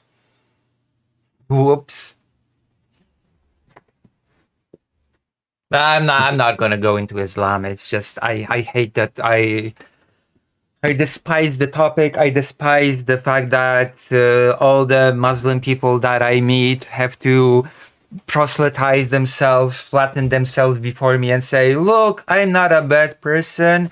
I'm not violent. And then I have to just look at them in surprise and ask, wait, what? What happened? What are you saying? Why are you saying? You know, because there's so much rhetoric about Islam that anybody who happens to practice the religion feels they need to start the conversation with 15 caveats about not actually being a violent extremist. And it's a sad state of affairs, to be quite honest with you.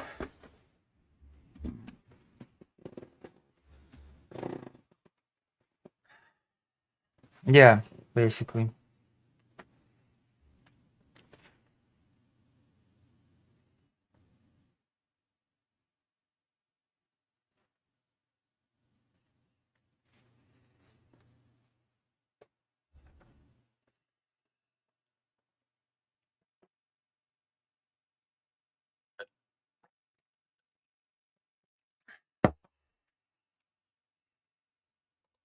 yes. In the United States, I would Technically say correct. no. The United States, our right wing wants to ban Muslims but from coming into fine. the country. But let's say, like, hey, I think you should better define that when talking to the public is different than that's misinformation, because it's true. I mean, they went in there because they thought that gay people are discussing that they're a crime against God. And let me just tell you, it's not Islam is the only religion that you hear that in. In the evangelical right, you think something similar. And it's not just radical Islam that targets homosexuals and shootings and violence. So, I mean, it's something that radical Islam and the far right Christian nationalist right agree upon. Yeah, I see. Look, the devil's always in the Agreed. Oh gosh, agreed. Thank you. With these statistics. I saw this one chart that made me laugh so hard. It tried to break down political violence by category, and to solve the problem, Dylan, that you raised, it made Islam a separate category, right? So it has left wing, right wing, exclude 9/11. Islamic. I've seen a lot of them. And it Like, excludes 9/11. Yeah. 9/11 would make And all the rioting entire and Luigi circle Mangione. just Islamic. So, like, what happens always, and we saw the same thing when we're having the dialogue about mass shooters, right? And how you define mass shooting does all the work when you're talking about how many mass shootings there are. Right. So oftentimes, you know, like, yes, it's not a lie. I agree with you, Dylan. Like, they're not lying, but the way we discuss these statistics is hideously misleading. That said, the only remedy is more speech. Like, you can't fix this by having the government solve it, because that only makes things worse. So we just have to learn how to deal with an environment that has a lot of these ideas in it. 100% what Ryan just said there. Like, as bad as you might think misinformation is, empowering the government to decide what's misinformation and what's not misinformation is infinitely worse. Because if the misinformation is just out there, and I can do my own research, you could do your own research, we could hash it out, we could talk about it. Yeah, most people don't have time to do their own research. That is the reality of the world. Most people do not have the time to do their own research. Most people will just buy the most populist first thing they hear. And undoing that damage takes time, takes effort, and people just don't have the time to listen to another explanation that disproves what they heard first. That is the reality of it. That is nonsense, this whole idea. Oh, if only if we have more speech, it'll all be solved. No! The person that jumps in first and spreads the most misinformation and disinformation wins out. The immigrants are eating the cats, eating the dogs. There's an invasion of immigrants. There's an invasion on the United States. The transes are attacking your children. That's the reality. People hear it, people believe it, people internalize it, and it becomes truth in their eyes. Misinformation should absolutely be cracked down upon. Discussing what constitutes misinformation, who should be able to look over what is misinformation and what should be thrown out as misinformation. Those are the topics that should be discussed, not, oh, misinformation should just be able to float out there because it's fine. We just need more speech and misinformation will die out because all of us can do their own research. That's not how that works in the slightest. A person that works 12-hour shifts or even 8-hour shifts and wants to spend a reasonable time with their family, wants to relax after work, they're not going to spend that time doing their own research. That's not going to happen, and that's going to be a lot of people. We can figure This is just so silly. This is just not everyone's a political pundit whose job is to do research. Now, if the government's coming in by fiat, The world does not revolve around political pundits. This is just a lie. It first of all doesn't work, right? It doesn't really. We saw this with the COVID shit, right? It didn't really silly. help the situation. It just made everyone trust the institutions less. Okay, and I don't think the government should be in the business of deciding truth from lies. I don't think the government should be in the business of deciding who I can listen to and who I can't listen to. Well, then Russia should just be able to spread its misinformation if it's not in the business of the government to decide what's truth and what's lies. National interest be damned, I guess.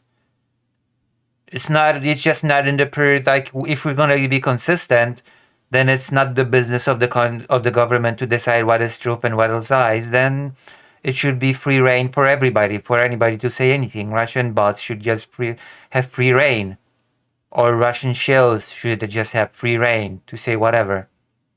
Freedom of speech, baby. It's just not in the government should not butt in. That's it. The misinformation problem, it's a marketplace problem. It's downstream, actually. The misinformation isn't the problem. The problem is that people want that misinformation. So right? It's a marketplace. What a stupid thing to say. Yeah, people just want that. It's a market. Oh God, oh no, please no. There's some market problem. Oh God. Yeah, people have a demand. People just have a real demand on being fear-mongered about trans people, and the people just, fill the market need. They just fill the market demand for transphobia with their speech about trans people. Come on. Decided that I want information that justifies my worldview, and I will pay, whether that be through attention or actual money, whoever is willing to say what I already believe. So that's not, no. There a lot of the time people are just nervous about their life situation, and they will grasp to any explanation, and usually the right wing will exploit it with populist explanation. The people are not waiting for that specific misinformation. They're just waiting for an explanation as to why things are the way they are in their personal lives, in their situations. They're struggling. There's a big, for example, the difference between the rich and the poor, and then swoops in the right wing and says, oh, it's because of the invasion of the immigrants that are stealing your jobs and are destroying society. That's how that happens. People are not secretly already believing that there's an invasion of immigrants and just waiting for that explanation and paying for it with attention. That's stupid.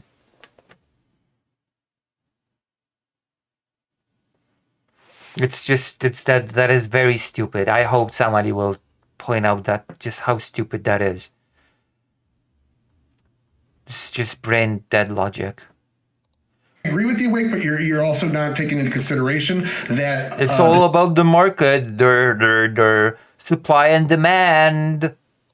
Justice system is also part of the government, and we do want them to somewhat decide truth and to a degree. Other than that, though, I agree with you, because if you look at Pulse nightclub, people were saying he was intentionally targeting gay people. Pulse nightclub was his second choice, and it was a rash change at the end of the day because he was actually trying to target Disney World. He wanted to go into Disney World and shoot up anybody he could get his hands on, and since the security was too tight, according to the FBI, he switched his target at the last minute to Pulse nightclub. So we got from the government at the time that it wasn't radical Islam. We got from the government at the time that it was an anti-gay hate crime specifically targeted at gay people, and the FBI, and that he was also on Grindr. And the FBI investigation actually showed us none of that was true, and Disney World was his target, and he couldn't get in. I mean, why? But wait. If he couldn't get in I will say, if you're gonna go do a terror attack, and then you're like, you can't get it, and you can't do it, and then you decide to go shoot up the gay club, it is an anti-gay terror attack. It's like, out of all the clubs, it happens. Like, he made that decision because it was the best he could do, was go slaughter a bunch of gay people. It's still an anti-gay terror attack. That's fair, but his intention was just to kill as many people as possible. And but Disney is also haram, so he would view it as all the same sinners. Like, the gay is just a different version of sin. At least Disney prays toward Mecca 4 times a day. One of the most sinners possible. But I mean, I do think it's an important, just because it is easy to talk about misinformation today, and it's so different, the bots, social media, there's this whole different ecosystem, and I take that point. But oftentimes, I love Steven Pinker. He's terrible at philosophy, great at data. But his book, Enlightenment Now, is wonderful. And one of the things he says is, if you find yourself nostalgic for the past, you're probably wearing rose-colored glasses. Like, in the 30s, the New York Times had their foreign correspondent in Germany was a Nazi, and they knew he was a Nazi, and they valued the fact that he was a Nazi because it got them information from the Nazi regime that they weren't able to publish. But he downplayed the Jewish Holocaust in the New York Times for a long, long time. So the idea that like misinformation is this brand new phenomenon that's never happened before is totally false. This has always been the case. And the Russians hungry, not starving. Of course, misinformation has been a thing for a long time. As it always is that the American population has to develop antibodies. They have to learn to spot it. They have to learn how to deal with it. They need to work through it and have better conversations, because this isn't new. This is old. And, we're just going to have to figure it out. Yeah, I'm sorry, but misinformation it does not work like that. Misinformation spread by the Lancet about the connection between vaccines and autism is something that is now being spread by the President of the United States. That did not die out because of more conversation. It just continued and continued and persisted and persisted and persisted. Hamas sanctioned, to be quick, Hamas sanctioned reporters reporting to all these U.S. outlets and then posting it uncritically. It's happening the same thing. And one of the worst offenders was somebody cited earlier named Mehdi Hassan, who was extremely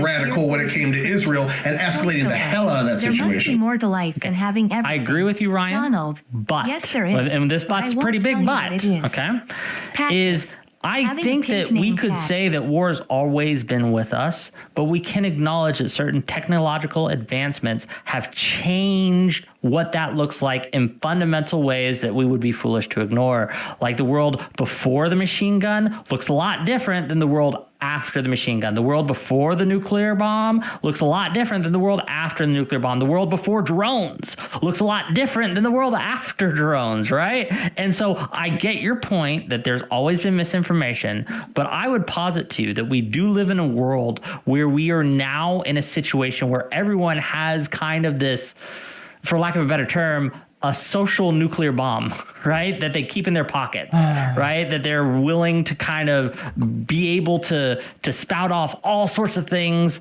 right? In a manner that can reach more people than any other point in our history quicker, right? Like just a random nobody, right? Could do that.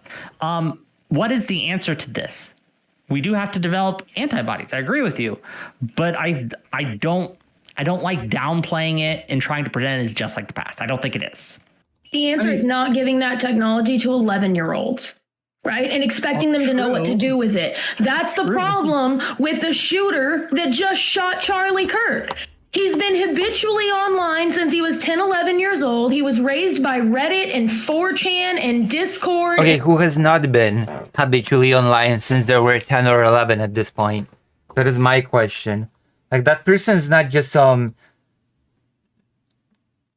This person is not some exception. It's just... okay. If that was a factor, then we'd be seeing a lot more shootings.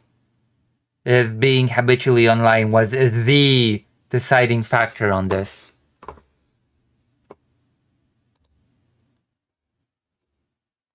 Okay? It's not. It's not.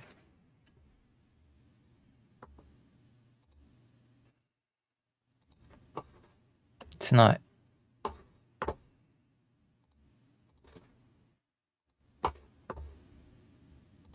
And memes, and all of a sudden he meets the first person he's probably ever been in love with in his entire life and thinks because this person is saying things that... Okay, more speculation, more speculative land. How would you know? How would you know how many people this person has loved in their life? How would you even know if they were in any type of relationship with this particular roommate or whatever? This is just... We're going off to fantasy land now. May not align with his worldview. And it's all because of the online. He needs to murder him in front of his children in... Yeah, it's just, we're just creating the killer's motive in real time. This is silly. It's just ridiculous. And meaningless. Means nothing. 4K. It's a problem. You can't just give children supercomputers and expect them to know what to do with it. So what we need to do is educate people on what to do on the internet, what's appropriate for children and what's not, why children shouldn't be on things like Discord and Reddit and 4chan. How do we prevent children from accessing things like that? Because this wouldn't have happened if this I'm sorry to say that technology is here. It's here to stay. Preventing children from using it, it's just a fool's errand. They will find a way to access that technology, whether you like it or not. It's the reality of things. They will access it no matter what you do to prevent it. Hadn't been raised by the internet. The memes he inscribed on those bullets were popular in like 2013. And the kid was 22 years old. I didn't know that the memes about Helldivers 2 were popular in 2013, but okay. He's been habitually on the internet forever. There's images of his mother celebrating the fact that he will be able to ignore them more because he got all of the computer accessories he wanted for Christmas. That's the issue. And the internet is polarizing. You can choose what you're around. Without trying to derail the conversation. But no one's talking about... That is so stupid. That is such a stupid point. I'm not even sure if I should dignify it with a response. About that. If you agree with this point and you're interested in it, Gene Twenge and Jonathan Haidt have written tremendously important work about the dangers of social media and screens for kids as they develop. They've tracked it. They have a tremendous body of literature on it. I'm not going to summarize it, but just if this point resonates with you, go read Gene Twenge, go read Jonathan Haidt. They're phenomenal. I mean, it might be true. It also might not be true. I mean, the dude isn't even talking to investigators. His mouth is shut closed. It could be that, the Reddit and the Discord corrupted his mind. He didn't have enough social interactions, didn't touch enough grass, and then convinced himself that this would somehow help the country. It could also equally be true that after he turned 18, he was radicalized, and he's just using old memes because he wanted to hear Ted Cruz say "bulge owo" on national television because it'd be kind of weird. And the confusion it caused with investigators, people saying that "bulge owo" is like trans ideology in a bullet casing. It left investigators scrambling, so they were confused at the silly shit that they were saying. Fans' ideology. I don't know if they're 2013 memes though, because the Helldivers 2 didn't come out till like a couple years ago. The notices bulge uwu meme is specifically 2013. That one specifically is very, very old. That's actually interesting you bringing up the Helldivers thing because I'm so glad I didn't know that. Well, it's interesting because that could be a line in the game. I don't actually know that it is a specific line. I haven't never heard that line specifically, although it is similar. And the code that he put. No, the code is from Helldivers. Well, the code doesn't actually match up with anything. I think the phrase is from Helldivers 2. It's supposed the code, if I remember correctly, it's supposed to be the combination. The code is to drop a bomb. Throw a bomb, and the phrase catch the fascist. It's supposed to be as an allegory of the player, definition. You define all your enemies as fascists. Yeah, I got like 5,000 hours. They would put all things in it. It was a video game meme. It was a meme from dropping a bomb on that video game. That combination drops a bomb on that video game, and they would put all kinds of things on it. As an avid Helldivers 2 player, let me tell you two things. One, that exact line, as far as I'm aware, maybe I've missed the line, has never appeared in the game. Two, code, that code is not matched with any code that I have ever used in there. It is close to one, but it's still missing a line. So just to throw that out there, I think that is kind of sus, and it does match up to some other movies. I think it's weird you think insane people are that precise. The critique of Helldivers is that you're playing as the fascist. You are the fascist in Helldivers. You're basically the stormship trooper going in and killing the bugs. He literally said, don't know what the this hell is from the shooter himself in his text messages to his roommate. He literally said, remember how I was engraving bullets? The fucking messages are mostly a big meme. If I see notices bulge uwu on Fox News, I might have a stroke. All right, I'm going to have to leave it. Talking about the rifle. He was a meme. Yeah, he did it. He was a Those are his own text messages. True. It's also in the text messages where he's yes. Damn. Trans ideology rampant everywhere. You cannot escape from it. These vile transes. With their partner about yes. I think it was what they were going to use to assassinate yes. Charlie. That's after he. Is there even any evidence that there was a partner, quote unquote? That it was a partner? He did it, and he was talking about going back to get the rifle. No, that's after the fact. That would be a huge update to the story. No. Well, let's talk about that actually. So I've seen on the right, and I think this is actually a valid criticism. I have some trans friends. I, as a Christian, don't believe in hating the person. You hate the sin or whatever. But whenever I sit here to see the idea that on the right, they're like, oh, it's a trans death cult, it's a trans, terror group. I'm a little concerned because the one thing I keep seeing in the news is this is the trans person that's gone and been working with the police in depth, and that should be applauded. We should be saying good for them for working with the cops. That's a good thing, especially if they didn't have any foreknowledge. If there is some extreme terror cell out there like that, or they are attached to what was it, the Queers with Guns organization. I specifically said that publicly. That would be bad, but I think I'm concerned because it's going to be a backlash from the right, against these people, and a lot of people are going to get caught up, and that's inflammatory language as well.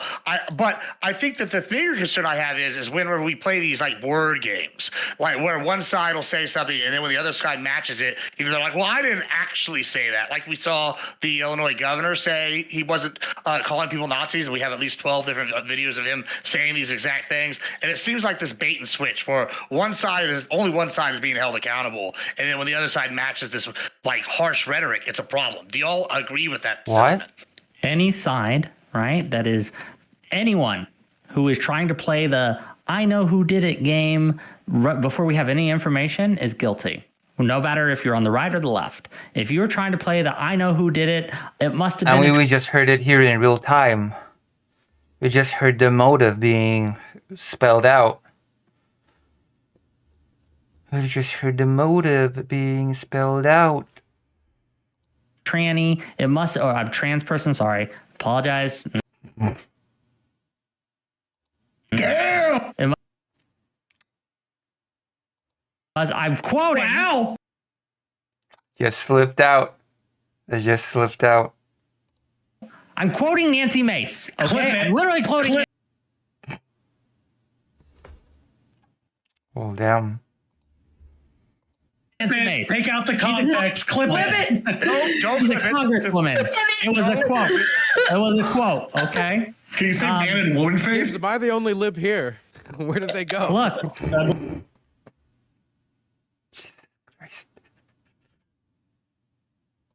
Believe you are. I am quoting.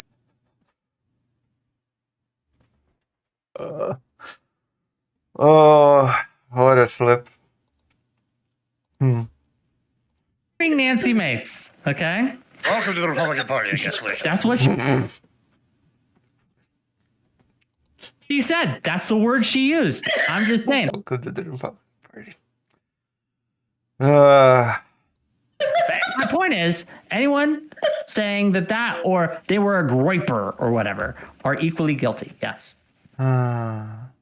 What? Well, hold on. You posted. Wait, can we about an get apology, original though, Wick. agreement? Can we get universal agreement that anybody who participates in the rat race when they're trying to use bodies like Charlie Kirk's or any Melissa Hortman's like a siege weapon, a political siege, to just throw it and start accusing? Oh, they're from LA. They must be a liberal. Correct. Oh, I heard they were raised by a conservative. I guess they're a MAGA tard, or they go through all this different stuff because all they care about is being able to do the dunk. They don't care about Charlie's wife. They don't care about Charlie's kid. They don't care about Melissa Hortman. They just care about getting those views. Libs of TikTok, all these people trying to like profit and say civil war and this is all about exploiting this moment for their own personal gain. These are bad actors and they should be socially penalized for it. And none of them will do I like where your head's at, and I really want to say, Dylan, let me ask something. So you I don't know if you've been able to keep up with the news where I'm a trans person. Can I say the T slur? Is that acceptable for me? Do I have the pass? where you're at. I assume that you have pretty good internet, but I don't want to make too many assumptions. What do you think Depending where, I guess. about the attacks on Erica Kirk and the speeches that she's given and the stance that she's taken? What do you think about that? What's your observation? I mean, I've seen some pretty gross stuff on social media. I think that, you know, a widow is going to be in a state of mind that's going to be extremely volatile. I'm going to have a certain amount of leeway that I'm just going to give her, considering the circumstances that she's in, that I would give for anybody who's grieving. I watched my grandmother recently get widowed by the man who raised me, and like watching like the emotions and volatile state that people can go through, you know, I'm sympathetic to that. She's also becoming the new leader of Turning Point USA. She's also entering herself in the political conversation. She's talking about how, you know, how this has charged her up. And I think that she's going to make a big crash into the scene. And I think that's ultimately going to open her up to a lot of critique. So as long as it has to do with the tragedy around her husband's killing, then I'm of course not gonna like pile on her for anything. But if she starts saying, for example, I hear there's whispers at the DOJ about trans gun control, saying that trans people, due to them being trans, they are not in a state where they should be allowed to own guns. That idea being pushed by a Republican White House is quite crazy, considering how much. I mean, Trump got backlash for the bump stock ban, and now he's going to go and start opening that Pandora's box. I think we need to be. If let's, for example, she started engaging in something like that, supported that, then you know, it's the verbal marketplace, and what's going to happen is going to happen. She's going to get critiqued. So I think that, of course, as long as you have that separation, then all's fair. Yeah. It's interesting how all of these various. Well, Grid, he makes an interesting point here. I think that I would like to ask you about, actually. Dylan just made a good point about the trans gun control. I am avidly. I mean, I don't think there's an issue that I might be more against Trump on than that. Like, I would freak out, because what's going to happen is, you know, first it's we can never talk about mental issue, and then they're going to turn around and label conservatism or something a mental issue. What about PTSD? And vets with PTSD? Oh, that's too unstable. You can't have a firearm. This is a Pandora's box for gun rights. Yep, that is true. Yeah, anxiety. Anyone that's ever had an anxiety prescription will have gun rights. So the FAA already does that. So the gun control's late to the party on that. So, you know, if you take, Dylan, I don't know if you're a pilot, but if you were a pilot and you take a medication for anxiety, or maybe you had an injury and you took something that as a side effect, it messes with your head a little bit. If you admit that to the FAA, they will pull your pilot's license. Yeah, but being a pilot is a very specific skill set. It does not compare to just owning a firearm. It does not compare at all. It is just a stupid comparison. You need a very specific requirement, very specific skill set to be a pilot. You don't need that specific skill set to be owning a firearm. Yeah. It's just different. If you admit that you took that, if you and pilots go to great lengths to cover up these things there's actually a YouTuber, Zyla Foxen or something like that. I forget. I don't watch her channel, and she apparently did a whole series on how she went to counseling and that she was had a really stressful time. She was having some female problems that I don't understand, but I'm certain other women would, hormonal and whatnot. And she needed some drugs to help her out and he's, just even her out. And she got through it. And the FAA's pulled her pilot's license for admitting that she had a problem and she got treatment for it. And she's actually in talks with them now to get her license back. But the same thing could be applied to something like firearm ownership, and it's so arbitrary. Like, they don't ask if you're okay. They don't talk to your doctor and say, yeah, no, he's fine. He's good. He's a good guy. She's a good person. They just do it. So no, we don't want that. We don't want, look, I'm a constitutional conservative. I want the smallest possible government we can have, especially federal. Federal government, in my opinion, needs to be like constitutional conservatism still makes absolutely no sense to me, but whatever. Still feels like a nonsensical concept to me. We need to just revamp like all the 3-letter agencies, all of them gone. Like if that happened overnight, I'd be so happy. I mean, I would dance in the streets, and I don't dance. But this is one of the places where we may align a lot, because I don't believe in any of the current 3-letter agencies. I don't think any of them do their job. They do anything but take my tax dollars. I'll disagree with you a bit because I grew up as in Maryland, and both of my grandparents who raised me were federal workers. My grandfather worked for the Bureau of Engraving and Printing. He helped, design the $100 security code things that made them a lot harder to counterfeit. He was a machinist, worked the CNC machine. That is so cool. Machines. My grandmother was a cook for the federal government, research cook and such. And now the old facility that she ran, Research cook. well, they didn't run, but was part of in our area is getting shut down. There's a lot of cuts to, I think, some good workers at HHS and other federal agencies. And I understand that there's a question about where the federal government should be involved. For example, when we talk about the FCC.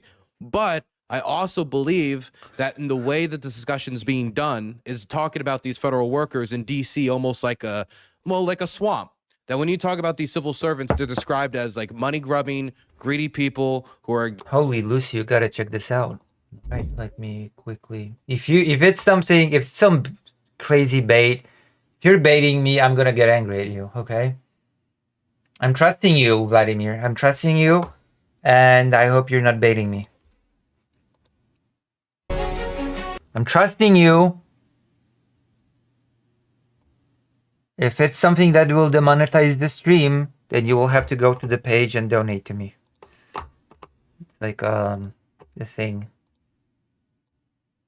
I'm trusting you with this. Oh, it's unavailable? What? I cannot watch it. It's just thank you for this. This video is not available anymore. Thing. I guess you've shared it too late.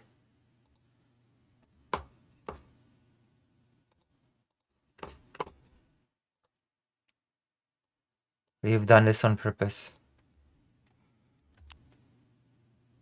No. Still no. Yes, we cannot check this out, I'm afraid. Getting very well off, who are basically sucking off the teat of the state. But a lot of the people who are getting knocked out and who are taking the deals to leave are really experienced civil servants that once you lose these people, you're losing decades of experience you will not get back easily. These are people, I'm having conversations with them, And they're saying things to me like, look, I'm going to get paid double in the private sector. It's fine. I just don't know who's going to do my job because my job sucked, but I did it because I thought it needed to be done. That's the exact thing that happened after. I understand that people, distrust, the feds, but a lot of these people are civil servants who do their job. Robots will do all the AI run robots will do all those jobs. All the jobs. Country, they want to serve their country, and I think that we're losing a lot of skill right now that's not going to be that easy to build back once we realize we need it. Like when those nuclear safety people were fired and they had nuclear safety people. Who needs nuclear safety? Nuclear safety is for pussies. Okay? I'm gonna say it as a hardcore lefty. Nuclear safety is for pussies. Alright. Alright. Thank you for your apology. Let me see. You are the beautiful community. Let's absolutely humiliate ourselves together by watching Trump's not most damaging, but damaging and most humiliating press conference ever, arguably about autism. Wait, I already watched this. I covered the autism thing. I covered it myself. We don't have to watch this. You've not watched my stream yesterday, have you, Vladimir? I covered the autism thing. I cannot believe you. Had to go scramble to go rehire them back because these Doge purges were just completely out of control. And if you cannot watch it on YouTube, you can watch it on my Twitch. There you go. And Defund the police did the same thing. Defund the police was the same thing. Where they fired all those cops and they fucking, as soon as they try to refund 2 years later and get them back, most didn't come back. Some cities are still seeing 40% less police. Sorry to cut you off, Ryan. I'm trying to get in and get to Dylan for his point like 10 minutes ago. You are right. These people calling for this absolutely are out for themselves. Exactly. That was my answer to autism. Saying like someone needs to start a revolution to get rid of capitalists, or someone needs to go start a civil war against the left wingers. They never want to do it. They're always the one that's, I'm on probation, man. I can't go fight, but you should go do it and ruin the rest of your life. So, but what we've seen for decades, though, is, again, radical Islam couldn't even be said because the U.S. public was so bigoted that they'd have a backlash against Muslims that would be so bad that we couldn't even classify this properly. Or we see the pushes like 16 Project against white supremacy is the foundation of our country, the foundation of the police. We see criminals that were being let out with soft on crime policies, going after root causes, saying these guys are actually innocent baby Aladdins that need to go out and continue to commit crime, but we really need to get rid of the police. They're the evil ones causing all the trouble. So a lot of these people that have been vilified over the years with this, like mass shootings is another one. If you hear mass shootings, it's a white male problem, but when you actually go to the Mother Jones database and break it down, whites are drastically underrepresented on that, and black and trans mass shooters are overrepresented. But again, like I'm not attacking those demographics. I'm just trying to dispel that this idea that it's always been the U.S. population that needs to be PC talked to because they're going to go off and hurt somebody, or they're going to be the ones that actually are violent. So we can't tell them the truth. Trans people are most of the shooters. That's complete nonsense. Of course. I don't like that shit, and nobody else does, and that kind of ruins the trust in the government that I like. Right, So I just want to get into that. Go ahead. Yeah, just a few people said a lot of interesting stuff, so I'm just going to drop a few comments that touch on a few different things. One of my favorite Thomas Sowell quotes is, the kind of people who talk about the root causes of crime never talk about leniency. And, there's a lot of root causes for crime, but one of them is not actually deterring it, not actually punishing it, because we know that the vast majority of crime is done by a tiny percentage of the population. So that's one point. Another point just about executive agencies. I understand we live in a complex world, and at this point, these agencies do a ton of stuff, and Department of Energy, how do you replace that expertise? It is actually a really serious problem, and we rely on these agencies. So I'm not suggesting that you take a buzzsaw to them all overnight. I am suggesting, though, that there's a myth of neutral expertise.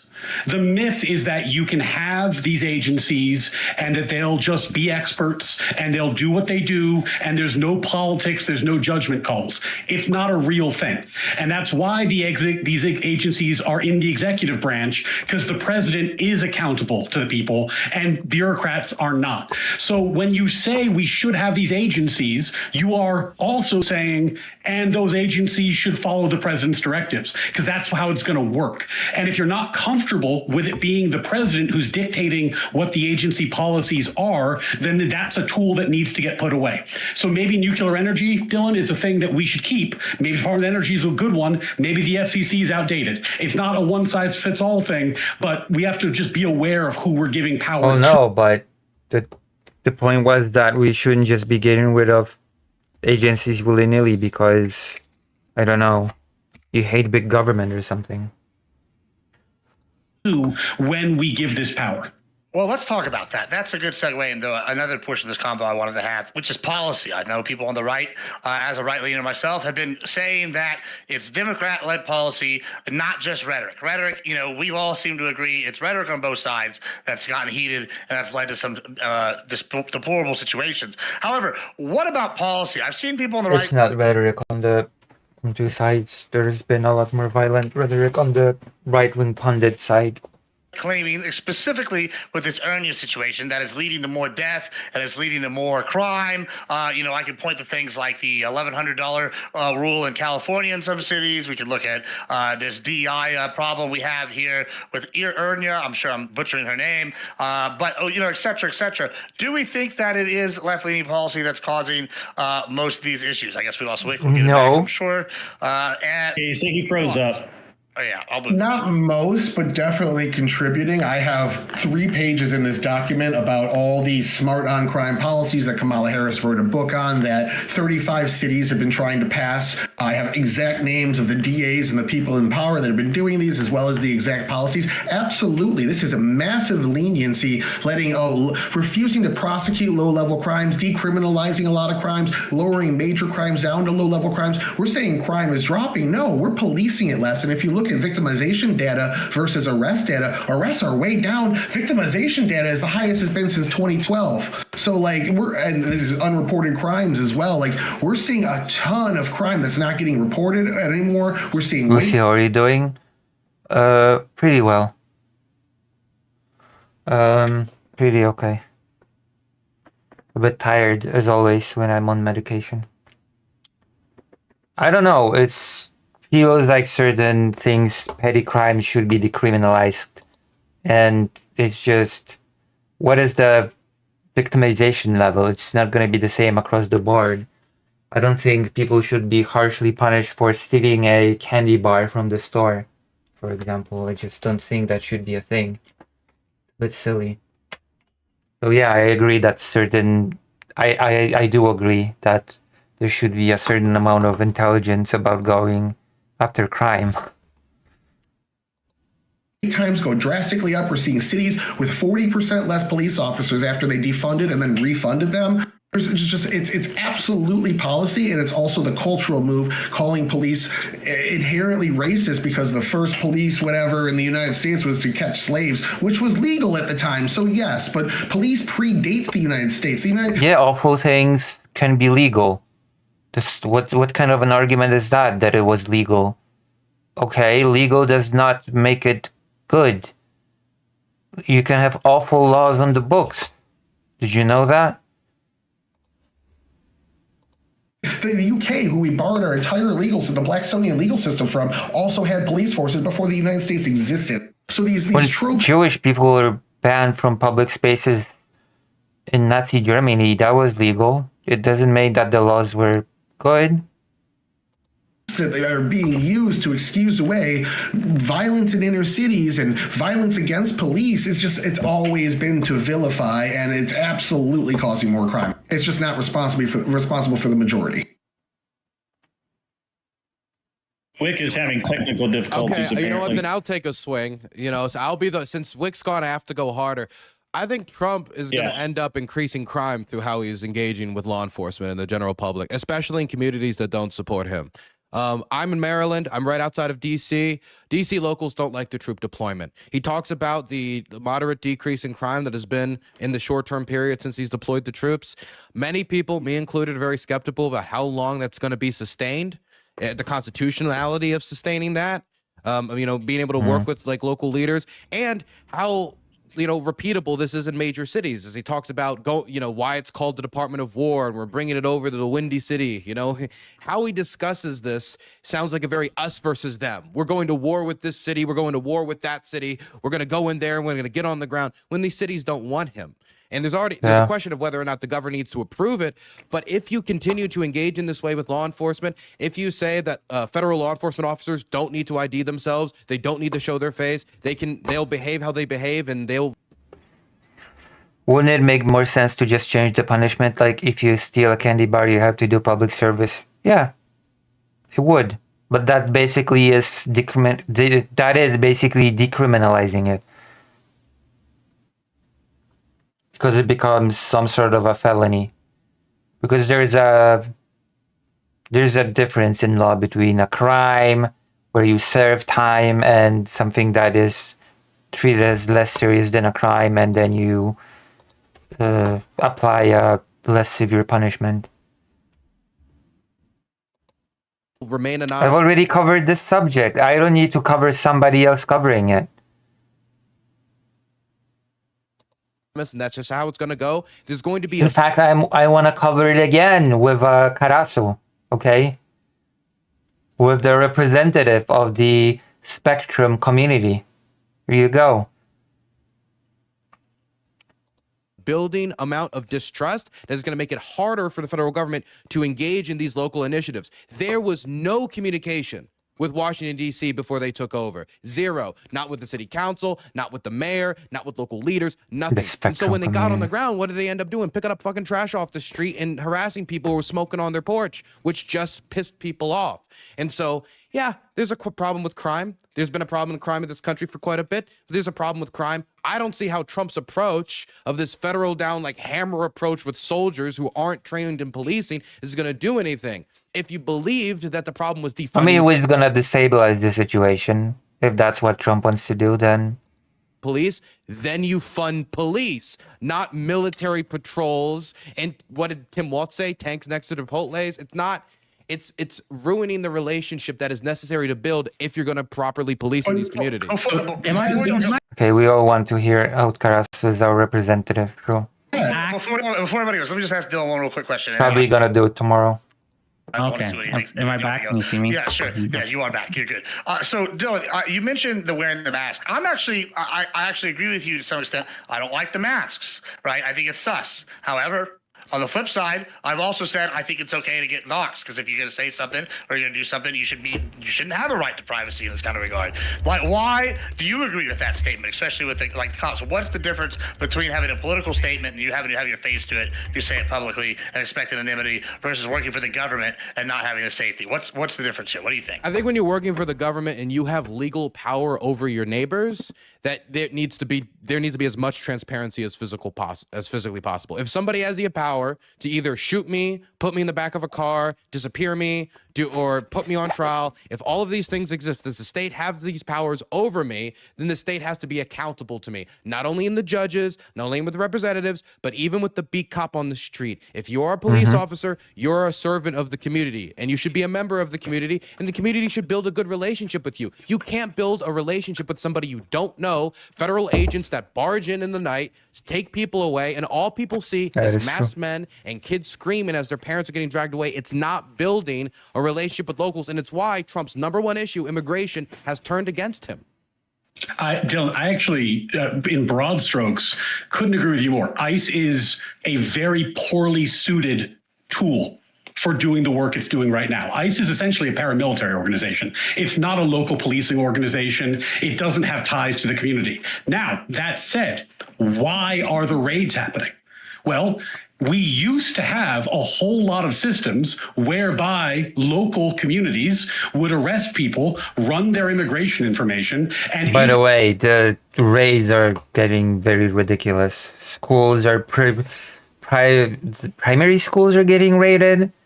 I think graduation ceremonies in primary schools were getting raided by ICE to find illegals, stuff like that. They were arrested There were for pretty loud stories about that. And of course, I don't think ICE as an organization itself is the problem. The problem is the fever to deport as many people as possible. That is the problem, in my opinion, of course. ICE is just a symptom of the problem. The solution is not to find a nicer tool to deport as many people as possible. I think that's kind of missing the point, to be quite honest with you. for a crime and they were illegal, their information would be given to ICE. They would cooperate and they would be deported. Obama used the Secure Communities program in his first term. That's how he got his numbers so high, was through this kind of cooperation. But people who are opposed to immigration enforcement, basically in all cases, litigate and shut these programs down, politically organize, create sanctuary cities and sanctuary policies. So what you have is you no longer have cooperation. And in the absence of cooperation, federal enforcement looks different. So I totally agree with you that I would like to see ICE used less. And I think ICE is going to instigate a lot of problems, but that doesn't mean you can't enforce federal law. The only way, and the way, I think the system we had previously, where local communities participated and helped and relied on local police, like you were talking about, Dylan, who have clout in the communities, who have relationships, was better. And we should go back to that. But the problem is that's not a federal decision. That's a state and local decision. And that's just up to the people who are in those communities voting. That's true. Don't we have but federal will say, sanctuary cities? I do want to respond to that because I do think that was directed at me. That's true that these localities, not all of them are participating or cooperating with ICE, but that is also for some of these localities, it isn't true in all these localities, but for some of these localities, it's because of the behavior of ICE. It's how ICE has behaved. It's because of high profile scandals. It's because of either the interests of the local community who are interested in participating with ICE. Any number one of these regions, some might be illegitimate, some might be legitimate. ICE has lost the trust of a large swath of the American public, and that trust is rapidly deteriorating right now. Now, we can ask about how we got to this point, but it's getting to the point where the president of the United States is talking about deporting U.S. citizens to foreign countries and having them staying in foreign prisons like in El Salvador and other locations. And whether or not he's being honest or he's just saying that to just try to like impress Bukele or whatever, this naturalized citizens, for example, is getting to the American public. I hear that, and what does that make me think? Hey, person walks up to me, I don't know who they are, they're masked, they don't identify themselves, and I hear the president talk about deporting American citizens as he's trying to shut down his credit. This creates fear in blue cities. This creates fear in blue states that is going to make it impossible to cooperate with. One of the president's basically deciding who is and who isn't a quote-unquote a real citizen. If you're against me, you're not a real American. And if you're not a real American, then I guess you have no place here. You should be deported somewhere. Jobs is to be a figurehead, to be the chief of the armed forces and to be a figurehead. And Trump is the worst figurehead for the United States of any president in the United States when it, in our history when it comes to this type of stuff. So I acknowledge that localities haven't cooperated with ICE, but Trump's making it worse with every statement he puts out on deportations, going to war with Chicago. It's going to make it so there's going to be no desire whatsoever to cooperate with Trump, and there's no compromise available. And to piggyback off that, just real quick, right, and I'll be concise. Trump wants that. That was a true statement. And with that, I'm going to go to the toilet because, I'll be right back. I'll be right back.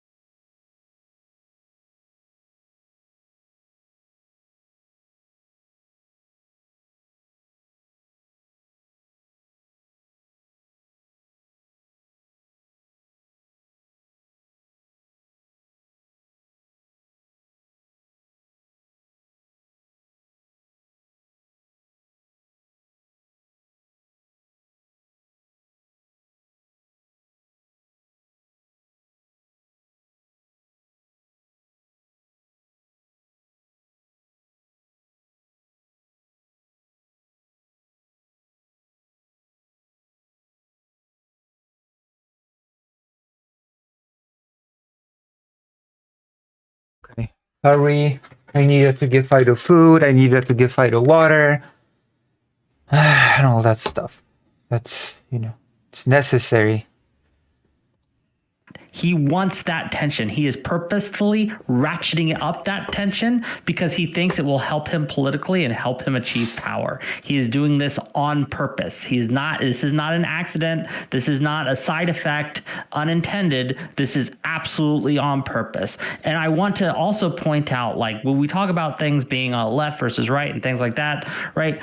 A lot of people see how the right has reacted, frankly, to people being snatched from their homes, thrown into foreign prisons, right, to CCOT, into Alligator Alcatraz, how people were going buying merch. And they saw people celebrate this, to watch these kind of like ASMR of people being dragged off to prison and laughing. The White House Twitter would post giblified versions of people being thrown in jail and women crying. And how are we going to bring the country together, right? How are we going to bring the country together when, like, how am I going to take anyone's complaint about the reaction to Charlie Kirk seriously, right? And I condemn, disavow. It was gross the way many on the left celebrated, but I don't take the right wingers' complaints on this seriously because I saw how they celebrated. Right? Fucking dragged to CCOT. I got something for Ryan. Yeah, you kind of did too, though, Wick. Right? You kind of like celebrated, right? How? I mean, didn't you post on Twitter or whatever? That.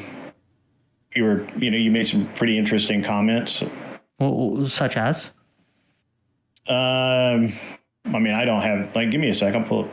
Let me get with Ryan while you look for that, because I want to address this comment before you guys move on. So Ryan, I do like your idea. I agree with Dylan. It would be nice to have these cooperating, but currently there's 13 sanctuary states and 220 sanctuary cities that are all blatantly ignoring federal immigration law, telling their officers that work for them not to comply with federal immigration officers. And to Dylan's point earlier, we are seeing one crime increase under Trump, and that's the 1,000% increase of attacks against federal officers who are deporting people in the country illegally. So if these people aren't allowed to carry out federal law, which is their job and legally permitted, I don't see a world where we're going to all get along. Tyler, hold on. All right, listen, I'm not as pro-border and immigration as you can get. But that being said, just to play devil's advocate here, if you suddenly start enforcing law, I'm sorry, Wick. I was thinking of somebody else. I apologize. For the last 4 years or so, and you push that ICE agency out and add however many thousand people, wouldn't you also agree that's going to cause an increase in assaults just by default? Yeah, but it's still not right to assault federal officers, and just because the reason sounds kind of justified doesn't make the action necessarily good. Yeah, Wick, I will say, has been fairly good about the Charlie Kirk thing generally. There was a little bit of trying to debunk the left-wing theory that kind of went into QAnon levels of speculation, but it's a very minor critique. I wasn't going to bring any of it up. And look, I think that I am, as I said before, I'm totally fine with the idea that we want to use ICE more sparingly than we are. And I would love to have a system to enforcement that worked, that wasn't reliant on raids in the way that we have it. The fact is that let's just create a network of USSR type informants among the civilian population. That's brilliant. Cooperation. And the cooperation, by the way, this is not like a Trump specific thing. Like the Secure Communities program got killed during the Obama years. So it's like the people who are litigating and are against enforcement of immigration law are against it flat stop. There's nothing you can do to make them happy. And it reminds me of what Trump said at his State of the Union when he talked about immigration. He got the Republican applause. He didn't get any Democrat applause. And he said, this is my 5th such speech to Congress. And once again, I look at Democrats in front of me and I realize there's absolutely nothing I can do to make them happy or to make them stand or smile or applaud. Nothing I could do. I could find a cure to the most devastating disease, a disease that would wipe out entire nations. Yeah, because that's comparable. Demonizing immigrants is the same as finding the cure to the most awful of diseases, isn't it? The disease of immigration. Or announce the answers to the greatest economy in history, or the stoppage of crime to the lowest levels ever recorded. And these people sitting right will not clap, will not stand, and certainly will not cheer. They will not praise me. They will not cheer for me. Oh no. He's asking what a child. Achievements. They won't do it no matter what. And I think he's right. And part of that is we've gotten to being a politician should not be about getting cheers and claps. I hate to say it. It's not point where it is incredibly rare to have somebody who identifies on the left say anything good about Donald Trump. It's incredibly rare for somebody who identifies on the right to say anything good about a Democrat, or just to admit that the other side is doing something well, or that something has gotten better, or that we fixed a problem. And that's in itself an issue. One of the dumbest thing about our politics right now is that we swing from polarity to polarity back and forth. And whenever the next person takes office, their first priority is to undo everything the other person did, rather than ask what works and what doesn't. There's some examples to the contrary. Biden kept Trump's China steel tariff is the first one that comes to mind. But oftentimes... Oh, so your whole thing has been then completely contradicted by yourself. Okay. That's our politics right now. And I think we can do better. Like, we can admit when the other side gets something right. And just... Okay, name it. Name it and I'll maybe agree to it. Name the thing that Trump did that was good. And if I agree, then I'll admit it. You know, own that and talk about that. But it does not tend to happen. Yeah, one of the reasons that that's the case is because unfortunately, and this has been going on since Bush, basically, is more and more each side's executives is governing by executive orders. And what can be done by executive order can be undone by executive order. So it leads to these very swingy situations where you're just executive order is canceling out another executive order. And right now Trump is what's he at? What does anyone know the number off the top of their head?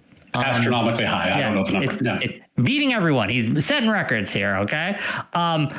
We need to go back to actually... he could not pass any of his crap during the normal way, so he has to pass everything basically via executive orders now, because he could never go through the regular route to passing anything. Yeah. Unfortunate. Using the legislature to legislate, right? Using the legislature to pass actual laws. And the reason that process is harder and slower is because it's harder to actually overturn, right? You can't just usually, right? You can't just sign that away with a wave of a pen, right? You actually have to use the legislature. So I'm with you on the swinginess, but I think one of the only ways that gets done is if we address the executive orders. You're one hop away from being a small government originalist. So I'm going to make my pitch. Oh, I know no. it won't work, but I'm going to make my pitch. You're 100% right about that. But the legislature often gridlocks. It does. And when the legislature gridlocks, we should not look to the Supreme Court. We should not look to the president to pass laws or change the Constitution in a way that the people don't support. Instead, we should limit the scope of the federal government, and we should let the states have more control over policy, because they are responsive to the people. The whole point of originalism, the whole point of limited government federalism is to avoid scenarios where the courts or the president are seizing power to themselves because Congress isn't acting. When the people don't have a majority and you can't pass a law in Congress, do it locally. Locally is 100 times better. You know the people, you know the issues, you know what they believe, it works. There are big drawbacks to that. There are big drawbacks to that. Yeah, I'm with you. I agree with that. And it's interesting. It's been interesting to me for a while how Congress is basically seeing... One of the biggest drawbacks is, of course, that if the state is red, then they could just enact the reddest policy possible. Illiteracy, basically, teaching religion over science, teaching that trans people are the evilest people ever, it leads to a situation in which certain recreational drugs are illegal in one state and legal in the other. I can smoke pot legally here, but once I cross state lines, it's suddenly illegal now, and I can be punished. It certainly has its downsides. Power to the Supreme Court. They basically lazily enact a law, and then it just goes to the Supreme Court, and they either confirm that it's constitutional and tweak it and make it work better, or they deny it. And Congress says, "Look, we tried. We did our best, guys. We passed a law, and it didn't go." It's very lazy, and Congress just is bad, man. It's bad. Term limits. Who's with me? No. Term limits. It's up to the voters. Boo. I'm with you on term limits, baby. I'll stand with you on that one. See, no more professional politicians. How about we do the Warren Buffett thing? If the country has a deficit, you can't be reelected. Ooh. I don't know about that. There's very good reasons to have a deficit. There's very good reasons to have a deficit that I don't want. Hold on. That I don't want. If a deficit is needed, I don't want the politician to fear doing what is needed because there is some arbitrary rule that he can't be reelected if he goes into deficit. And I am memeing a I bit. think it was more of an obtuse point, like a larger, just kind of a joke. I do find this term limits thing kind of interesting. Can I ask a question to Tyler? I'm looking at this like victimization data you sent me. You were going off of those like 40%, 30% increases of these different crimes. I noticed that this ends at like 2023, and it is true that in 2023 that in cities like Baltimore and DC that there was a spike in crime, but it's also been heavily covered since this data of what you've sent me that in the last 2 years there's been a more than 50% decrease in violent crimes in a city like DC, which Trump said was the impetus for his deployment of troops and why we couldn't even negotiate with the locals. We can't even ask DC what they want because we have to, because it's a crisis. It's a national security crisis. So I don't see this justifying any recent government surges. Two things for that. One, the actual complete numbers of crimes don't actually come out till about a year and a half after the year ends, roughly a year after the year ends. A lot of it gets revised. A lot of these different precincts don't report till the end of the year. So if you're looking at current year data, generally it's very incomplete. Secondly, for that, we also saw that DC was cooking their books. Yeah, but that means that we should have the data for 2024 by now. 1 year and a half, right? Show less crime that was actually happening. Somebody got should have some suspended and investigated for. So you think that the official numbers are just like bogus? That there hasn't been a decrease in the last 2 years? Oh. Just it could very well be. I don't know. It's just okay. You don't know. You have to see the revised. It's like looking at the initial jobs numbers. It's kind of a good indicator, but they could be completely revised and will look absolutely different a year later. Hold on. Well, I was going to wrap it up, but now I got to ask a question. Wait, so like, obviously it's changed the numbers because I don't know about DC specifically, but we can look at San Diego and San Francisco where they have they put a policy in place where you're not going to arrest or you're not going to prosecute any crime under $1,000 or $1,100, I believe. And it's like, well, of course you're not going to have as much crime if you're not prosecuting those crimes. Just like in San Antonio and Austin and Houston, New York, where these are different. Where we decrease that shows up in victimization data. Well, we decrease with marijuana possession from 4 ounces to 2 ounces, and depending on the city, they don't prosecute those crimes anymore. Of course, crime's going to go down. You're not prosecuting a crime. All those offenses though show up in victimization data still, even if the cops don't get called. Let's say your police wait time tripled. They do. How does marijuana say if I have? Yeah, so if there's a victim, that's a victimless one. All the victim crimes still show up in victimization data. So anybody that gets something stolen from them, even if the police don't go after them, smoking pot should not be a crime. Numbers to me. But on that note, let's move to closings here. I know some people got to leave. I also have things going on. Let's start with you, Tyler. What are your closing thoughts here? This has been a much more cordial panel than I anticipated. Wow. I'm very impressed, guys. Good job. Round of applause. We managed to tone it down today. I'm very impressed. I thought this was going to be a screaming match, to be totally honest, and I took aspirin before I came on here, thinking that's what's going to happen. Oh no, you're gonna get autism if you took a painkiller. You're gonna get autism. Careful, careful. You should tough it out. Very good job, guys. I'm very proud. But go ahead, Tyler. Give us your things. Oh, so all the things I didn't get to say about everybody's intros, I DM'd them. Just so I thought they were fun arguments. Dylan, again, your point, yes, the problem was defunding the police, but as you said about firing workers in the government and then trying to rehire them after, imagine there was a 2-year gap instead of just a 2-day gap. Getting those officers back has been a massive, drastic disaster for a lot of cities. Again, I think it's in Minneapolis, it's 40% down in officers. It should not be criminalized. Yeah, I agree. Police department. So I see you're right in your prescription, and I like a lot of Ryan's prescriptions, but I just feel like a little bit of a pie in the sky because we have federal law enforcement that's being pushed out by the states. They're refusing to go after federal crimes. They're allowing them. The Biden administration, I think it was I might be wrong on this number, it was 1.4 million people with valid deportation orders. They just refused to deport and kept in the country, including Obrego Garcia, who had a valid deportation order in 2019 that fell off in 2022. So I would say that if the laws aren't getting enforced, imagine if it was slavery. Imagine if a state said we're a slavery sanctuary state and allowed it. You'd want the federal government to go in and make sure federal law was being adhered to. It's the same thing with people here illegally. Whether you want them to be or not, a path to amnesty is a conversation to have and everything, but until that's on the table, Trump has every right to send his ICE and to get these people out, even if they aren't that effective. All right. Thank you so much, Ryan. The country is incredibly big, and the country is incredibly divided, and people think very differently. I used to live in California. I've lived in the New York City area. I've driven, worked, lived across the country. I know people in different communities.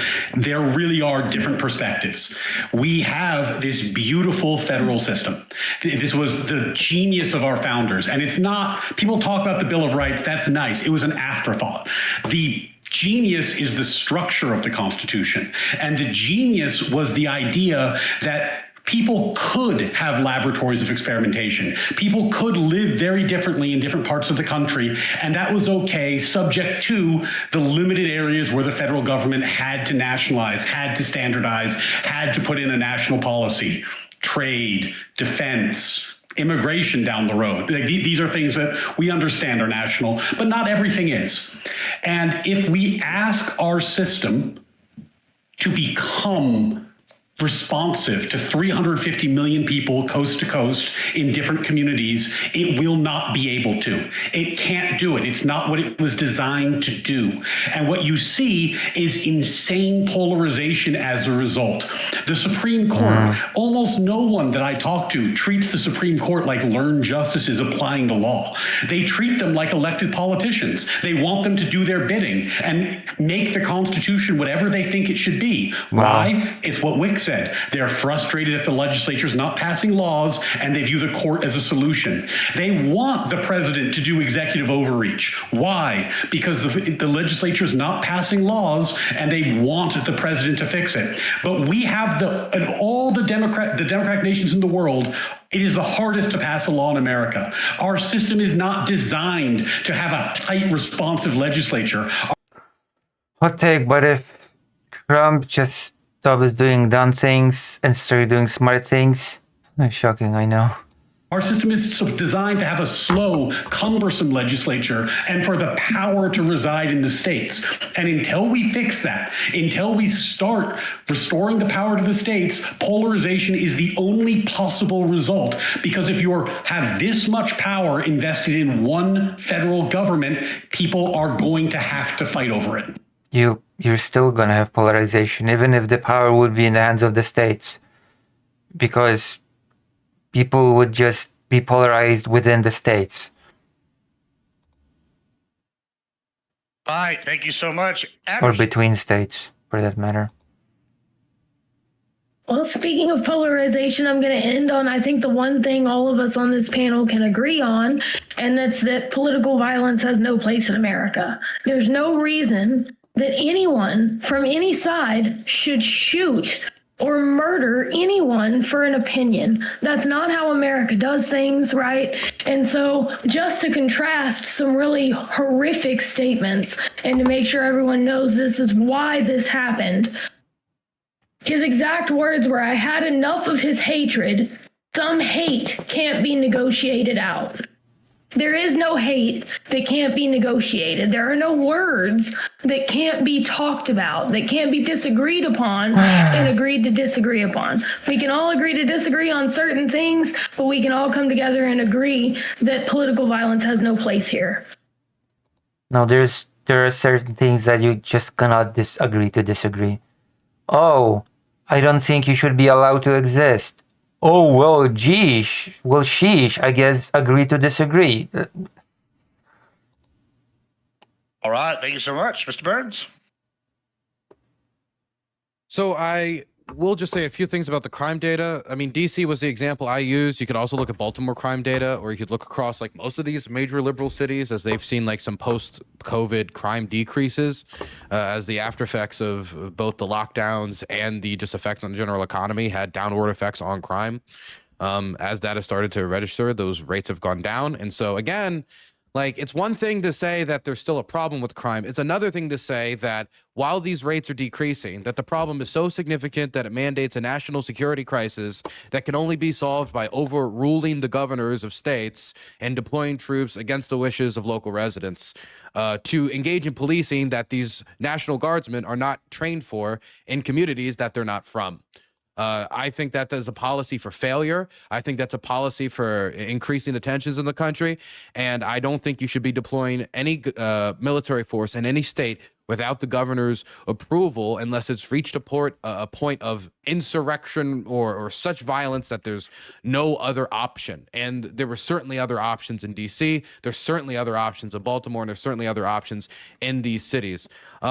As for, not to mention in the language, again, the Windy City is about to find out why it's called the Department of War.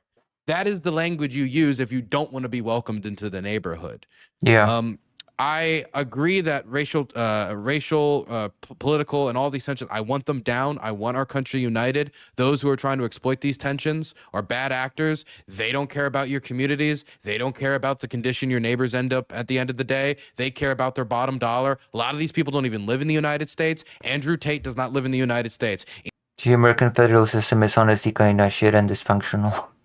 Ian Miles Chong does not live in the United States. When they're talking about civil war, they're talking about you killing your neighbor while they get to watch it on social media, right? We are not at a point anywhere close to civil war, okay? In the 70s, we had such a huge abundance of political bombings and political violence in comparison to now that the idea that there is no way back, we have reached some point that is irreconcilable, that there's only one way that this can be solved now. Anybody talking in that way is your enemy, the enemy of your family, the enemy of your neighbors, the enemy of your community, and the enemy of the republic.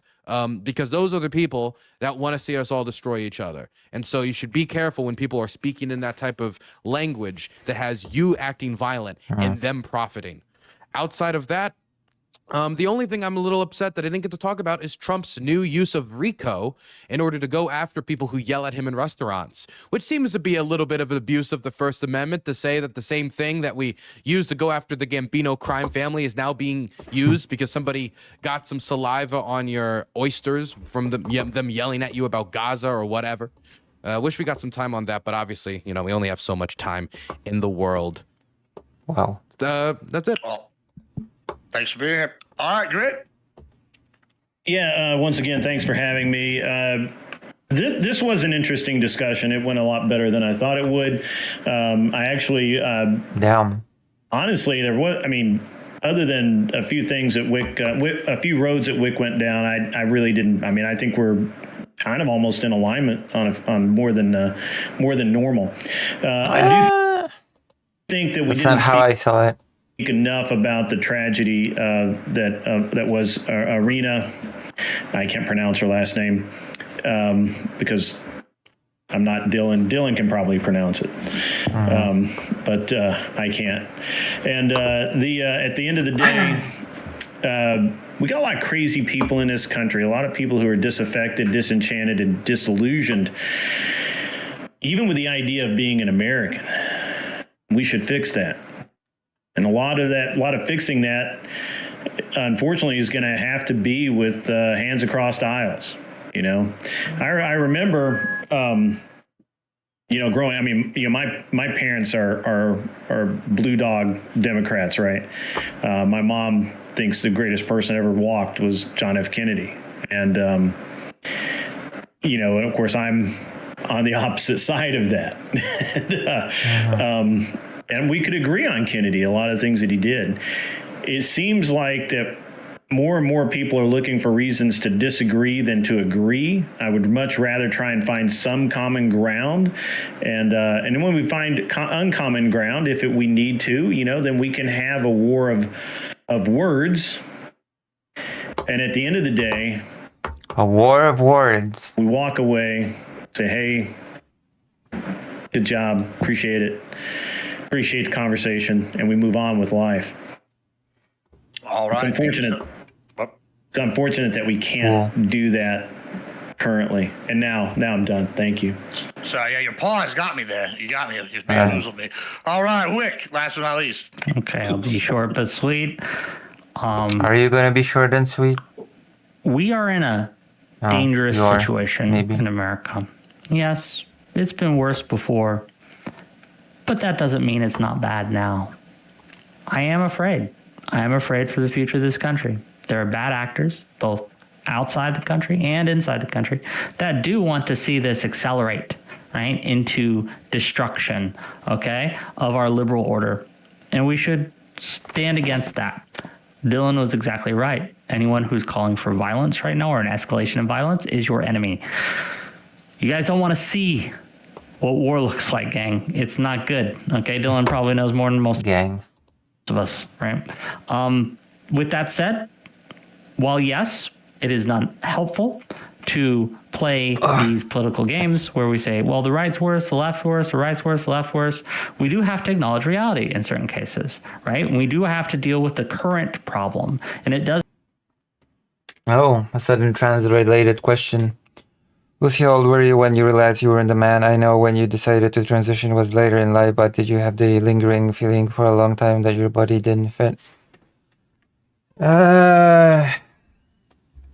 I had a lingering feeling when I was small, then I sort of pushed it back for many years, and then it sort of resurfaced. That's the TLDR, I guess. That's the TLDR.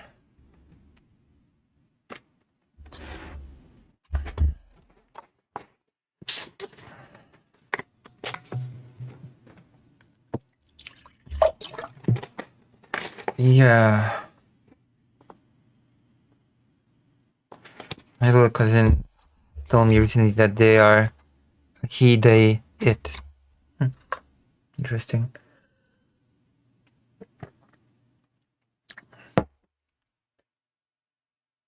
Apparently the rapture happened today. I'm so glad to be finally in heaven. Oh wait, I'm Jewish, never mind. I guess all the nice Christians were taken to heaven and all of us bad people are just left here now.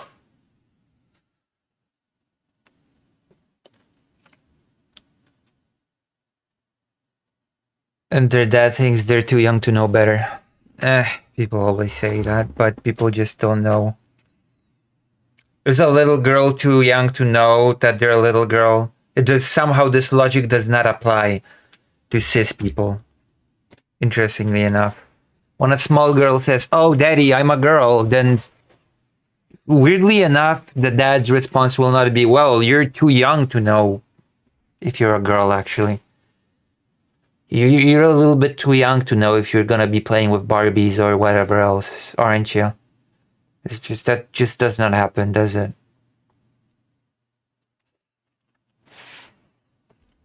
Does no one any good to play, well, what about Biden? Or what about Obama? Or what about the Democrats? Doesn't help. Doesn't solve the problem that's happening right now. We don't have a President Obama right now. We don't have a President Biden right now. We do have a President Trump right now. And so we should probably focus on what's ahead of us and what's right here.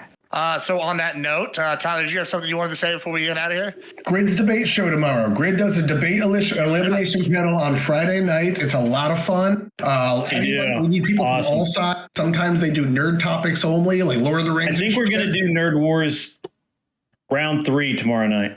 Yeah, I won 3-0 last time, so come try to beat my nerdiness. That These sounds glasses. fun. It's a good fucking time. So yeah, anyone It's interested, what we do is we do various. I don't think kids think about social justice. Yeah, personal identity has nothing to do with social justice. Nice try, jumped into it.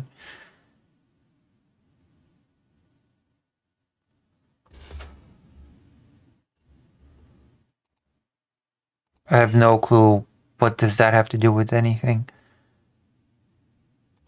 It's I'll get out of here. We'll be right out. Y'all be I love good. you Thank all. you so much for coming. Bye, everybody. Wow, See ya. Woo. incredible. Yo, everybody. The one thing I wish I mentioned, and I only thought about once my segment ended, is Tyler brought up, people were bringing up like disproportionate amount of like shooting. Look at that. Look at that cut of chat. Lack of professionalism. From the trans community. If you look at the data, what we're talking about is 5 shooters from the last decade, right? Now, There are about 2.8 million trans people in the US, from what I've seen, by the way. Just saying. as a percentage of the population, trans people are like 1%, right?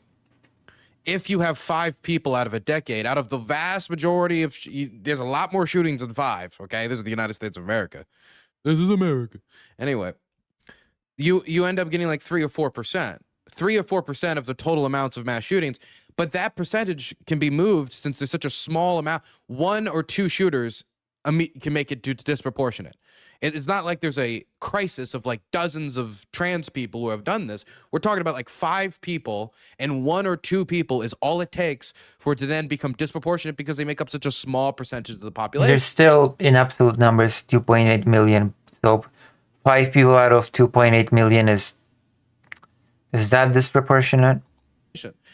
And when you think about all the factors that could push somebody who, a community that is uber online, community that tends to be more socially isolated due to geolocation. Like if you're in somewhere like Utah, as a trans person, you're probably going to have a lot more, let's just say, social barriers than if you were a trans person in Los Angeles. And these different factors of difficulty with mental health, difficulty with social inclusion, just open hatred being displayed towards the community.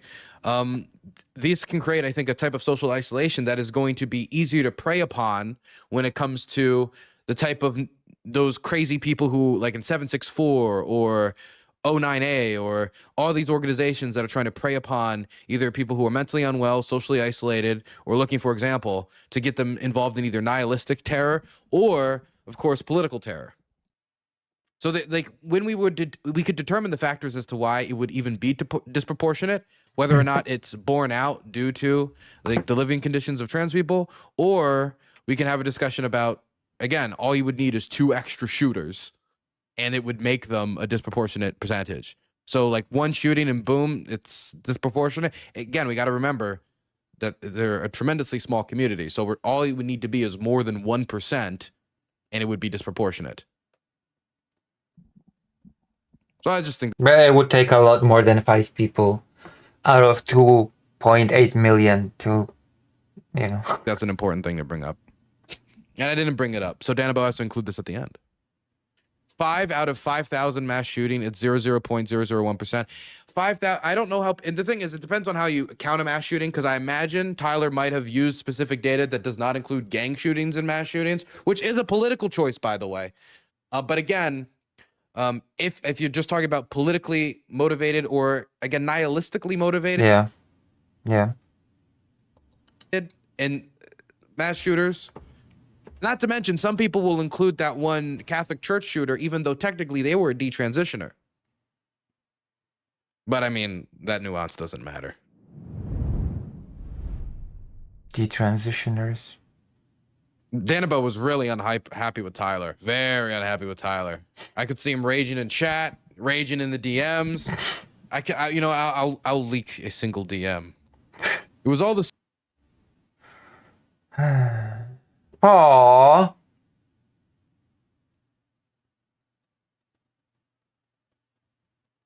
We gave therapeutic golden retrievers to German Shepherds with depression. Oh my god.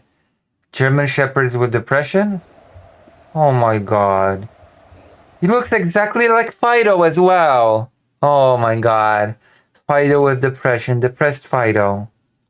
I don't want Fido to be depressed. Come on. He really does look like Fido. Does Fido have depression? No. No, I love him too much. I give him too much love for him to have depression. One moment. I'm gonna go and pet him. I wanna go and pet him now. I'm gonna make sure he does not have depression. I'll be right back. I'll be right back.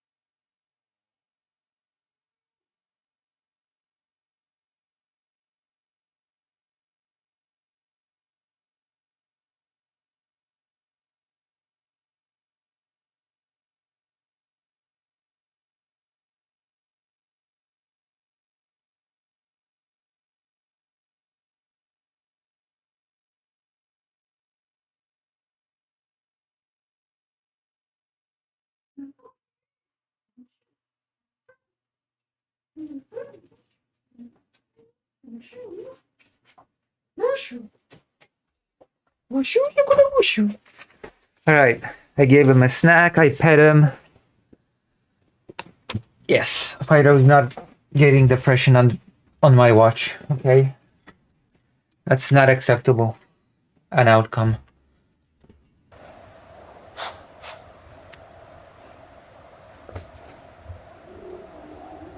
Aww, look.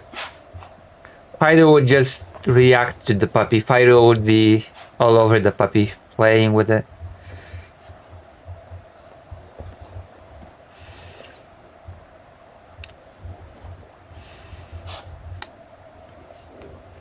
Aww. Looks like Fido a lot. Especially the face looks very much like Fido. Very sad.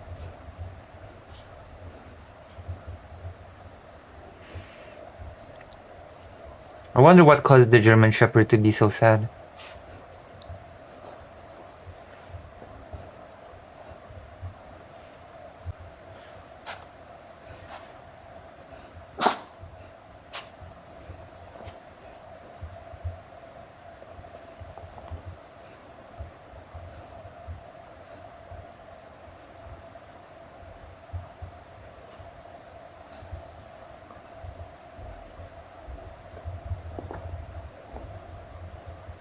I wonder if it works at any point. Oh, it works a bit, yeah.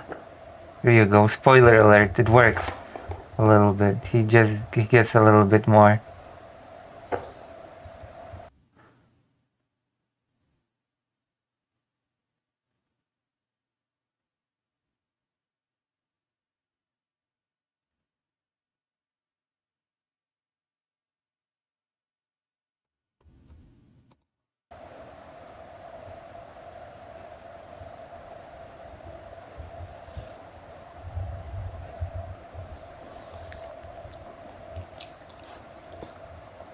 Oh, that looks like Fido.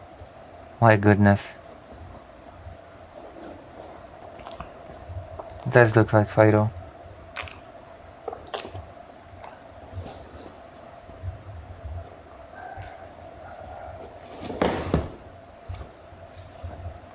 It's just Fido is not that sad.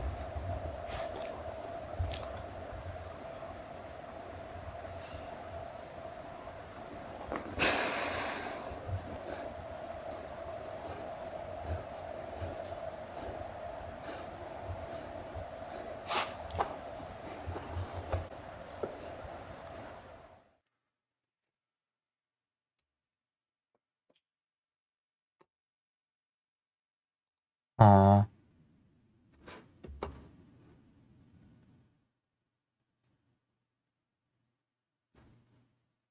Breaking. Trump says Ukraine can win. Oh, I want to see that. Wait, that's wow. Really?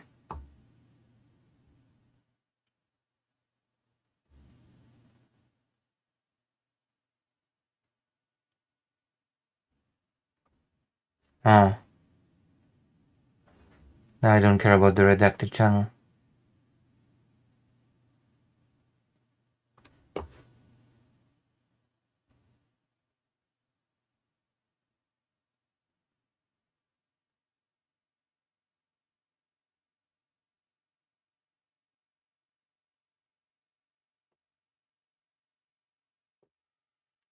Interesting.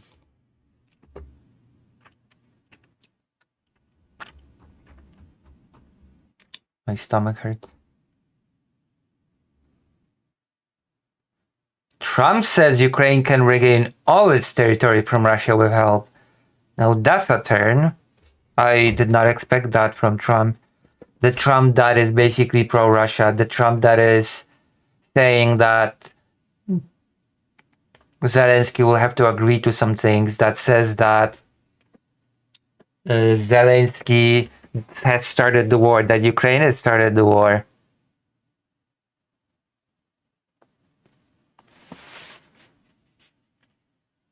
Interesting.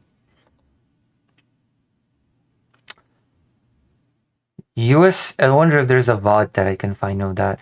US President Donald Trump shifted his rhetoric about the war in Ukraine on Tuesday, saying he believes Ukraine can win back all of the territory Russia has taken since its invasion, although he gave no indication of how that would affect US policy. Interesting, considering that he said that it would be difficult, that a land swap would have to be made, that Ukraine would have to give up some territory, but maybe get some of it back. That is a shift in rhetoric, even if it's just to the media. Because he has not stated that before, even when just talking to the media, so...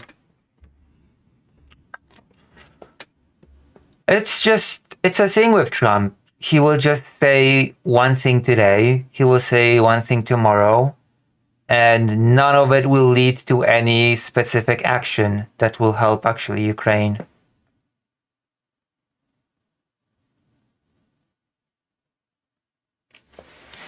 Vladimir says Trump always says stuff depending on the last person he talked to. In this case, it was President Macron. Yeah. Too bad it's always all talk and no show, isn't it? I mean, a little bit late to the show, isn't he? Calling Russia a paper tiger. But he still wants to do business with that paper tiger, so he still so far has been pressuring only Ukraine and not been pressuring Russia at all, so... And I'm sorry to say, in my book, actions speak louder than words. So as much as it's nice that he said that, it doesn't mean anything unless US policy will follow. And so far, I'm not sure that it will. Trump made his comment in a post on his Truth Social platform soon after meeting with Ukrainian President Volodymyr Zelensky. On the sidelines of the UN General Assembly, he had previously said that both Kyiv and Moscow would have to cede land to end the war. With time, patience, and the financial support of Europe, and in particular NATO, the original borders from where this war started is very much an option, Trump said in his post. Zelensky has been pushing Trump to show more support for Kyiv's war effort, including by imposing tough new sanctions on Russia, which Trump has so far just time and time again. He has been saying that it's on the table, that it's possible, that he is considering it. If in 2 weeks we won't have a ceasefire, sanctions. 2 weeks passed, nothing. Well, 50 days. 50 days pass, nothing. Then he meets in Alaska, nothing. It's just okay. I'm thinking about it. I'm thinking about imposing those sanctions. It's on the table. Maybe Zelensky should not have started the war. It's Biden's war. Many Ukrainians were shocked when Trump gave Russian President Vladimir Putin red carpet treatment at a mid-August summit in Alaska, and believe Moscow will not stop its war unless it faces heavy external pressure, which the US is not willing to impose. In the post, Trump criticized Russia, saying it had been fighting aimlessly in a war that a real military power would have won in less than a week. But he has not imposed tougher sanctions, and he and aides have seemed to indicate that Kyiv must cede both Crimea and parts of eastern Ukraine to Russia in order to end the deadliest conflict in Europe in 80 years. So, yeah, because let's remember that the pre-2022 borders still had Ukrainian territory under Russian control. Let's not forget about that the conflict started in 2014, not in 2022. In his post on Tuesday, however, Trump hinted at stronger action.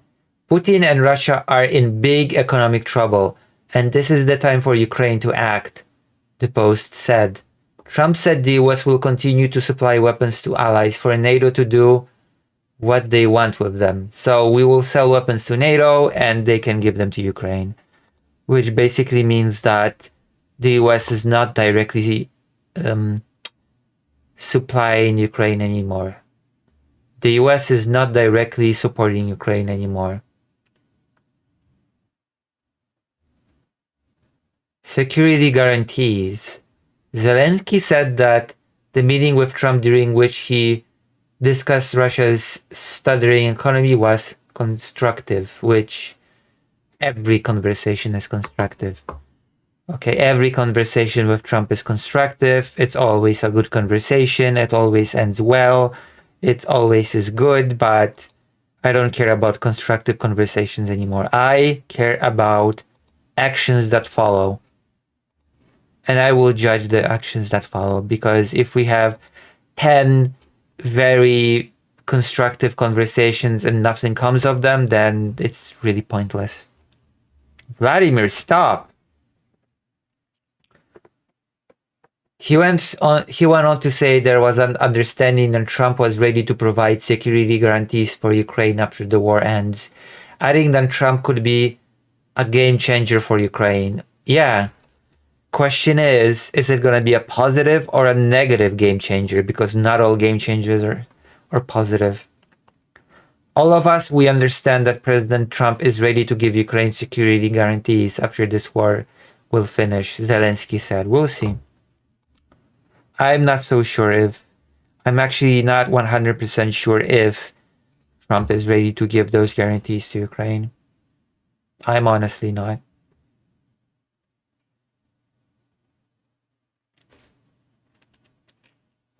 That is interesting.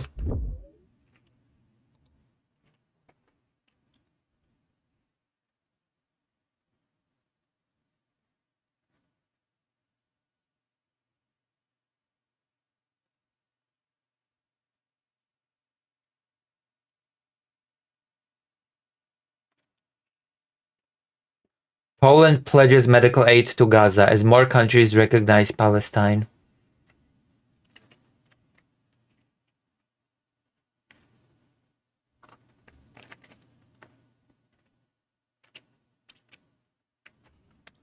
Lithuania allows military to down drones breaching its airspace, finally. There is talks about shooting down jets now.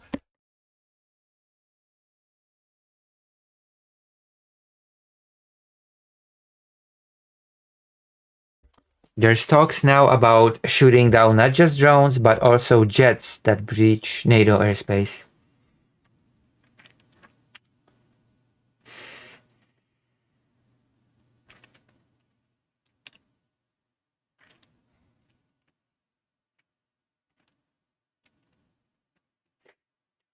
Governor overrules move to name Jesus Christ King of Polish County. Oh my gosh. Oh my gosh.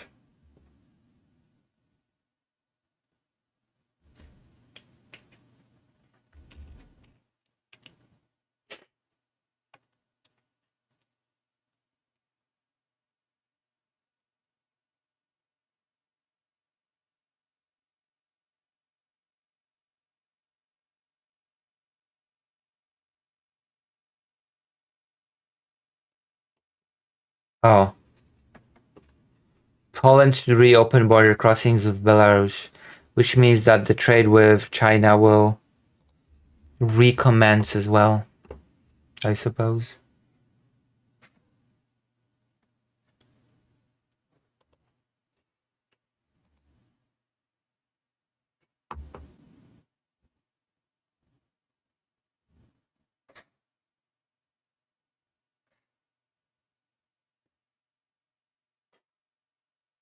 Loner bots.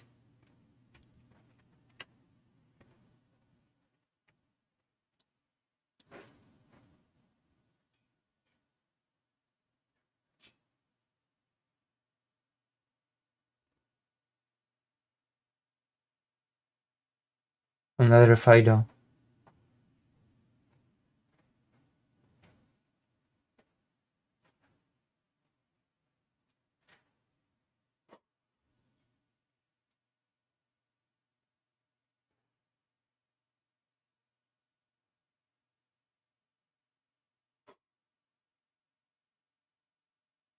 What are you doing? What are the dogs doing?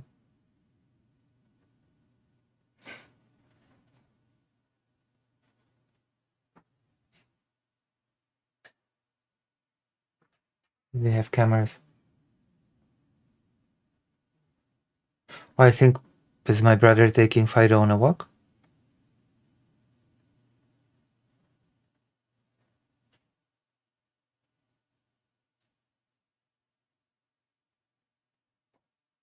That'd be nice.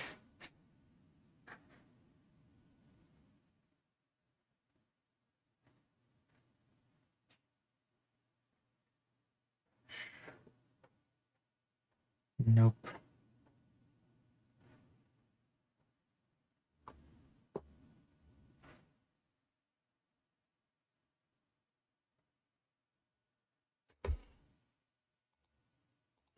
Interesting.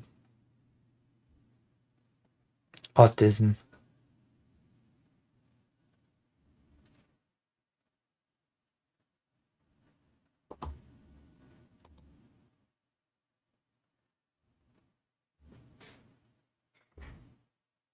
What's President Sunday doing? Which I believe I actually have on my GOG.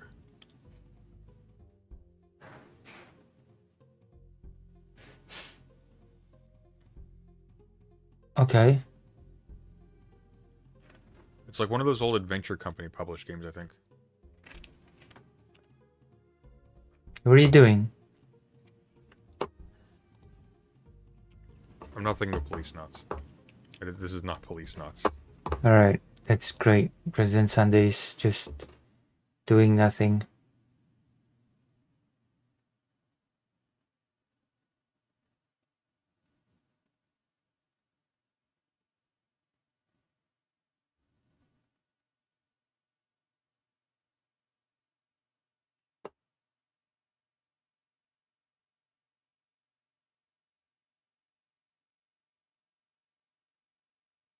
Let's see this.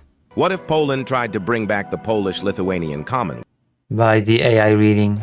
First, Poland would propose the union to the Lithuanians, who would accept, marking the... Why would the Lithuanians accept? That's a really cute assumption. Return of the Polish-Lithuanian... That's a really cute That's a really cute assumption. Commonwealth. Then they would attack Latvia and Estonia. Even with their combined forces, they wouldn't be able to stop the Polish-Lithuanians. Next, why attack? Why not propose the same union? They would attack Belarus. Belarus wouldn't be able to defend itself and would lose. Belarus is under the protectorate of Russia. Polish Lithuanians would then attack Ukraine. Why attack? This makes no sense. Ukraine would be a strong opponent, but many people in Ukraine would want to join the Commonwealth, weakening Ukraine. Wait, why? Why would many people want to join the Commonwealth? Ukraine's army. After many battles. What? That makes no sense. These are just things that the AI is taking out of its ass completely. Ukraine would fall. However, Russia would not allow such a powerful state to exist on its borders and would declare war. The Polish Lithuanians would begin losing, but the West. Why would they begin losing?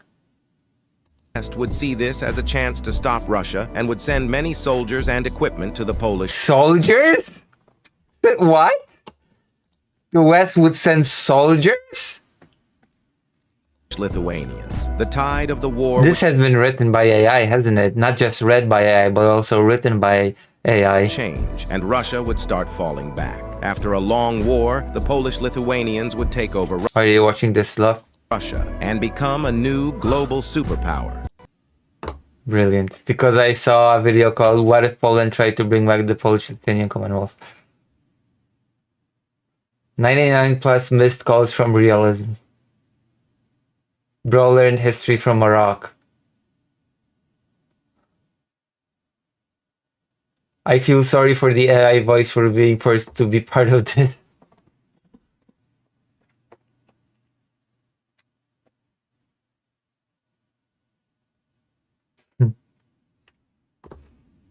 Brilliant. Good video. Good show. Good show.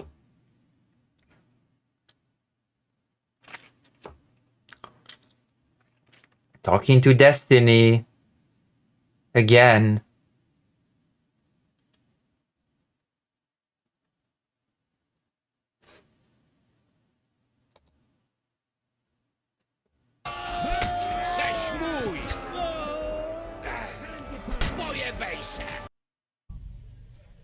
O. Jest, nie, to zostawiamy.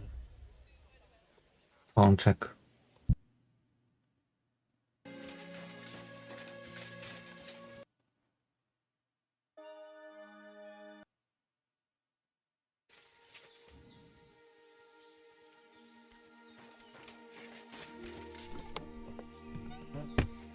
To gdzieś powoli, dobra.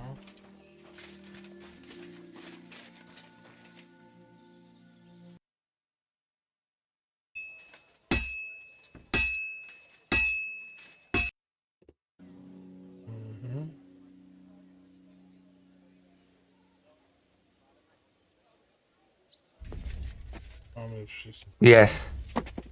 Mamy coś do zamieniania. I will play. I will play Kingdom Come Deliverance. If I can afford to buy it.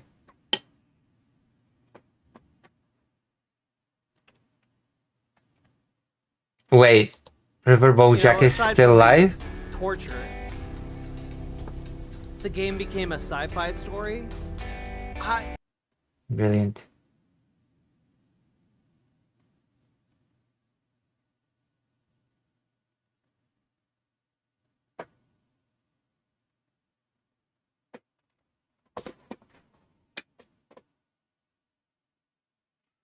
Yeah, Riverboat Jack.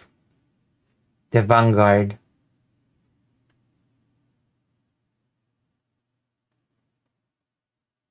Oh, $5.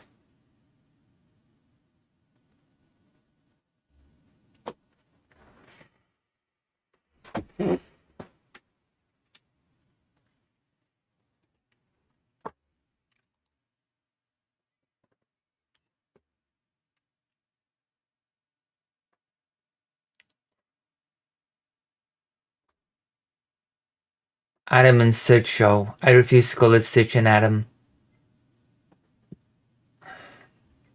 I refuse.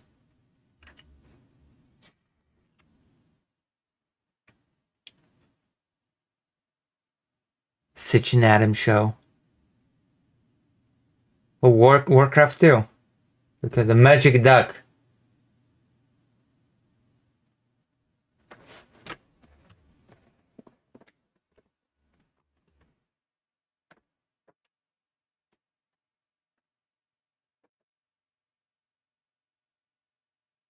90. What kind of title is that? 94th YouTube stream. What a weird title.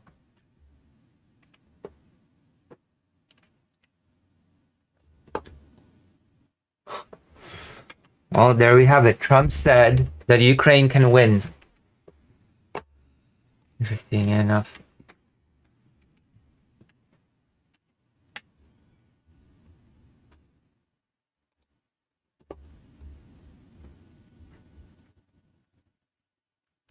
I'm interested in this. Because there's also, ever since there's been a lot of breaching of NATO airspace, not just by drones but by jets recently. Estonia and then Polish economic airspace. There's been a statement by many that maybe NATO should just be shooting down Russian jets. I think the Minister of Foreign Affairs, Radosław Sikorski, has said that Russia should not be whining should NATO shoot down Russian jets when it breaches its airspace, NATO's airspace. And now it seems like Trump has joined this group of people saying that maybe it would be okay if NATO shut down the Russian jets. So let's take a look. Trump's rhetoric is shifting once again. Let's see how long it'll last, and let's see if it'll lead to anything. Any questions? Mr. President, do you think that NATO countries should shoot down Russian aircraft if they enter their airspace? Yes, I do. Interesting. That is a very interesting statement. Of course, I agree. But then again, I also think that Poland should be interested in protecting Ukrainian sky. That is a whole different topic, but I do believe in that.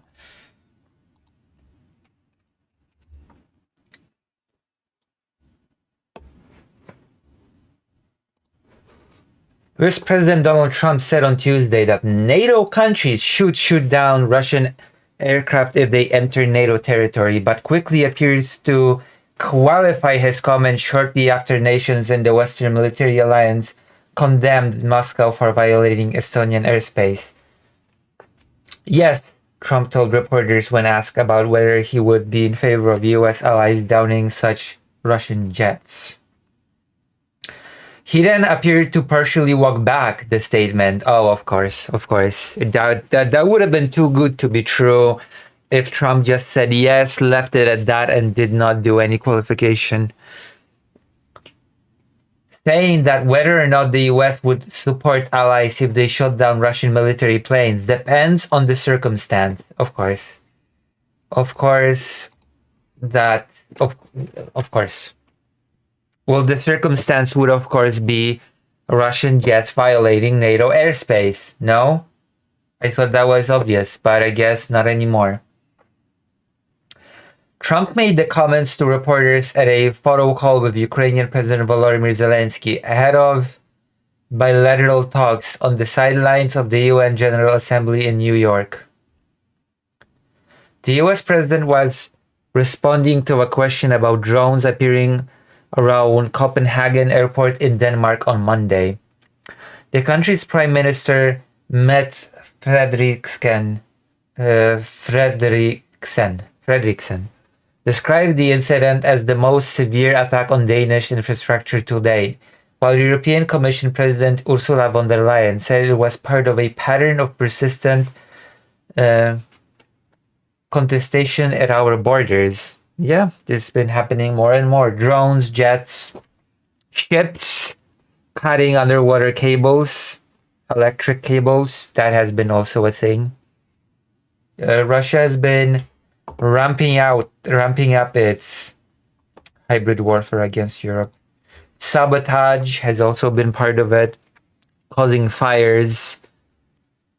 Our critical infrastructure is at risk, von der Leyen posted on the X platform on Tuesday, adding the fact that facts were still being established. A similar incident also caused disruption at Oslo Airport on Monday.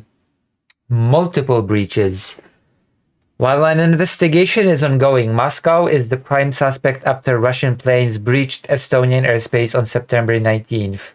And then the Polish economic airspace as well was breached near an oil rig.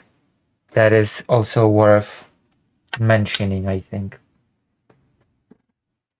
Earlier this month, around 20 Russian drones entered skies above Poland, prompting NATO jets to shoot some of them down. Poland's prime minister said on Monday that the country's armed forces would not hesitate to shoot down aerial intrusions that pose a threat, a sentiment reiterated by Foreign Minister Radosław Sikorski later the same day. Yes, there we go. He said that Russia should not whine should NATO shoot down Russian jets. Addressing Moscow, Sikorski said, if another missile or aircraft enters our space without permission, deliberately or by mistake, and gets shot down, and the wreckage falls on NATO territory, please don't come here to whine about it. You have been warned. Other senior European politicians have made similar comments. And it is kind of interesting to see Trump join this sentiment, even if it has been partially walked back. Balancing on edge of conflict. Estonia's defense minister Hanno Pevkur said on Monday that if there is a need, we do not hesitate, and this is the common understanding. While the Czech president Petr Pavel said such territorial breaches are grounds for activating defense mechanisms, namely the downing of such an aircraft. That is a good start, but I do think that NATO should consider also defending the Ukrainian sky. I will keep repeating it ad nauseum that NATO should be defending Ukrainian skies from drones, missiles, and whatever else as well.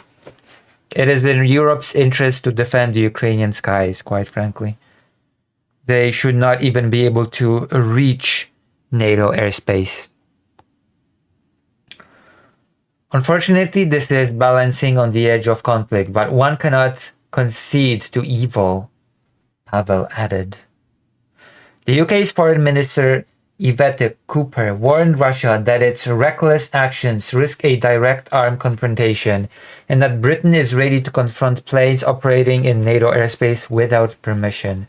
If we need to confront planes, then we will do so, she said. And of course, Turkey has done so in the past. Turkey has shut down Russian jets in the past. That is not something that certain countries have shied away from. Incub says, there has been also a recent bust of thousands of phones in what appears to be a plot to crash cell tower coverage in New York City, near the UN headquarters.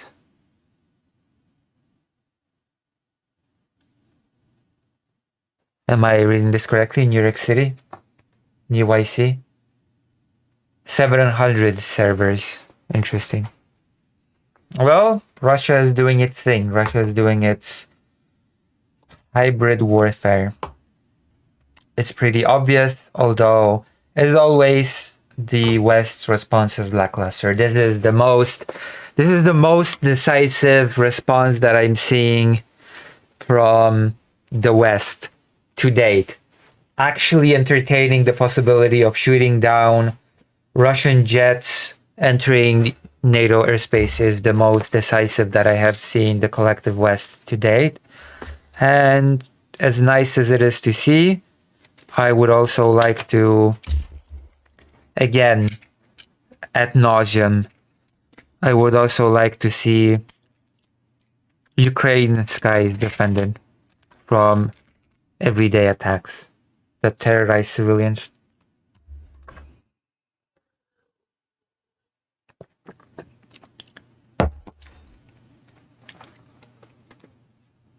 That would be a real gesture of solidarity. That would show that the West is capable of being a competent ally to Ukraine, but I'm afraid we just might not see that. I'm afraid that that is not something that is going to materialize. Yeah. Well, things are happening. Here, things are sort of kind of happening.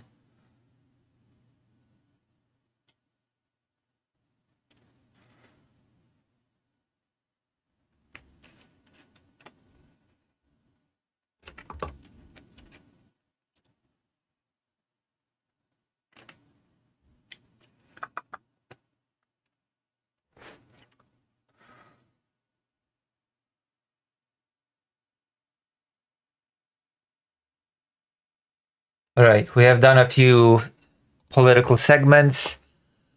I have streamed for 6 hours. I think I'm gonna take a break. Maybe I'll return in a few hours. And by taking a break, I mean I will end this stream and maybe I'll be back in a few hours, okay? I hope to see you all later, maybe. Who knows? Maybe I'll see you all. So for now, I'm gonna raid you into somebody. Somebody called President Sunday. Maybe President Sunday will one day return the favor and raid me back. Who knows? That would be cool. Be raided by President Sunday. Okay, I'll see you. Lots of love to you all.